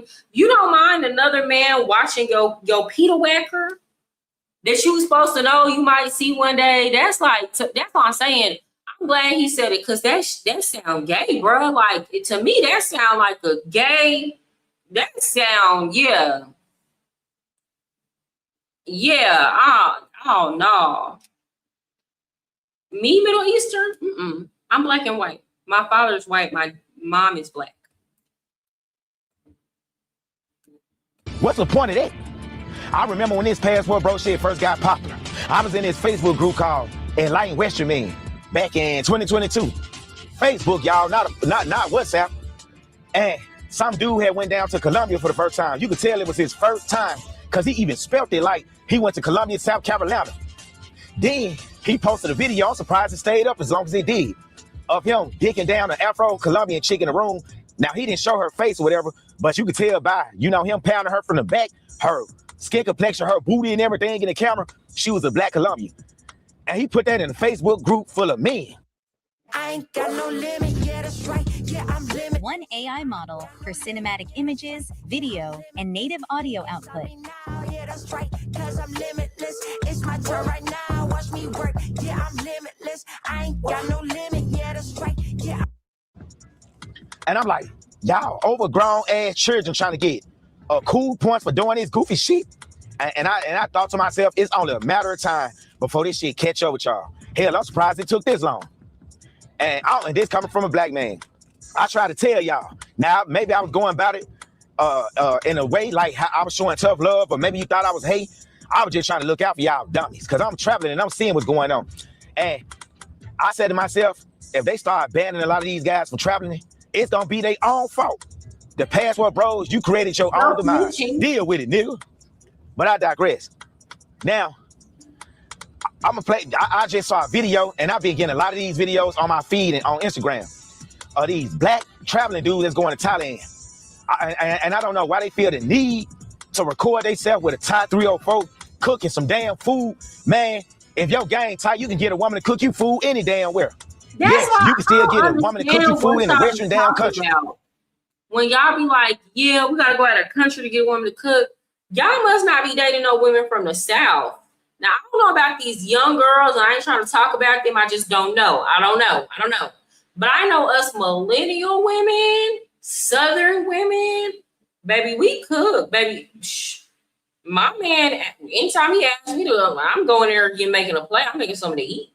So I don't understand why that be such a flex to y'all that y'all got a woman to cook for you. That's what I be saying. Some of these men ain't never just.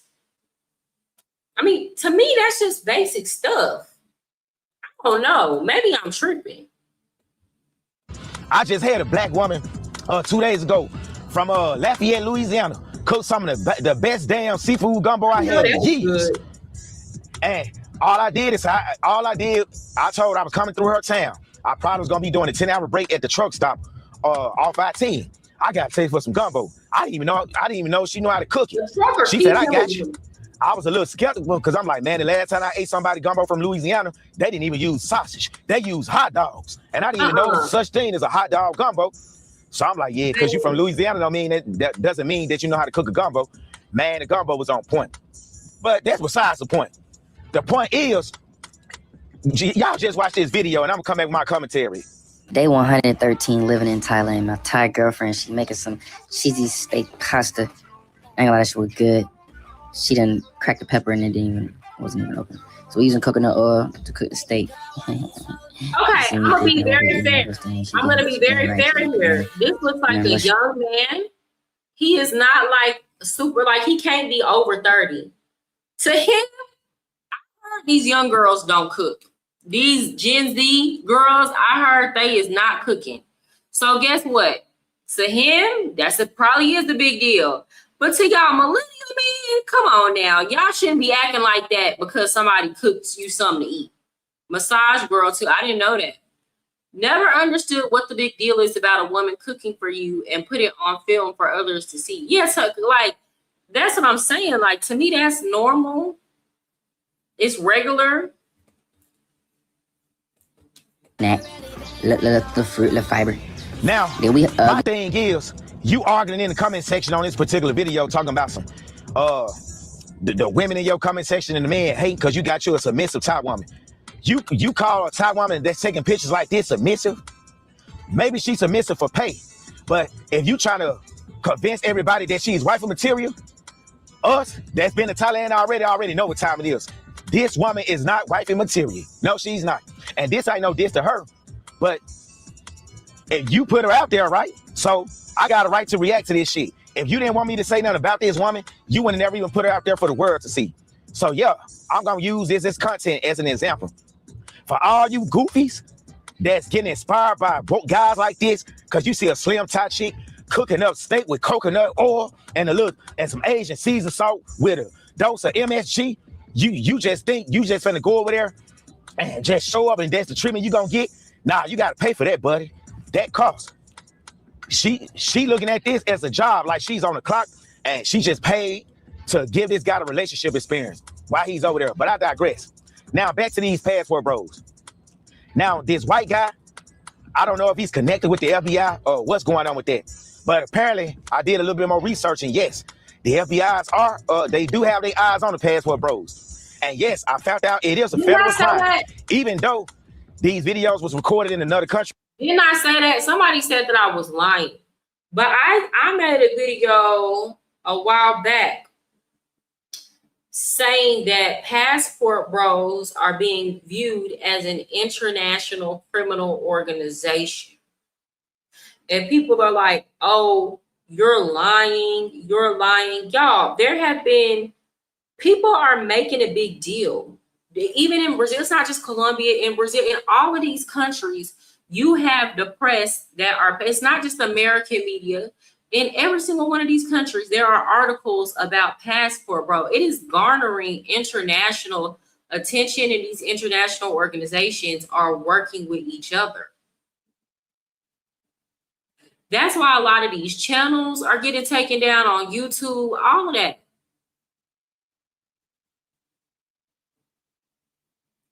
It don't have to officially be on paper that they view y'all as an international terrorist organization, not terrorist, an international criminal organization. All you gotta do is look and see how y'all are getting treated. And unfortunately, the ones that are actually trying to do right just might get caught up in the mix. Yeah, they do. They really got the feds on them now. Wow. Yeah, but when I said it, I was lying, wrong, and a hater. I said this months ago before I even saw this video with Travel Time with Paul.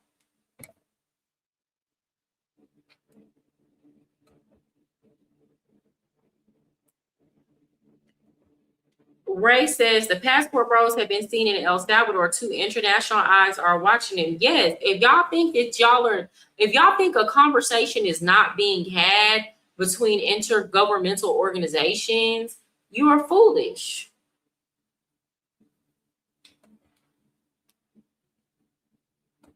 And that's why I say that movement is gonna have to do a lot to clean its image up, because this has really just gone beyond public opinion and perception.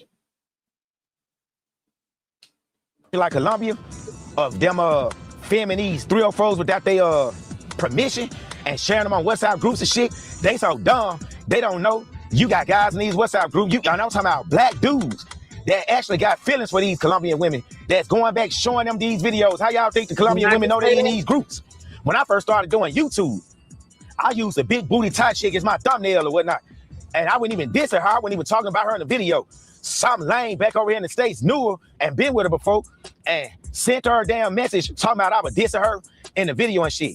Her ignorant ass couldn't speak English that well, so she assumed that I was. So she threatened to bring the Thai police over there and everything if I didn't take her thumbnail off of the damn video.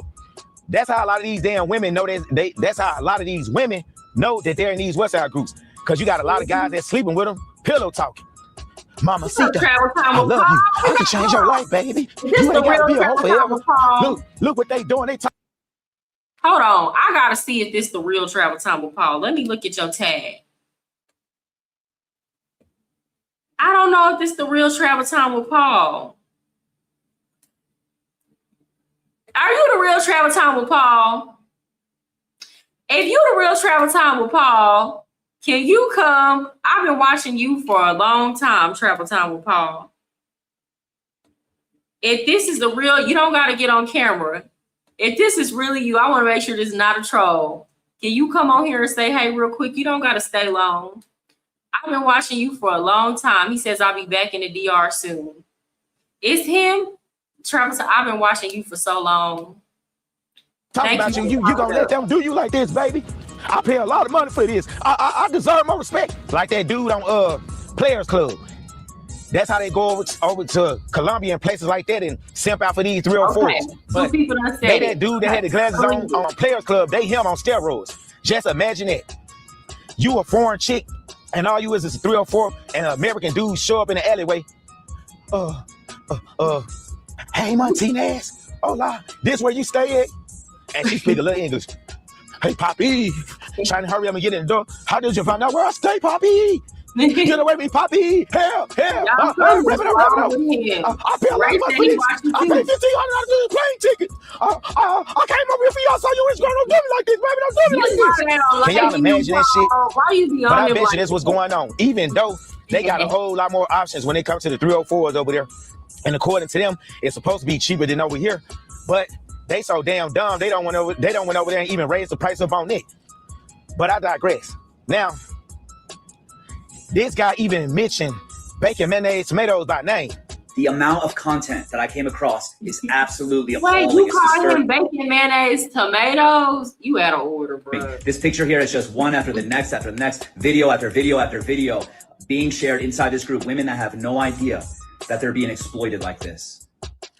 This is the very behavior that the leaders of the Passport Bro movement say doesn't exist, or there's just a few bad actors. Here is the men that are inside this group. There is hundreds of them. I have all of your information now. Migration has all your information now. This is disgusting, disturbing, it's appalling. And this is just more proof that when guys like DMT say that the Passport Bros are not the problem, but they're not the reason. That's why you gotta remove yourself from certain stuff. Once you see it goes left, you gotta immediately remove yourself. I feel bad for the men that's in those groups and they wouldn't even talking. They just in them and was like, nah, you know, I ain't really feeling the conversation. So maybe they put it on mute and they ain't posting in that group in so long. But guess what? Now your name is on the list. That's why you have to immediately remove yourself.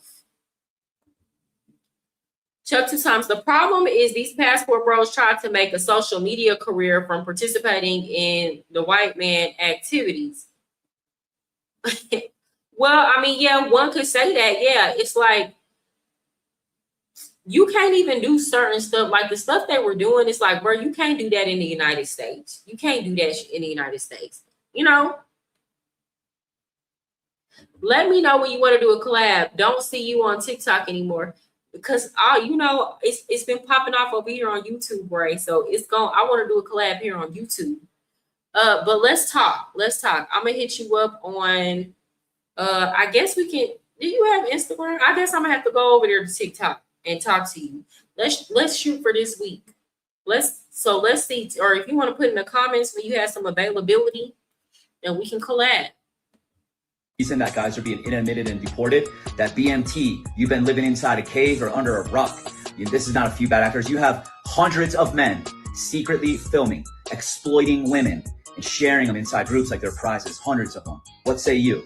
Guys, you're not safe anymore. We're inside your groups. We're in your Facebook groups. We're in your WhatsApp groups. We're everywhere, right? And we're going to clean this up because this impacts everybody. You know, people that try to live right, do the right thing. We get caught up in your mess, and enough is enough. It's over.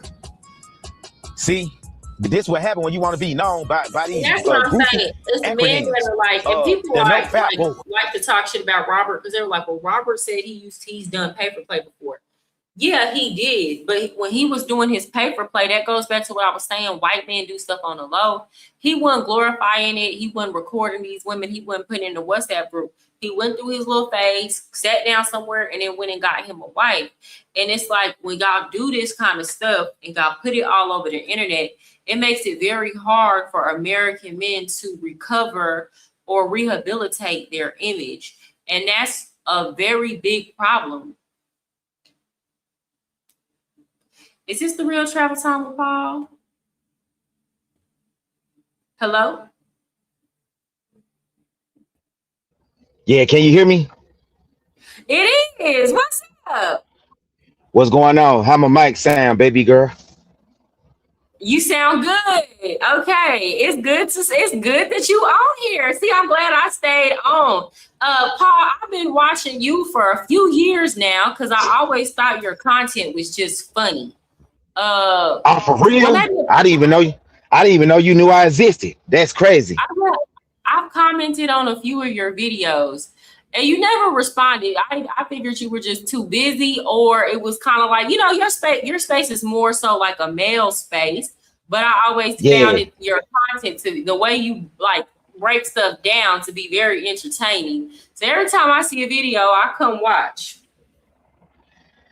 Oh yeah, now I think I remember you before. I forgot which video it was on, but I remember your face. I just found that about you like what? Want to say 3 weeks ago, but I was kind of mad at you for a minute though. Why? Man, I was, you know, I followed you on IG or whatnot. I'm like, space keeping it real. So hold on, somebody calling me. Hold on 1 second. Okay. Why this fool calling me when I'm live? That's crazy. Okay, can you hear me now? But I can hear you. Yeah, I was following you on IG, and then you made you did a video. You made a statement. Yeah, I only want that, guys. I'm like, what the hell? Oh hell no, she a sellout, dog. I only want what? Latino men. That's on Instagram. Said. It's a video you did. Oh, but maybe I misinterpreted then. The men asked me what was my preference, and I said I prefer Puerto Ricans or island men. Oh, okay, I got you. I don't date black guys. Hell, my daughter's dad is from Africa. My daughter's dad is from Africa. I've dated, I've had serious long-term relationships with black men, but they asked me a question, so I gave a response, but I wasn't like saying I don't date black men or nothing like that. It was just people asked me what I prefer, and that's like right now I'm in a relationship with a man that is not necessarily, he's not Puerto Rican, you know what I'm saying? But he Dominican. It is what he Dominican, yeah. I got. So, well, you look Dominican and Puerto Rican yourself, though. Yeah, so I think it's just easier to like. This is what I tell people. It's easier a lot of people don't like to hear this, but I have to speak my truth. When you are a biracial person in the United States, it's like a whole different experience, because I tell people this all the time. Okay, so for example, when I date men that look like me, my race is not a problem. We never talk about it. It's not a discussion. They don't make any like references to my skin color, and it doesn't affect the dating dynamic because it's like we both look the same. Some issues that I have had in a lot, this has happened a lot, especially when I was like younger. So every time I try to like date black men or get serious with them and like have a long relationship, for whatever reason, it's a lot of insecurities that come up. So for example, I dated one black dude. Every time we get into an argument, he'd be like, you gonna leave me for a light-skinned nigga. And it's like, bruh, we arguing about some That other don't even shit. make sense. Bringing up light-skinned niggas, like, what the fuck? Like, why are you going there? Or it's like, every time we would get into it or we talk about certain things, then they want to like keep on bringing my skin color up. And it's just, it be a weird dynamic sometimes. And that's why I tell people, it's not that I don't date black men, because I dated plenty of black men, but like my preference is somebody that look more like me, because I don't have to deal with all them weird ass racial dynamics. So I don't like to go, Okay. I don't like, I like to go with somebody that y'all be like, oh, they literally like, they look very similar, because it's just, I don't have to deal with all the bullshit that come with it. And that's just keeping it real. That's not to say, I got you. if I meet a black man and he's got a good person, and I like him, I'm attracted to him, like, yeah, I date him. That makes sense. So what made you start watching my YouTube? I don't even remember the first video. You know what? I think maybe you was talking about Thailand. You just popped up in my algorithm. And you was talking about Thailand. Don't bring your heart to Thailand. I think that was like the topic. Yeah, of the that's video. it. Yeah, I did like 12 series of Don't Bring Your Heart to Pattaya, Thailand. I made a lot of enemies making them videos too. Enemies I never knew existed. Yeah, they be, Paul. They be taught. Sometime when I pull you up, because I've reviewed your videos several times on this channel. And when I For pull real? you up, yeah. And when I pull you up, they be wanting me to take you off. But I'll be like, nah, he's speaking real shit. I'm gonna keep him on here.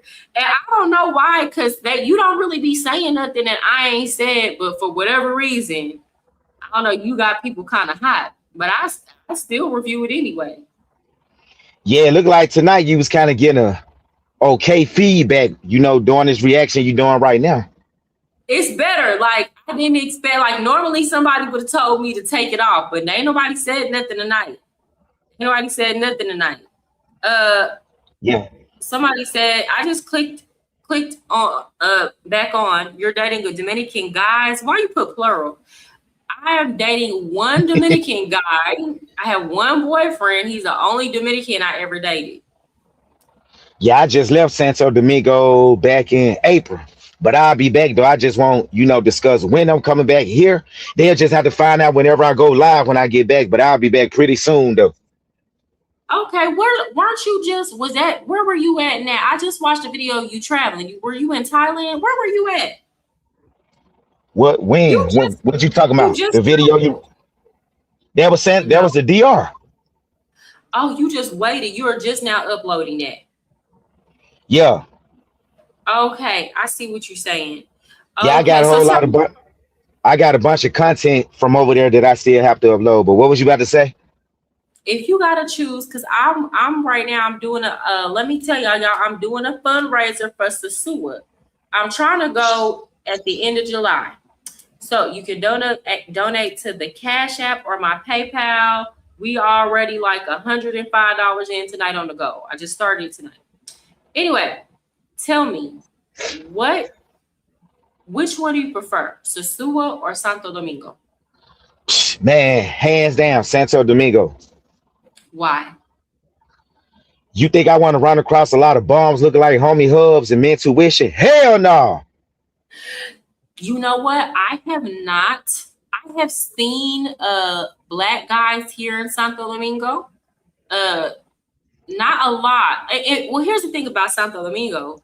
How would you tell? How would you be able to tell? Because it's so black out here, you know? Oh, trust me, I can tell the difference.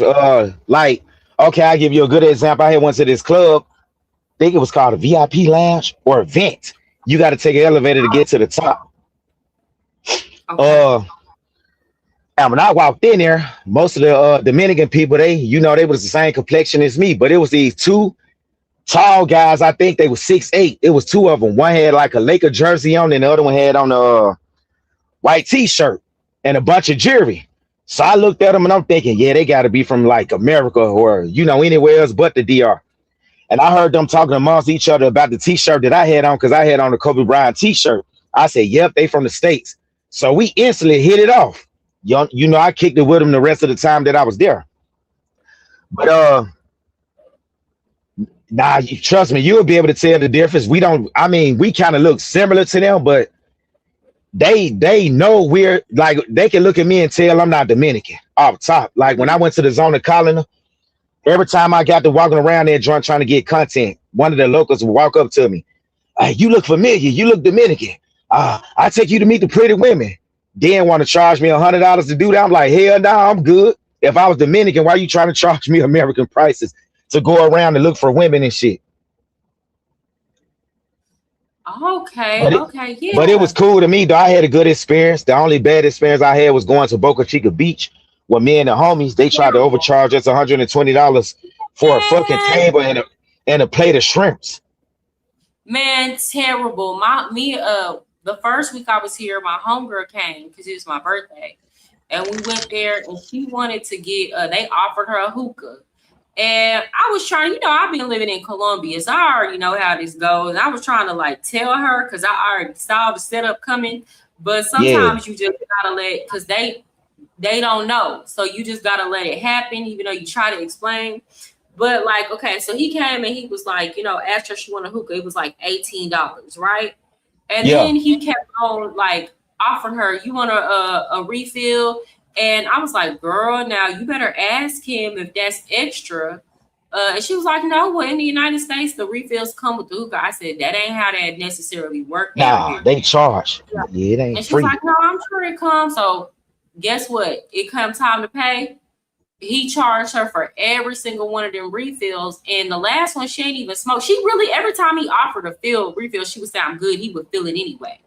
So anyway, some Dominican locals came and they argued it down and got him to take like a meal off the price. But she was so pissed off.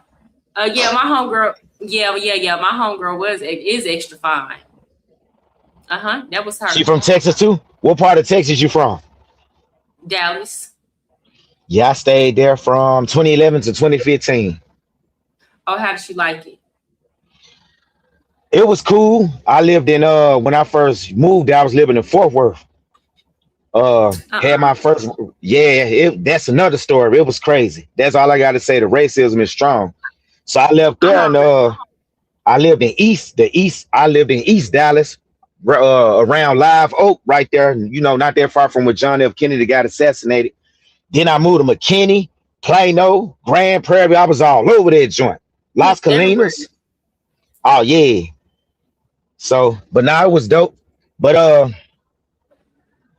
to answer your question, if I had to choose between Santo Domingo and Sosúa, give me Santo Domingo because it's bigger and it's a lot more to do or whatever. And Sosúa is just overrated, Well, now that I'm gonna be living here, I am going to this. So one thing I'm working on, and I have to get my boyfriend to help me. He speaks English. He speaks some. He used to live in the United States, so he understands very well. But like, you got you one of them You got you one of them New York Dominicans. Nah, he ain't really because he lived in New York, Connecticut, and Florida, so he kind of moved around. So he not really a New York Dominican. He like hella Dominican, like he Dominican. I got you. Like, I've been all over Santo Domingo. I don't walk through the trenches and everything. It's a whole lot safer than Colombia. Definitely for sure. That's one of the benefits. You don't got to worry about scopolamine. That's another thing. That scope, even as a woman, I tell people, even if you're not engaging in, certain activities, you just be nervous that you're gonna go over your friend's house one day and they in a desperate situation and you get scoped. Like anything can happen. That's scopolamine is a mother. You feel me? So yeah, it's just like but here it's so I tell people too, Colombians are very friendly, very, very friendly. And I love that those friendly kind of like Southern values that they have. But if you're trying to integrate and create real bonds and connections, that takes a lot of time in Colombia versus I think here in the Dominican Republic, if you speak Spanish, like it's easier to build relationships, connections, and support systems here, in my opinion. I got you. But in Colombia, it's not as simple. It's easier if you speak Spanish, but it's not as simple as just speaking Spanish because there are other factors at play. Cool.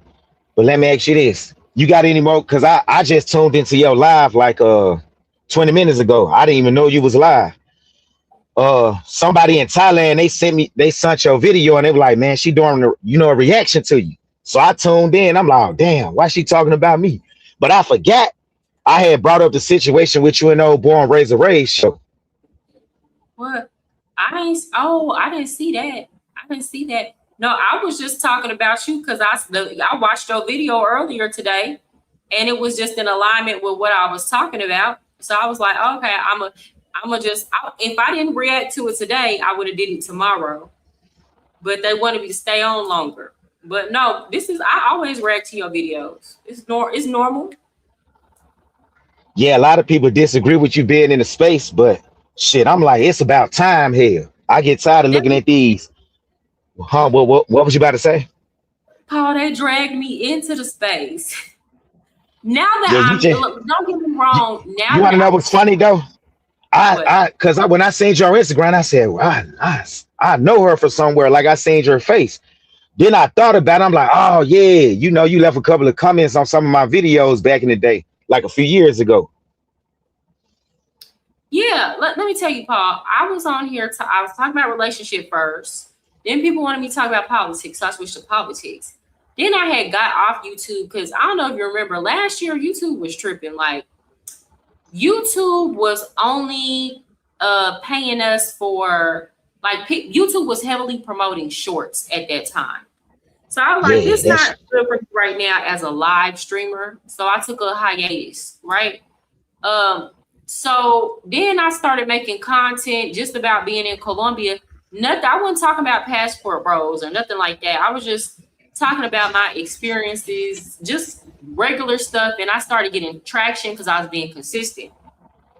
So I started building a following on Instagram. Here come the man. Why is she in Colombia? Colombia is a man world. What would a female be doing there? Like talking mad. Listen, I don't mean to cut you off, but I went to Brazil for the first time in 2006. And I ran across some black women that was visiting Brazil. They was traveling to Colombia then. The point is, it's been a whole lot of black American women going to Colombia way before this passport bro thing existed. And I'm not caping for black women. I'm just keeping it real. It's just the reality of the matter. Here's the thing too. A lot of the whole thing, they were so perplexed as to why I was a single woman with a child. And what a lot of them don't know, because they not really tapped in like that to the community, is we have a parents group with over 400 people in there, and it's single dads, it's single moms, it's all kind of families that move to Colombia. They just be off of social media.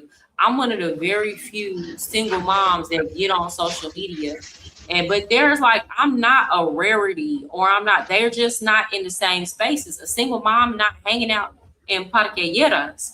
She just not, most of 9 times out of 10.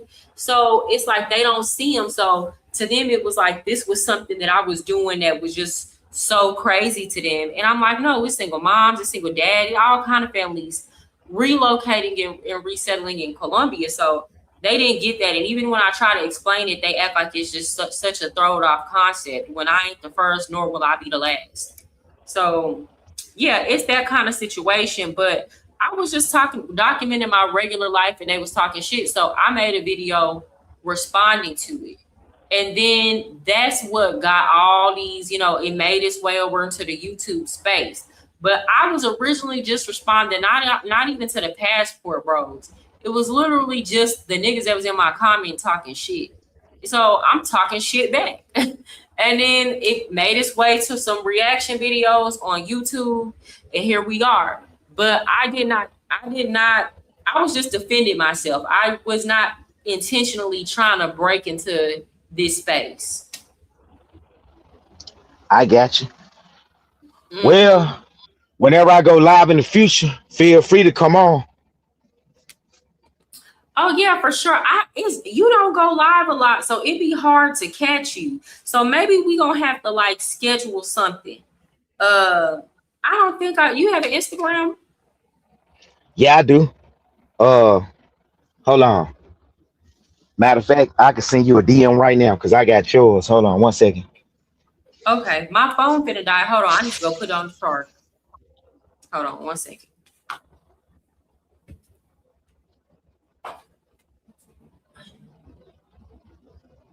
And make sure that you follow me too, just in case, because sometimes my Instagram acts up and I don't see people's DM or I don't get it, but I will see you follow.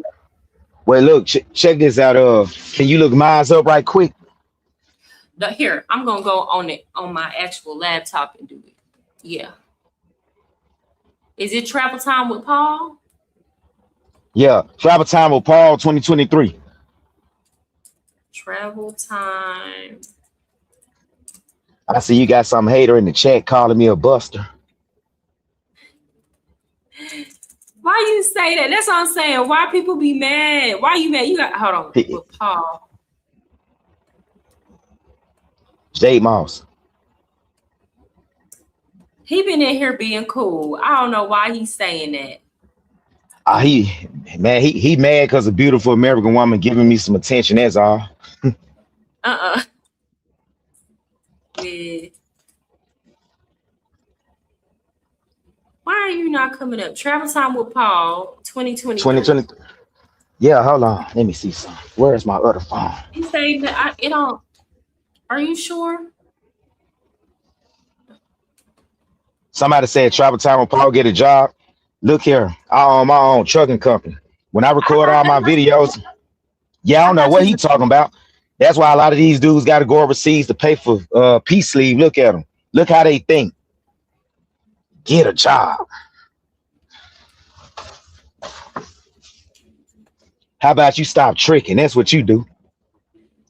Paul is an entrepreneur. Now, Smith, you've been in here trolling the whole show. A lot of women get pushed into certain spaces the same way. Yeah, facts. And I ain't even gonna hold you. Once I see it's a lane and I'm good at it and people want to hear what I have to say, of course I'm finna press the gas on it. Why would you not? That's just retarded. That's stupid.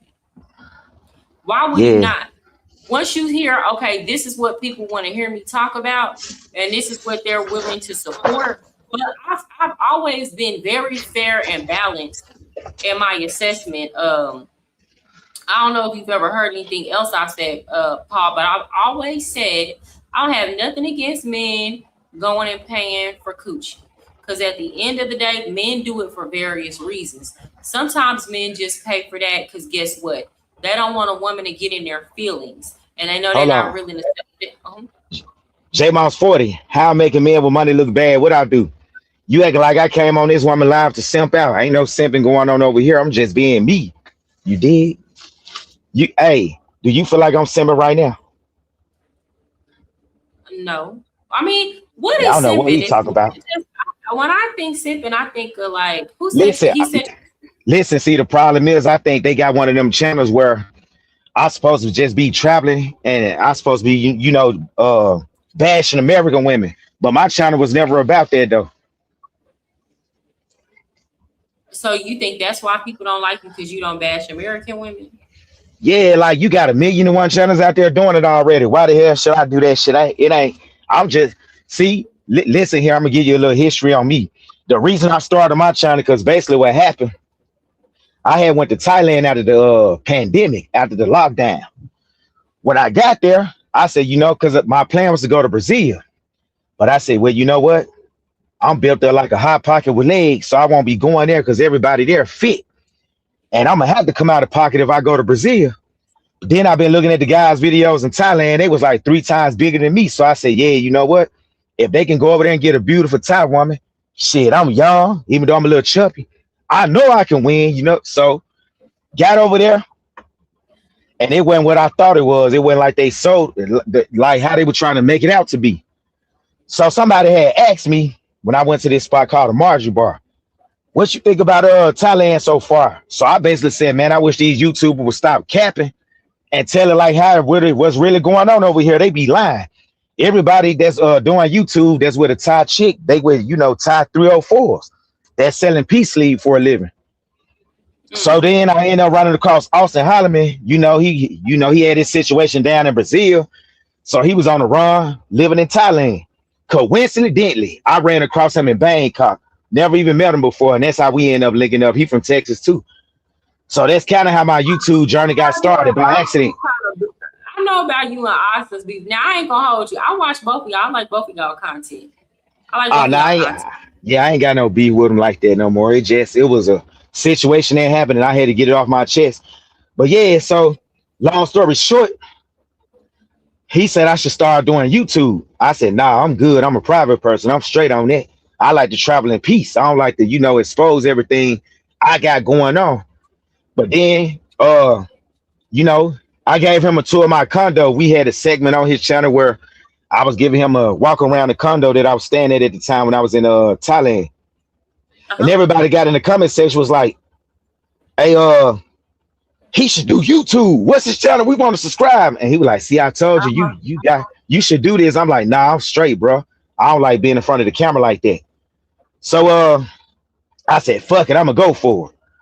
Now I started to do what the guys in Thailand was already doing, you know, give me a 304 for soy 6 and pretend like we got relationship shit going on. Then I thought about it, I said, hell nah, I'd be a hypocrite. Why the hell will I do that when I was complaining about guys not keeping it real? Fuck it. Let me just make a video. Don't bring your heart to Pattaya, Thailand. I didn't think nobody was going to watch it because I was just starting YouTube. So I did it, and it did all right. It got a few hundred views. So somebody kept suggesting you should do a part 2. So I did a part 2, and it started taking off. I'm like, okay, fuck it. I think I found my lane, you know, just keeping it real. Why be fake about it? And the bigger I got, I started drawing the wrong attention. I didn't even know it. It got so bad. One of the biggest black YouTubers over there came after me for no reason. You probably heard of him before. Zoom to Thailand. Now I had met him before I started doing YouTube twice, and I thought he was cool in person. But I wasn't dissing nobody at this time. I didn't even say nobody's name. I'm just making videos. Why you shouldn't bring your hearts to Pattaya, Thailand? Bring you wallet. But niggas started coming after me. It got so bad. A dude sent me an email. Let me know when you back in Pattaya, Thailand. I'm gonna put hands on you and stab you in the throat. I'm like, what the hell? What? Man, just for making videos? Oh man, yeah, this shit crazy. You got me fucked up. I'm finna make even more of them now. You ain't finna scare me. So that's why I doubled down on making so many series, because of that one threat. Then next thing you know, it was a Saturday afternoon. I'll never forget it. I was back over here in the States. And Doom to Thailand had me on his thumbnail, talking about some let's address the elephant in the room. Now, I'm like, damn, I done got so popular on YouTube that I caught this fool attention. He about to do a reaction to me. And that's when it went down here. From there, I just started beefing with everybody. So my content you about don't bring your heart to Thailand. I never used to even mention other YouTubers. But once they did that, you know, started coming after me, talking about some, he had his heart broke. I'm like, okay, y'all want to do that? I'm finna expose everything now. Okay, I got it. I understand. Okay, so this is where all the animosity come from. Now I'm understanding better. But I mean, honestly and truly, when you keeping it a buck, you can't please everybody because people want to be sold a fantasy. But honestly, you played it smart because look at how things are turning out now. Everybody that had them type of channels, you know, people have eyes on them. They have a lot of eyes on them right now. They got a lot of scrutiny. So it is what it is. I mean, you could actually, I mean, you're going to have more longevity in the long run than a lot of them. Somebody said I sound like Sauce Walker. I don't even know who that is. Zoom You from time. Texas? You never heard of Sauce Walker? Mm-mm. Yeah, that's the guy from H-Town that was going viral a couple of weeks ago from Drake, you know, sleeping with his baby moms and giving her $1 million. Ooh, hold on now. You know, you baby, Drake is Mr. Steal Your Girl. Somebody, this person, I'm finna block you. This the second time you done came in my studio. This the second time this man done came in the back of my studio showing his little Peter Whacker. Oh yeah, you smart not to put him on screen. Somebody did me like that before one time. That's all it took. Nasty as hell. Disgusting. Yeah. Hey, but now I'm gonna start going live more often though. I just be like procrastinate a lot of times, but since everybody back doing reaction to me, I might as well. Shit, why not? I was planning on going live when I get back to the DR a couple of weeks from now. Yeah, I think if you have the personality to do what you should go like. You have a personality. I've seen people with that's actually boring and they be on live. So it's like if you have a personality, I feel like that's a better lane. Going live is a much better lane. Marjorie Bar Thailand, what's happening? That's who told me you was live right there. Let me see. Let me see. Maju Bar Thailand. Okay, I see. Yeah, I saw him in there. Yeah. Yeah, but no, we're gonna actually I'm getting ready to get off here, Paul, because honestly, I am tired. I stayed my additional hour. Oh, no doubt. Go ahead. Hey, and listen, if you ever want to collaborate in the future, let me know. Thank you. And thank you so much, Jonathan. I just got your other PayPal. So I appreciate that. So y'all, that's going toward my goal for Sasua. So listen, anybody go ahead. Go ahead on handle your thing. I'm about to get off and finish eating my steak before it go cold. Okay, for sure. And I will be hitting you up. If I couldn't find you on Instagram, so look out for me in the comment section. I will be hitting you up for a collaboration. Okay, no doubt. It was nice talking to you. Nice talking to you too. You be blessed. One. Okay. All right. Okay. So I got your, sorry, J-Moss. I got your Cash App. Thank you. So again, your PayPal. That's gonna go toward our goal. So again, I'm raising $1,200 in the next couple weeks. I'm gonna run the fundraiser every day. It's so I can get an updated mic. I also want to get like a lapel mic so that when I go to Sasua, I can do IRL. And I'm not gonna work. That's another reason why I'm not gonna work that whole week because I do have a job. So I can create content for y'all. And so with that money, I'm gonna, of course, pay for my Airbnb, my food, and I'm gonna be making content with some of y'all faves on here that are in Sasua. So that's why. So we're at a $1,200 goal. Let's see. I'm gonna tell y'all where we're at now.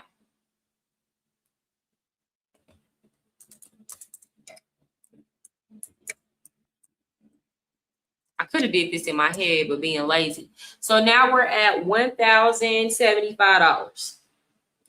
Not bad for the first day. One more, you want me to stay on one more hour for $100? But J Mosh, you didn't send me $100 the first time. I'm grateful for what you sent me though.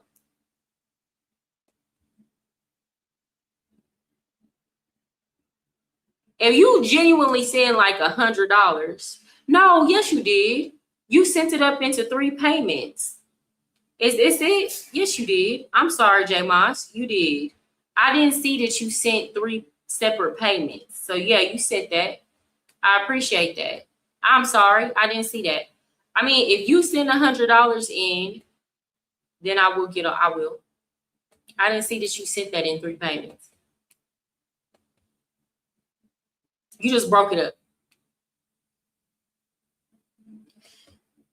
Right now, you're gonna send it right now. Okay. And then I'll put whatever you send, J Moss, that's gonna go toward my fundraiser. And I'll stay on another hour. That's what you saying, or somebody help.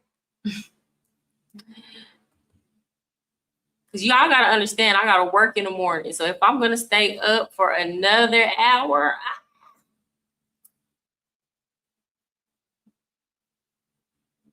so you let me know. If not, that's okay. I can come on tomorrow.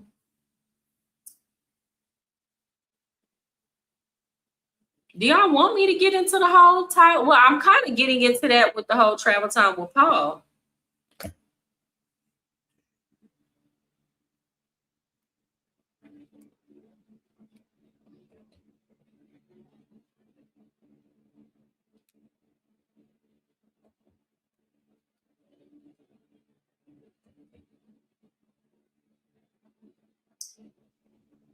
So I'm gonna wait and see. You let me know what you want to do, J Moss. But if not, I can just come on tomorrow. It's not a big deal. But I will. If y'all send me $100, I will get on there. I will stay on an hour.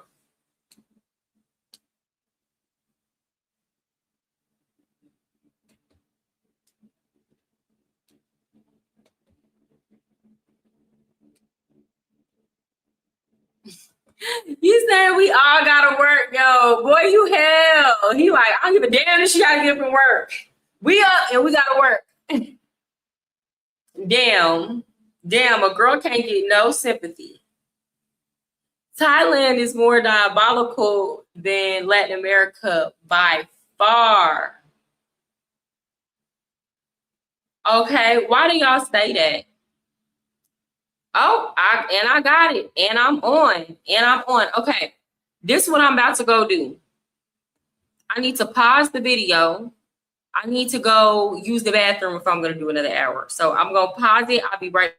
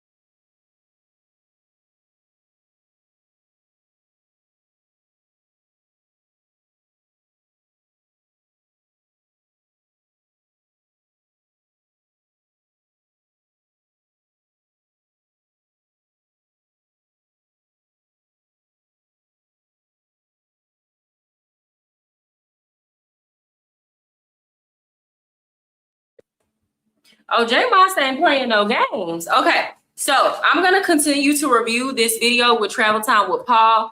Also, if y'all have any other videos that y'all want me to review, My hour, so 2:46. Y'all got me until 2:46. My hour is starting right now. Look, I had to go get some snacks. The passport bros. What's the other one? The red pill guys. And I used to consume a lot of that red pill shit back in the day when I wasn't going outside no more during the pandemic. Then I'm like, and you consume enough of it, you will start to dislike women after a while. I said that. The red pill, it's not that there aren't good messages in the red pill. Like, you absolutely should work out. You absolutely should focus on your career as a man. You actually should build yourself. But what happens is a lot of dudes that watch red pill content, they become resentful of women. Another unintended consequence is, like, for example, if you were fat and you lose weight and now women want you, now you mad at the women because they didn't want you when you was fat. But at the same time, did you want fat chicks when you was fat, or did you want the fine chicks?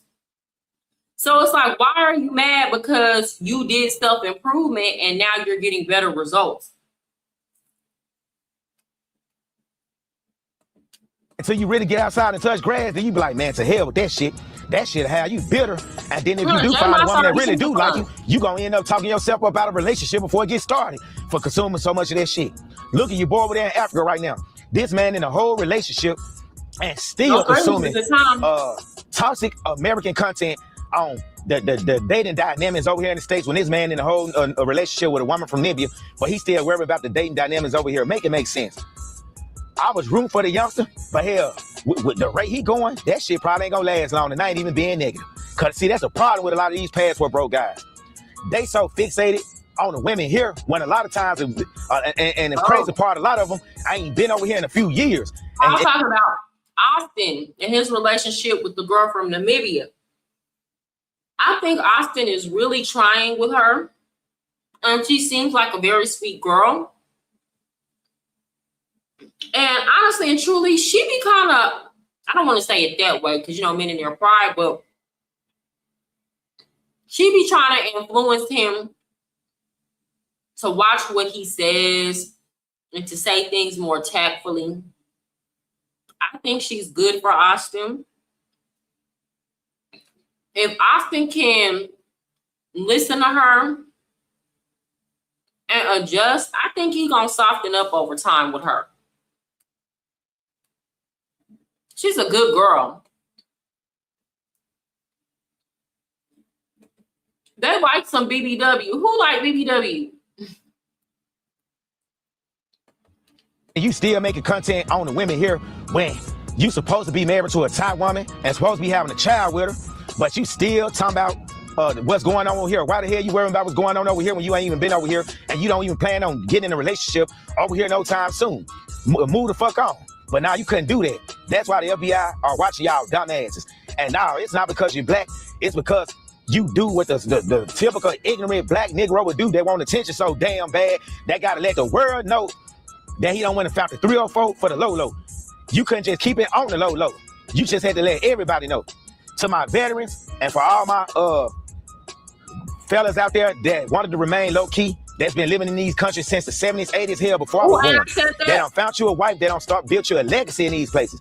I apologize to you guys. I feel. That's why I say there is a difference between expats and passport bros. Expats would be your original passport bros, but they weren't calling themselves that, and it wasn't really based on race or brotherhood. These were your military dudes, your World War I, World War II guy, your Vietnam dudes who got to visit these countries, pick one that they like, and maybe had some kids, started a life, and they've been living low key. And it's not that they weren't doing pay for play. I'm sure many were. But they were just low key doing their own thing, and look who come blowing up their spot. I'm rooting for Austin's relationship, but I think she's too nice and bubbly for it to last. Y'all don't think she's just nice and bubbly when the camera's on? Because like one thing about it, I don't even want to say disrespect. It's certain criticisms that I might have for my man in private that I would never say in public. Because I don't want to hurt his ego in front of nobody. Or it's certain things you got to have tact with some of the way that you say things. And a lot of times it's certain women that we might come off as nice and bubbly when we're with our man, but in private, we're stronger than that. Yo, pain. I bet you every time you step outdoors, whether it's Vietnam, Cambodia, Thailand, Brazil, the DR, Colombia, and you see one of these clowns, you be holding your wife's hand and yo walking with your children with her over there in these foreign countries, and you be thinking, damn, they should have never gave you niggas internet. They should have never gave y'all a passport. I know that's the first thing that be on your mind. Oh no. Oh yeah, she decent. What? Sí. Quiero aguacate. Quiero aguacate. Aguacate. Sí, yeah. Oh, cause you went over there for all the right reason. See, there was a time you had a lot of guys work traveling to these places, really looking for a wife, really looking. This dude, I think his name is to have a Pat. peaceful. He grabbed this girl by her neck. Oh yeah, she decent. What? Sí. Quiero He just came up and grabbed her by her neck. Quiero aguacate. Aguacate. Sí, yeah. He just grabbed. He didn't even know her. I'm out. Quiero aguacate. Is that slang for I want some head? Just grabbed her by her neck. In Colombia. And here's the problem. The caption to his post said, "It's too easy being black in Colombia." So now you associated that negative behavior with being a black male.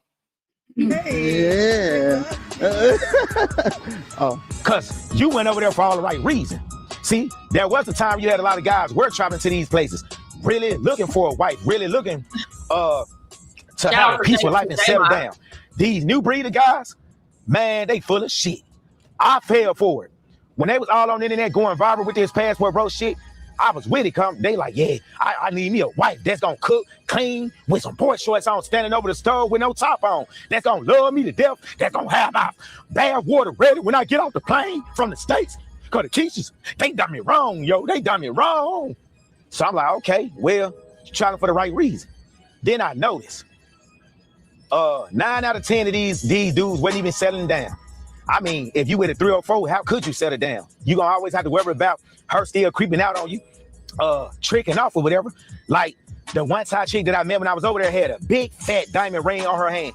Some dude from North Carolina had proposed to her, and she was the third wheel on a date with her. You know why it's hard too for them girls? Like once they're in that lifestyle, it's hard for them to get out of it. Because guess what? Most of the time, as a man, when you go date a girl that's a prostitute or a working girl, first of all, that's all she know. It's easy money. It's easier than going to get a job. And if like you don't got nothing else, a woman could be 70 years old. She still got that coochie. Okay. What happens in a lot of these situations is the men will tell her, quit, and I'm going to pay all your bills. Cool.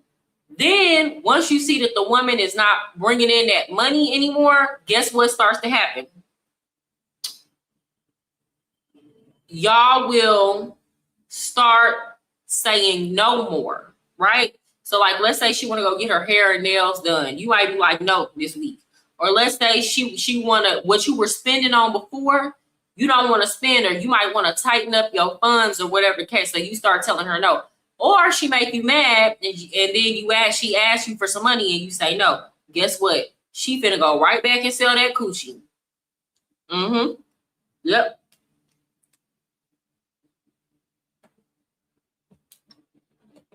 Thank you, J Moss. Hold on.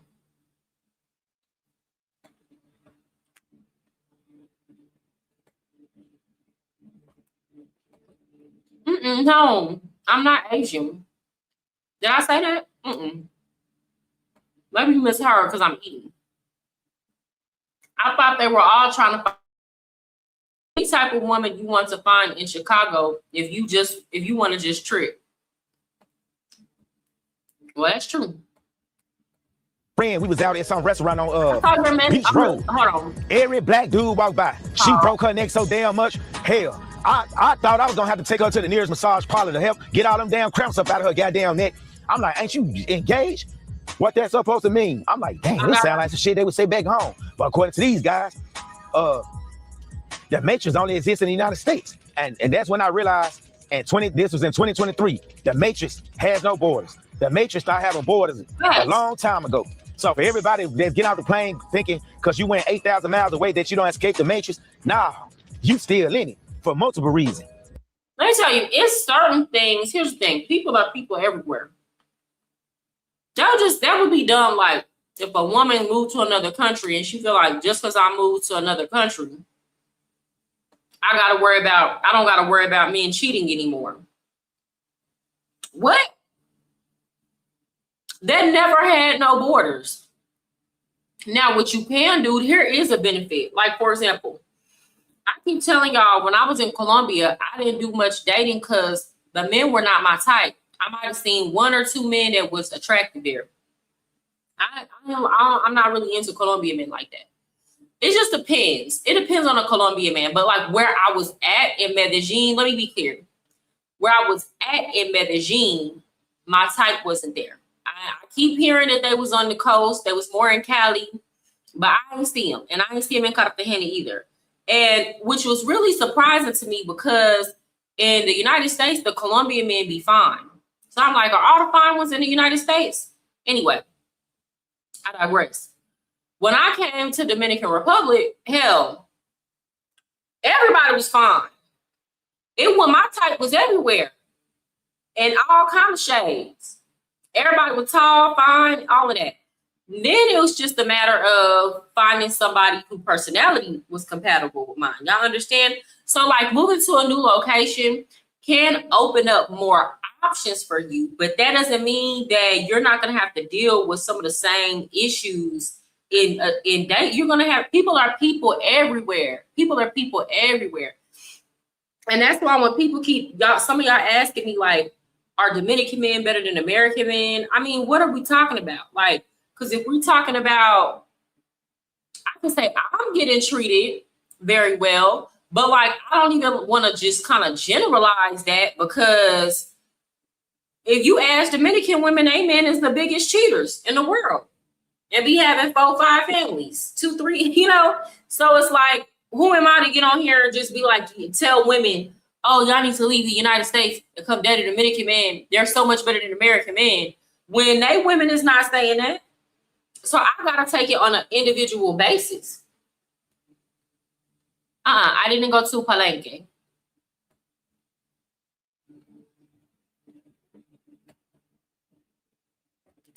I mean, y'all don't be worried about looks. And it's not even just that. If looks were the only issue, here's the thing. Colombian culture is just a different, okay, for example, Paisas, they have a huge mama's boy culture. It was a lot of things that I kind of don't want to get into, but a lot of men in Medellin, they don't even, like, if it wasn't for sex, they wouldn't even be spending time with that girl. They prefer to spend time with their mom, and they like to go on camping trips with their homeboys. That's just the reality. Over spending time with that girl. You never left the matrix out of your mind. It's a mentality thing too. And number 2, you take an American with you. You go over there and instead of you enjoying the culture, guess what? You still doing Americanized shit, drinking Hennessy, buying off whole sections, all on Instagram like this shit a game, like everything's sweet, with a section full of hot chicks, drinking champagne, drinking liquor and all that, like you back in some nightclub in Montgomery, Alabama and shit, and you claim you left the matrix when every time somebody look at your video, if they ain't see the title, they'll just think you went to downtown Seattle to one of them Asian clubs, or the east side of Oakland, or Stockton, California somewhere. They wouldn't even think you ever even left the state when you watch a lot of you guys' videos. Then you going to rent yachts because your cheap ass couldn't afford them over here, trying to pretend like you Jay-Z and Big Pimpin' video back in 1999, pouring champagne out on the chicks or whatnot, when we just know you just a low-budget Negro that couldn't make it and survive over here. And then it's about time for them to start doing something about you guys that keep making these damn videos, trying to encourage guys to come to these places because it's supposed to be that much cheaper. Like, for example, MTR, goofy ass. Don't realize he's the exception to the rules because he's a big time YouTuber. So of course he can live anywhere on the globe right now, and his income could afford his lifestyle on YouTube. He need to realize most Americans ain't even got $1,000 in their damn saving account. So how the hell they just gonna get up and pack up and move like he thinking about doing and just move to another country? He said the cost of living is way much cheaper over here in Thailand. You dummy. You don't think they complaining about the locals? You don't think the locals complaining about the cost of living going up over there because y'all keep traveling over there, running y'all mouth, buying up shit, raising everything up? It may be cheap to y'all because we're American. We got one of the best currency right now. That don't mean it's cheap to them. By your logic, oil tycoon could come over here right now from Dubai and say America is way more cheaper than being in Dubai. Well, shit. But we know it ain't cheap to us. You don't think the locals thinking the same thing, goofy? But you and that dumb dude over there in Africa, I won't even say his name no more in 2026. With his low budget traveling ass. Y'all think because it's cheap to us, that it's gonna be cheap to the locals. They can't afford that shit. And another thing, most Americans can't afford to live in these countries long term. So y'all need to stop selling them this illusion and get real. Stop with your fake ass job list when most of the numbers on the job list don't even work. Americans can't afford to live in these countries long term. Let me tell you why. First of all, you got to be able to figure out a way to make US dollar. The best way to get into that is to break into get you a tech job, right? And for those of y'all who are interested in that, I actually partner with the tech staffing agency that's partnered with the boot camp. So if you are looking for a job in tech and you already have the credentials in tech sales or QA, if you're looking for a job, you're out of a job, you can go ahead, apply to the staffing agency, and they'll start getting you interviews within the first week. But if not, if you don't have the credentials, they will send you over to a boot camp where you take the course. I've seen it. I interviewed Z, who graduated from the boot camp and got a job within 2 months. So, and she makes about $100,000 a year, and she can work from anywhere. Now, it is a paid boot camp. They have financing available, but that's only if you don't already have the experience. If you have the experience, go on over there and look for your job. But anyway, the link is in my description. But anyway, a lot of people think that they're gonna get on the internet and do content, and I tell people, people think, oh, MariahSincere just popped up overnight. We just saw you just blew up out of nowhere. No, I worked for free for a very long time, and this was truly a situation where opportunity met preparation. Period. Luck met preparation. And not everybody has the personality, nor you gotta grind. One thing I do respect about Austin Holloman, he get on YouTube dang near every day. But even he said when he was not getting on here posting, guess what? He went broke overseas. So a lot of people think that moving abroad, they're going to be able to live this lifestyle where they on the beach and they don't got to work. And that's only going to happen if you have retirement income coming in or you got a pension. The rest of us, you will have location freedom and you will have time flexibility, but you're not going to have time freedom. Especially if you're doing content and social media. This shit is hours. Y'all see, I've been on this live almost 5 hours. This counts as my work day.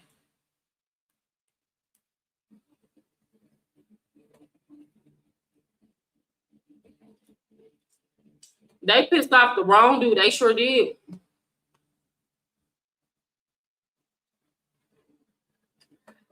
I'm gonna tell the tech guy this after he fixed my gaming PC. Okay.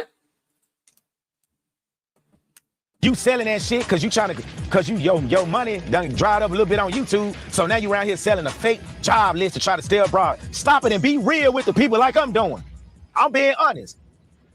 If you're a YouTube creator looking for formats you haven't tried yet, dramatic skits, micro series, vertical shorts with I own a small trucking company. So I got to be here to run it. It'll be unrealistic for me to try to go live abroad full time right now, which I wouldn't even plan on doing right now at the moment. Now, what I do, I like to go stay weeks at a time or months at a time, because that's more realistic in my case, because I got a lot going on over here in the States.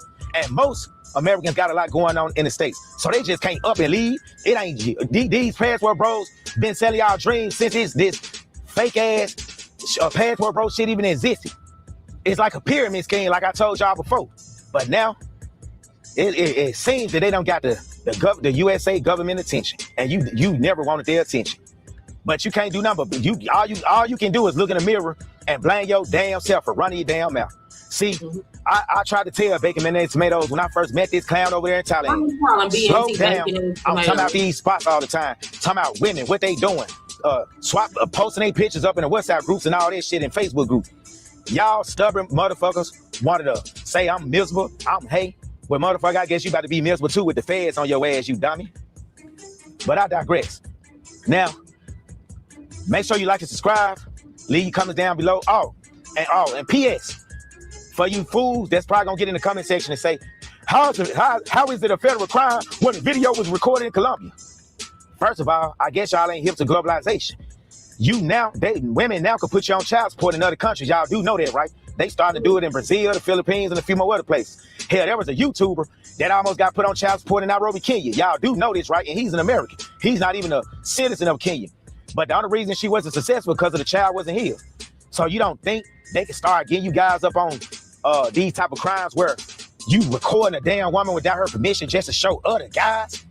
And I can't stand these dudes with these metal glasses. Just stop being a coward and be real and just get your camera and record like a normal person would. Yeah. You can't, because you don't have no talent. You don't just know how to do like me. I ain't got to always show a woman on screen. I could just get on here and rant, and I could get just as many views as y'all get with a big booty Latina or a tatted up top chick.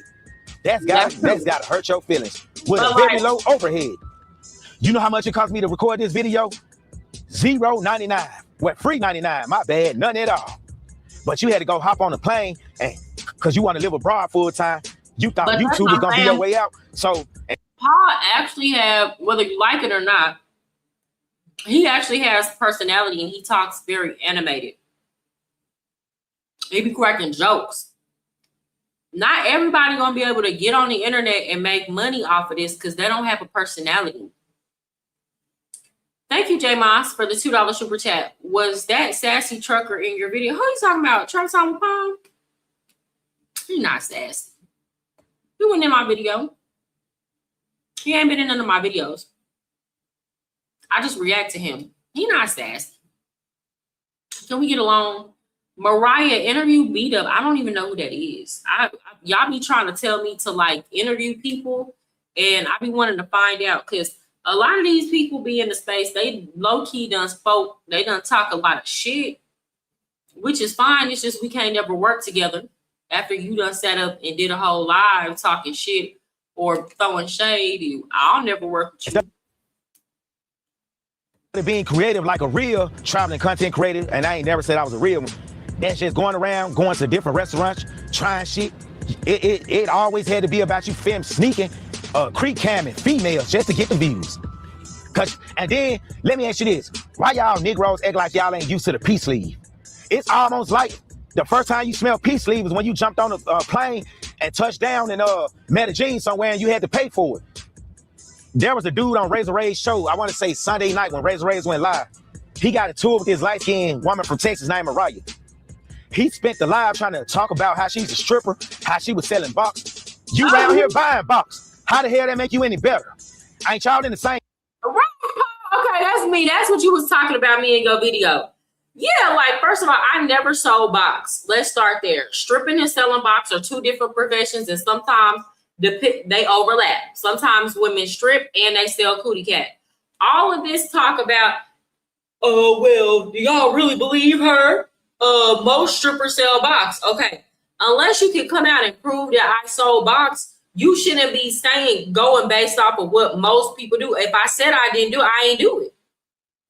And if you cannot provide receipts that I did it, then you're just putting shit on my name.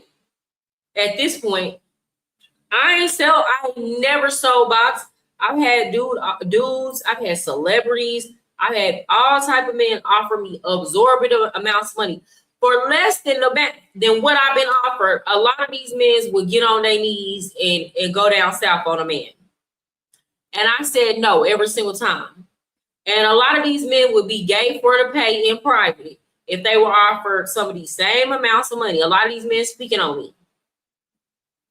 So it is what it is. But even if I was, how are you going to shame a woman? Let's say I was selling box. If you buy in the box, why is that an insult? Bro, you dudes kill me with that. Trying to down talk somebody.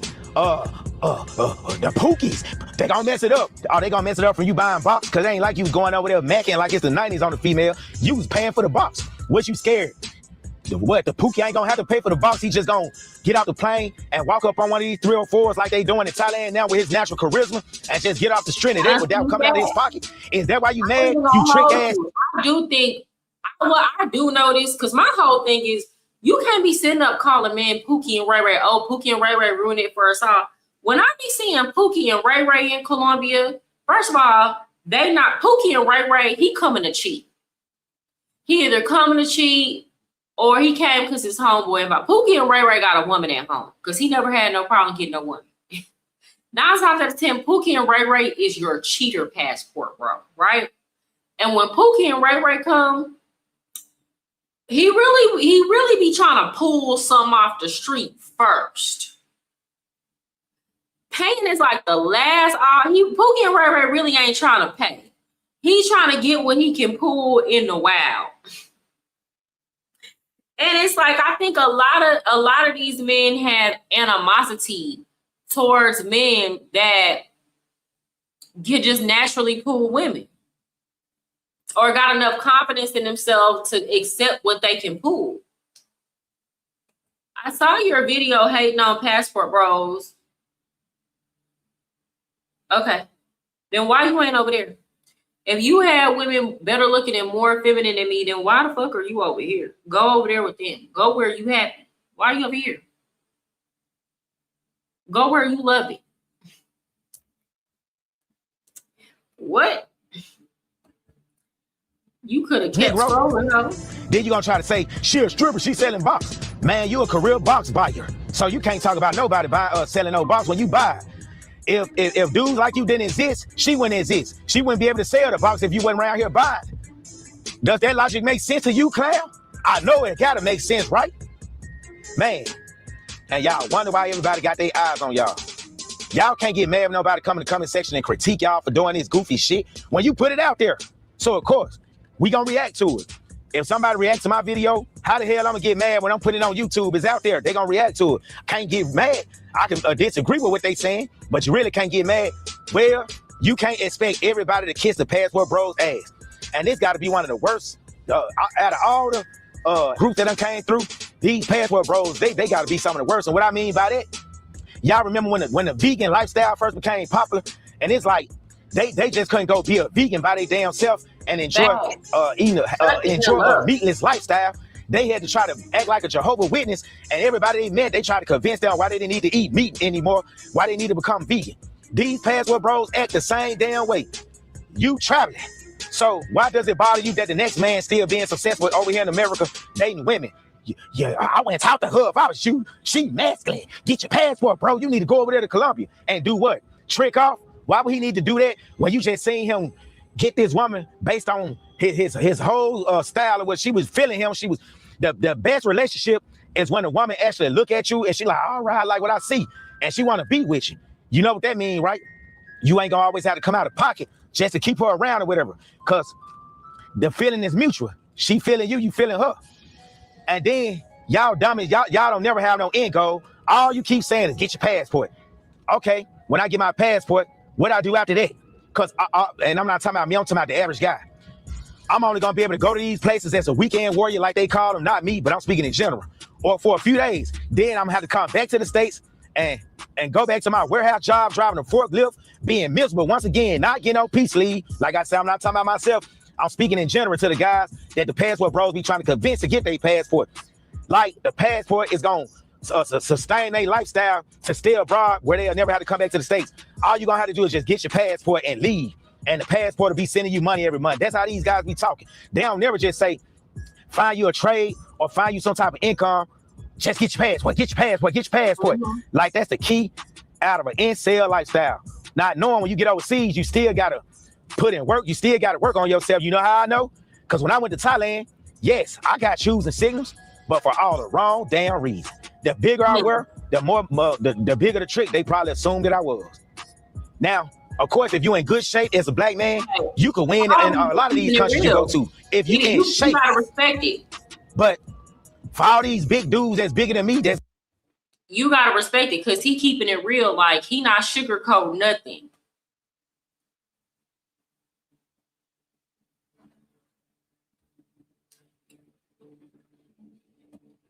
Okay, I'm about to move on though.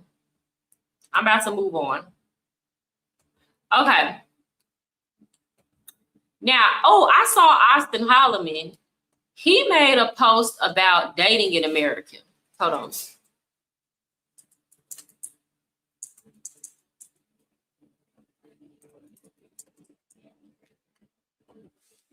He was reacting.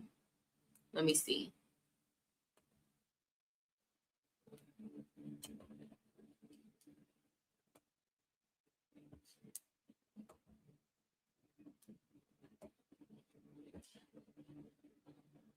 It says Amber Rose. I'm gonna share the video.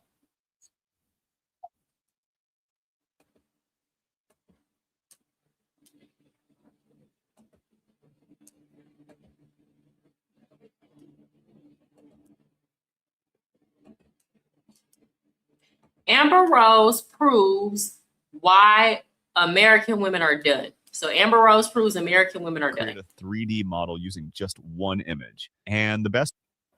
Would you trust your daughter, your maybe do that, speak it. And she feels like, okay, this is my person. You're telling me that I'm your person and my body is vulnerable to you. And you find out that there's something else going on or it's a fucking nightmare. These men you'll never understand what we feel because we're in the more vulnerable position. You guys are making us masculine. We don't want to be masculine. That's why there's a whole wave of women nowadays that are very masculine where they're like, I get niggas, I get money. I would love to understand how she's going to make the connection of a man coming inside of a woman. Somehow, I would love to understand how she's going to connect that to that's why women become masculine. Like, I'm just curious to see where this is about to go. Money, I like, fuck y'all, I'm independent, whatever.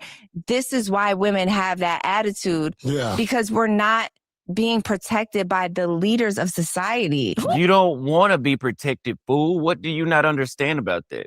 Women spent 100 years doing the women's suffrage, getting the right to have their own bank account, getting the right to have the same jobs that men can have, all this equality, which is good. I want to know something, fellas. Do y'all really think women, first of all, I'm not really looking for protection from men. Like, I'm not looking for men to necessarily protect me. I just don't want men to do harm to me. Does that make sense? Amber Rose is Cape Verdean. Cape Verdean is a island nation off of the coast of Africa. So technically she African. Now black, I don't know. Question. She says she's not black. I believe that women should be able to have their own bank account. That way, if you financially irresponsible, you the one that know. Women should be able to drive. Women should be able to do everything that men can do. But as I said before, with any ideology, it's always taken to an extreme. And now you have women that promote just using men for money, or they don't need a man, or like the one example. Remember, there was the example that they had where they said, would you trust your daughter, your maybe like a 5-year-old daughter, your young daughter, in the room with a stranger that's a man, or in the room with a wild bear? And women were saying, well, we would trust the little girl in the room with the wild bear. Like, That's that is so fucking stupid. I don't even know where to start. We be so At for least real. the man has a brain that Yeah, that's true. I mean, yeah, that's a hard situation. I'm gonna choose the man first because that wild bear is just wild. So they might not, it is. I don't know, but I mean, even most men would admit y'all would not want y'all young daughters in the room in either one of those situations alone. has an ability to feel empathy and realize when it's hurting somebody that it can feel it. Like, have you ever said something to somebody and it made them cry and it made you feel that way? Yeah, bears don't have that. But what they're insisting on is that every man is a fucking rapist. That's what they're insisting on. So you would trust your 5-year-old girl in the room with a wild fucking bear. A bear that whenever it kills its prey, the prey is still screaming while it's eating it alive starting from the intestines. You would trust your child in the room Women with just be that saying anything. over a man because you think all men are bad, because you think all men are predators. Women just be saying shit and don't think. Why would we protect you? In the UK, they have a law where if you stare at a woman for too long, it can be considered rape. Think about that. What? If you do this, the woman can call the police and that's sexual assault, and then you gotta register as a fucking sex offender. I wouldn't want to talk to women either. I wouldn't want to protect you. You guys remember whenever I told you there was a chick I was talking to way back in like 2020 when I was in Dallas, and she didn't want to, she wanted all the benefits from me. She wanted to go out to eat, have drinks, but she barely wanted to kiss. She definitely didn't want to have sex. And then there was some Indian guy that told her, hey, move out of the way. And she looked at me, bitch, do not look at, I won't be standing up for you. I will not be protecting you. Not me. Why would I protect you in specific? You, because you don't respect me. I'm not gonna put my life on the line or put my finances on the line for a woman that doesn't respect me. That's very simple to understand. That has nothing to do with a man coming inside of a woman. So again, I would love to see where this correlation is gonna come from. So you talked about men that approach you or talk to you or are drawn to you are typically younger, like in their 20s. Yes. So do you typically go for that, or? So I think, okay, so when I did the Ball Brothers podcast, I think that it came off wrong. Okay. So let me set the record straight. Set it straight. Okay. So the majority of men that try to talk to me are very, very young. Okay. Now, I haven't always been 42 years old. Okay. So this is a new chapter in my life where I'm like, this is very interesting. Yeah. That all the younger guys like me now. As older women are easier. Is really It's not. I don't think it's as simple as older women are easier. Also, older women do things that younger women don't do. So, for example, there are a lot of younger men who are looking to get with older women because older women do basic stuff that I guess this new generation of women is being taught that they shouldn't do.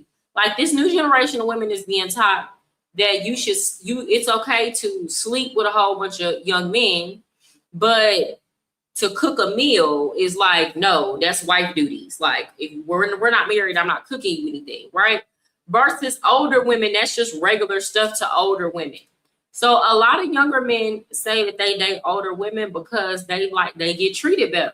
It's not just older women are easier. that simple. Oh, women, when you are a young man, because she said very, very young. So very young could be 21 years old, a 20-year gap. That's very young. When you are a 21-year-old young man talking to a 40-year-old woman, it's one of the easiest things that you could do, at least in America. When you are 21 years old trying to talk to another 21-year-old woman, it seems nearly impossible. So a lot of older women don't realize this until later on, because every single woman that's single, I mean, listen, I had a single mother growing up. I know about this firsthand, and I've dated older women when I was younger. They go through this same thing where, okay, after about 38, magically all the 21-year-olds are attracted. It's just 21-year-olds know that women that's 40, 42 are not going to be bullshitting around as much as the young girls. So that I mean, if you guys know what I'm talking about, the chat. That's true. The older woman, they're approaching me, and because she's probably thinking like, oh, like, you know, the older men they all want a young girl, and you know, I don't think that. I wouldn't say she understands why it's you really feel happening. a different way, and I haven't always you. been an older woman, so I never really understood how to navigate that. So it's not necessarily something that I go. There are men that are Amber Rose's age that still want to date her. I also think, like, as we get older, women notice that younger men like us. But like, you got to think, like, when I was 21, other 21-year-old men like me. When I was 20, you get what I'm trying to say? When I was 22, other 22-year-old men like me. I think as you get older, you just start noticing, oh, the younger men, you know, there are younger men that are just now getting grown and they're coming behind you and they like you. But they kind of come towards me now. Gravitate towards you. Yeah, it's like a thing now, you know. And I'm like, all age groups gravitating towards you. Come on now. Yeah, you just noticing it more with the young guys now, just more than ever. I think so, Paul. I think I think so. I just even in my DMs, they're all very young. What's your idea? Age. What's your because we had some ladies on here and they said they range. We had a lady that was on here said from 23 to 70. But you know what, Amber, you're like one of the fourth women that came on here that said the same thing you're saying. Yeah, for sure. Okay. Like they're saying like the younger ones gravitate towards them, like period. I've heard that. And again, I haven't always been 42. So has this always been a thing that younger men like older women? Yeah. I think it does. Okay. I think it is. And you know, okay, so she does understand then. Yeah. Are you even listening? Personally, I don't think that's nothing new. But older women, like, we shouldn't really get flattered by it. Like, I'm not flattered by that, especially if the dude is too young. I'd be like, move around. If a dude is too young, I'm not flattered by him liking me. Like, I prefer to date men my age.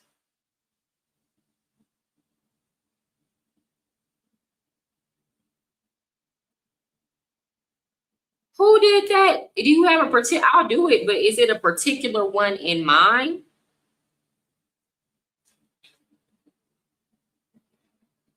Is it a particular one in mind? Do you have a particular scenario, or you want me to just find one?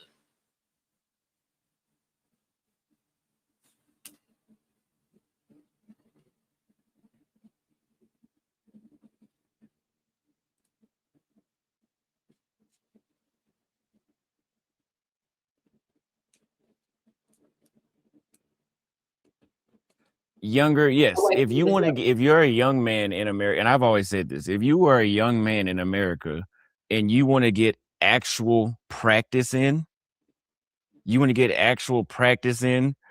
like, you know, dating and getting to know women, if you're 21, you're not going to get your practice in fooling with other 21-year-old women because their minds are way too immature.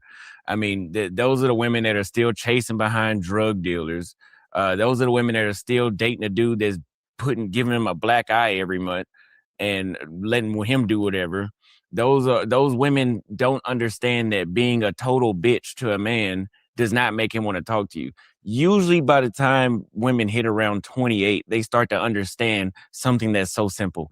Wow, if a man says hello to me and I don't snob my nose at him, he might actually like me. I never thought I'd have to say that, but the longer I live, I understand now that most women, when they were in their early 20s, and 18, 19 and early 20s, went through a phase All right, of well, if thinking you that send being it, a I'll bitch do was it. going to attract more Actually men. break down some of when it these doesn't. teachers, young female teacher. I've done it before, but I mean that's easy. All I got to do is find these older women messing with these boys at school.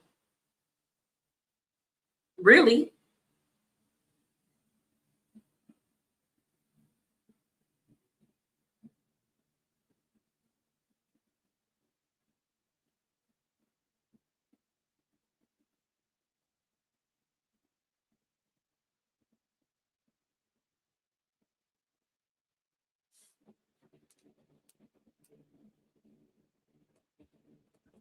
So, yeah. Said that made sense to me. The older men want the younger women. Yeah. And the younger guys are like, ooh, she bad. I could conquer her. She's older. Yeah. And that is like a prize to them. Where the young woman is a prize to the older man. So what they say to me is that they like older women because we're more established. We have children. We have all the snacks. We cook. You know, we're very clean. Which, you know, I mean, listen, I wouldn't say that I was a nasty girl in my 20s, but as you do get older, I say this all the time. You're a little more hygienic. They drag me for that. I They're like like, to be more The hygienic age. with men my age. That is true.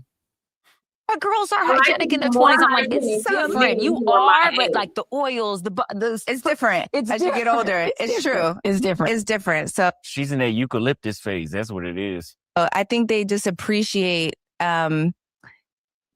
being, I don't want to say this the wrong way, but kind of being mothered a little bit. Yeah. I think the young guys, they like that maternal You don't think that does sound vibe. weird, Yeah. girl? Do you That think sounds No, weird. it's not that they want to be mothered. It's just in America, it takes women literally about 15 years to understand that men like feminine women. Like for women in America, they think that, oh, like I made him a plate. He thinks I'm his mom. That's why she said mothering. When a woman is 20 and they can't even cook, usually nobody in America really can cook anymore. But when they're 20, 21 years old, they're sitting around thinking that any sort of thing that's going to make the man feel good is something that they shouldn't do. So after they then went into their energy, eucalyptus, what else did they be saying? Celibacy. After they go through that, then they realize, hey, maybe that feminine energy is what I need to do. It took them 15 years. Do you realize how much money this will save us? What's that? I just built a budgeting app with Base 44. Look, it pulls all our expenses into one. I would say That's I a would red flag a little bit. No, I like it. You like to mother a man? Yeah. I feel the same way. I feel like when you're naturally nurturing, it's like it feels good to do that, in my opinion. But like the guy I went on a date with, he was trying to be 24. nurturing he a young was? boy. Yeah. do you feel like you had much in You common with? understand? I'm not trying to be nurturing a young boy that's 20 or 15 years, hell, even 10 years younger than me. That doesn't sound nurturing to me. That just sounds gross. I'll be nurturing to a man my age. I hate Amber Rose. Get her ass off here. It's Mel's fault though. Well, we just reacted. Let me see. Him like, Yeah. yeah, I could see that. Yeah, I did. Like, I don't know. He Yeah. just was very mature for his age. Yeah. But, you know, I don't know. You never know. Because you'll see different clips online where it's like younger men and older women make the best relationships. And then it'll be like older men and younger women make the best relationships. Yeah. You just. Here's the issue with that. If you're in America, yes, I can agree. You probably are better off. If you're 21, you're better off dating somebody that's probably 30. Or you're better off dating someone that's 35 or more. The issue is you are a young man still building your empire. And eventually you're going to want to pass down your empire to your children. If you go get a 40-year-old woman and you're 24 years old, or let's use her for example, she's 42. If she's 42 and you're 24, you probably are not as rich as you're going to get. You're not as mature. You haven't gotten everything right. You probably got another 6 more years before you get there. in 6 years, she's probably not going to be able to give you Didn't no I say children. this when I was telling y'all? There was that boy who was, at that time I was 32, and there was a young, to me, 26 is a young boy to me. 26 is way too young. I would probably do at this age 28 is like the youngest I would go. And then that would be 28 depending on the circumstance. But I told y'all I would not get with him because I already had a child and I knew I didn't want to have any more. So that would be, you don't have any kids. So that would be me expecting you to deal with me being a mom already, which that's not fair. Even if you like me because it look good to you, but this ain't what you need, sir. And furthermore, I'm not going to expect you to you might say, oh, I don't want to have no kids just because you want to be with me, but you might not feel that way in 10 years. One moment. That is the biggest issue. Like, of course, you can find a few women that are 50 years old still popping out babies. That's not reliable, though. Like, you can't rely on that. What is it called? Menopause? You can't rely that most women are not going to reach menopause by the time you're ready. Like, it's just not, I wouldn't advise it. Just got to kind of go and throw yourself in there and just see how the fuck it goes. I'm gonna tell you, as a guy, when I was younger, I didn't gravitate it, but I talked to this older lady, and it was just like, I think I was like 21 and she was like 34. So that was like, oh, for a 21-year-old. Yeah, you know it is, yeah. So I was just like, oh, this is kind of baller, right? She used to pick me up in her Range Rover.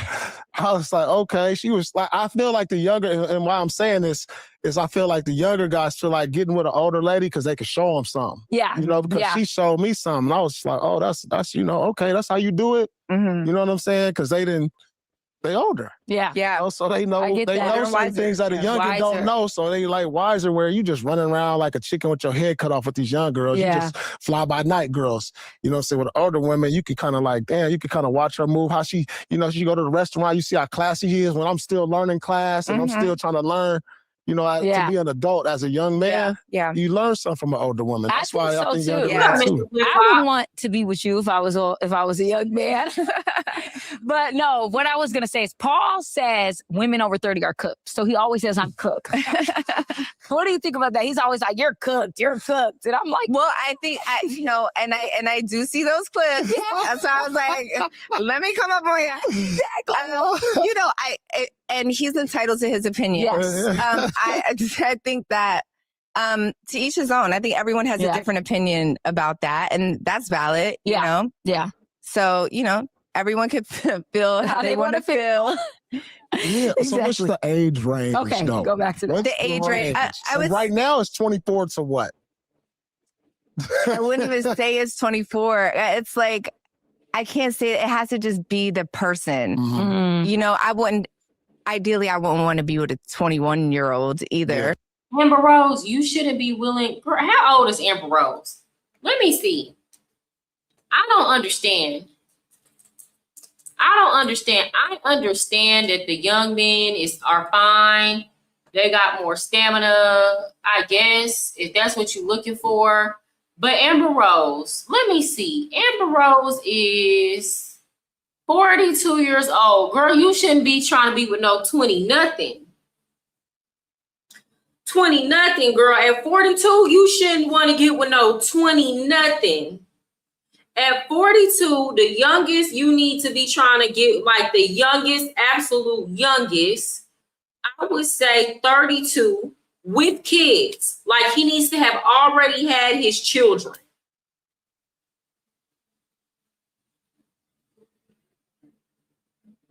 It's the era of old-looking young people, too. Yeah, that's true. That's true. But at 42, no, ma'am. 42, you shouldn't be trying to get with no 25. You shouldn't be trying to get with no 27.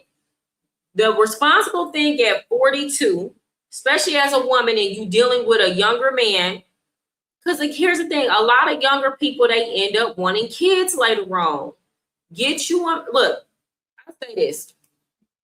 Before I got with my boyfriend, I always said, I want to get with a man who has already had his kids. Why? I'm not having any more. And I think the easiest way to deal with that, like I wouldn't want to get with a man that didn't have any kids and he's promising me like, oh, I'm not gonna want to have kids later on. I don't trust that shit. I don't trust it. I don't trust that you might not that you are not gonna have a biological urge to have kids. So I always wanted to get a man that had kids because I have a kid. I'm not having no more. Guess what? You got it out the way. Period. At 33, I'm not dating not one man that don't have no kids. Absolutely. Knowing I don't want to have more? Absolutely not. Now, if I wanted to have some more, that would be a different story. I ain't having no more. But I would say somebody said older women are just practice. Yeah, and that is true. And here's the thing, I'm telling you from experience, whenever I was younger, when I was 21 and I was dating older women, the issue is they are significant, like significantly younger. Older women are not go date men your age. Then it's not practice. He experienced, he seasoned. Okay, good to see. Okay, thank you for popping up and sticking with me, Ray. Go get you somebody your age, and then it's not practice no more. Hell. Are basically out of time, right? They don't have much time, so that's why they do everything right. They talk to you nicely. You get a nice haircut, they'll tell you, "Oh, nice haircut," or they'll cook for you shit that they wasn't doing when they was 21 because some stupid ass book that they read. You don't know that some women are naturally. I've always been a sweetheart in my relationships. And from the time here's the thing, that's why I hate these generalizations that a lot of these men get on here and make. Oh, like for example, the claim that women get ran through in their 20s and we don't want relationships in our 20s, but when we get in our 30s, we're ready to settle down. I was always relationship minded. I was with my daughter's dad from like 18 all the way to 23.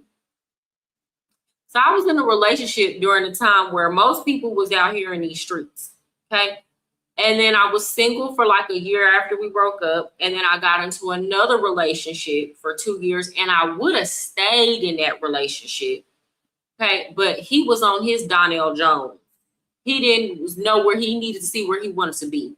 So we broke up. He went and slept with all the girls he wanted to sleep with while we were together and then tried to come back. But I couldn't allow that. I just couldn't allow it. But I wanted to be in that relationship. I would have never broke up with him. And then after that, got into another relationship. Somebody didn't know how to act right. Okay. But my point is, did I have relationships that failed? Yes. Did I try my best in those relationships? Did I want to be in relationships? Yes. Was I trying to be out here running the streets and going from man to man to man and I never have had like a roster of men, right? So that's why I don't like all of these generalizations. It's like once a woman gets older, then even I could say Amber Rose. People like to talk shit about her because of her slut walk and all that. But like we know Amber Rose, most of the time that we've known Amber Rose, she has tried to be in a relationship.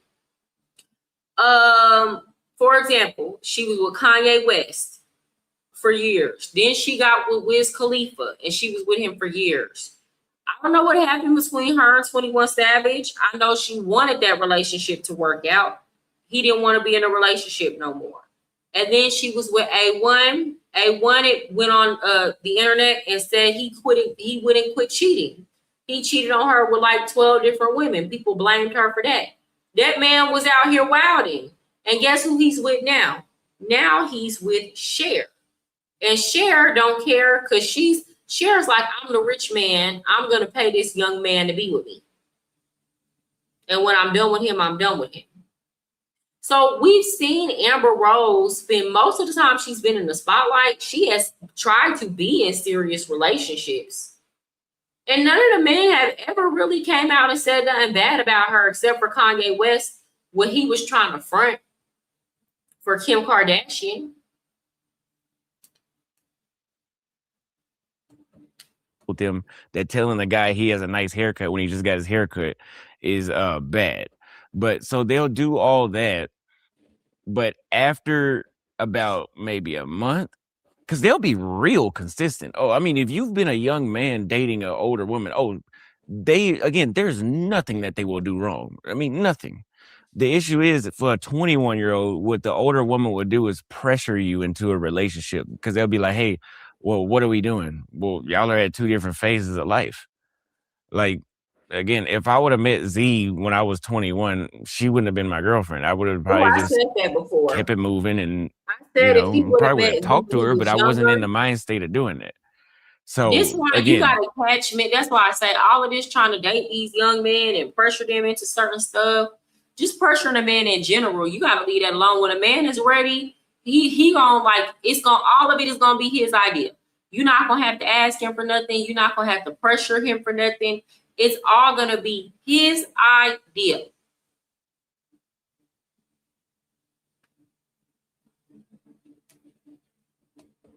the age is completely different. The age gap is not the same. And even whenever we talk about older men dating younger women, it can kind of be the same thing. I mean, a lot of dudes will say, oh, like the younger women are looking for the older man that's stable. Yeah, that's to use you as a bank account. Like they're trying to use the older men as a ATM. Like, I don't think most 21-year-old girls are running around saying they want to get married to a 35-year-old man and start popping out babies and having kids. I mean, maybe if you in Somalia or I told y'all not before, even a hell. lot of men don't like this when I say this, but it's fair across the board. If you go get all of this red pill talk where they were telling y'all women is only good between the age of 18 and 25, and you see all these 50-year-old men going to get them a 21-year-old or a 22-year-old. I used to work with all these girls in the club that was going to get with these older men because they wanted some financial stability, and the men were throwing money their way, or using money as stability. That was the draw. And I would tell these girls, you are not going to want that man. You are not going to want that man by the time you get 30. Now these girls are hitting 30 and they're like, he took my youth. He stole my youth. And all of this, I was just in a desperate situation at the time. They hate the man, don't want to be with him no more. All this kind of stuff. But it's like when I was trying to talk them off the ledge, they weren't trying to hear a reason. It was just like, I just need some stability in my life, right? And then the older man be like, she used me for money. Sir, you knew exactly what you were doing. She was like the one that was mentally at a disadvantage and not really seeing down the line. But all of that, get a girl while she's young so you can mold her. That shit has an expiration date on it. It only lasts for so long. Eventually, she's gonna fully mature. That brain is gonna fully develop, and she's not gonna see you the way that she saw you when she was 18. It's just like with Marcus Houston marrying that girl. Do y'all remember that girl he married and had his kids by? So y'all remember she was a runaway. So that whole time she was running away, it's alleged that she was over there with Marcus Houston and Chris Stokes and him. Soon as she turned 18, Marcus Houston married her. Guess what? They are divorced now.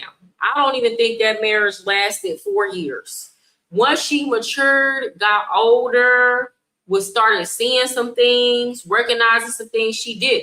But Marcus Houston went on the whole before she left, when they first got married, oh, it's better to date younger women because they're more moldable and they listen to what you say. And boom, here she go, filing for divorce. This is how it happens, y'all. These younger women do not want older men. They don't. Not like that. They want what you can provide. They want the guidance. They want the stability. They want to feel like they're not out here stuck in life. And they feel like when an older man comes along, they see a salvation for the moment. But the same thing that she views as salvation now, in 5 or 10 years, she going to view as the thing that held her back. And that's just the reality. A lot of y'all dudes don't like me to say it, but it's true. Definitely not them. They definitely not saying that.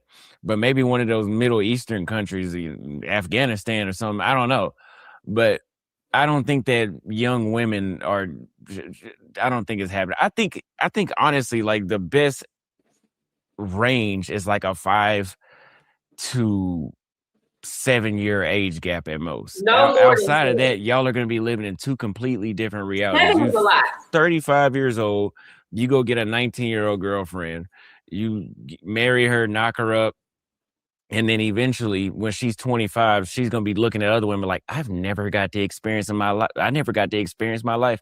And then she going to be over there on TikTok talking about how you had her trapped and she never got to be a real girl. And then she'll come back 5 years after that, after sleeping with everybody, and be like, oh, I made a mistake. I should have stayed with my husband. It's the same shit. Well, That's why I said 5 to 7 year They don't say they age made a gap is mistake. my They should have opinion. stayed with their husband if there wasn't that big age gap. If it's that age gap like that, they don't regret leaving. I promise you they don't. They do not regret leaving. Not at all. And if they do regret leaving, it's not because of you. It's because of the money. It's because of the stability. And the economy. If she in a good economic situation, she not going to regret leaving you. We made a hot mess, needed napkins. That's what happened. Okay. You've got 17 different creative subscriptions, pal. Give it a rest. And Vado has unlimited AI generations and Ideally 35 to like 45, which makes my dating pool very small. But I'm actually not mad at the 24, 25-year-olds. Nothing over 50? Girl, 42, no ma'am. 24, 25. They just out of it. So guys, y'all watching over 50, it's over. What if it's the right one? If it's the right one, it's the right one. Yeah. I'm sure you get some Yeah. older 50-year-old Definitely a deal mature breaker. guys. That's No, they never talk to me. Paul. Really? They never ever talk to Wow. me. They just don't. So I wouldn't say that like For obvious reasons, though. I mean, do what you want, but I mean, if you follow that Kevin Samuels style advice, where it's like Kevin Samuels and Andrew Tate, if you follow that advice of, hey, put your head down and work and don't do nothing until you got this amount in savings, until this and this and this and this. Well, usually by the time you actually are able to accomplish all those things, you're 35 or 40 years old.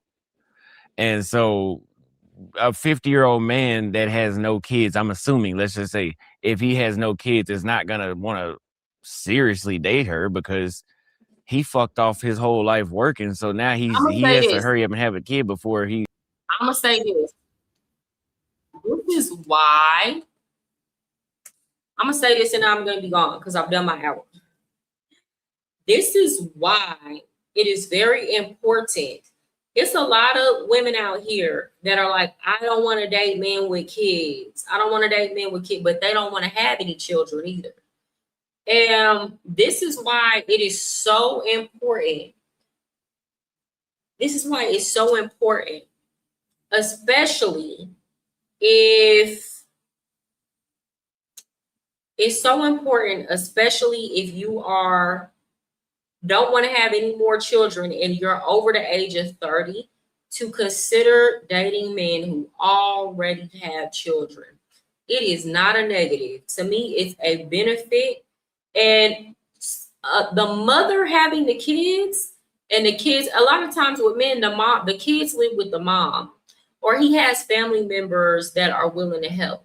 I think the age of the children matters too. But that is the main determining factor. Again, like you said, it's a lot of men that they get older and they haven't had kids in the family and they want to have kids. And that's why they go date so much younger. It's not that the older women are not attractive. It's that they have certain goals that they are trying to achieve in life. And that younger woman and her fertility is going to help them to achieve that. So they would just be wasting their time with you. That's why you need to date men your age that already have children. That's very important. It's very important in the equation. With that said, guys, it has been so real. I have enjoyed my time talking to y'all. And I'm going to look, I've been on this live for almost 6 hours. 6 hours. Let me see. Now let me check. Okay. Yeah, I've been on here 6 hours. So with that said, I'm going to get up off of here. Tomorrow, I'm going to do a 6-hour live. I'm going to start it in the afternoon. And then I'll probably end it closer to the evening. With that said, guys, it's been real. Make sure I hit that like button. See you next time.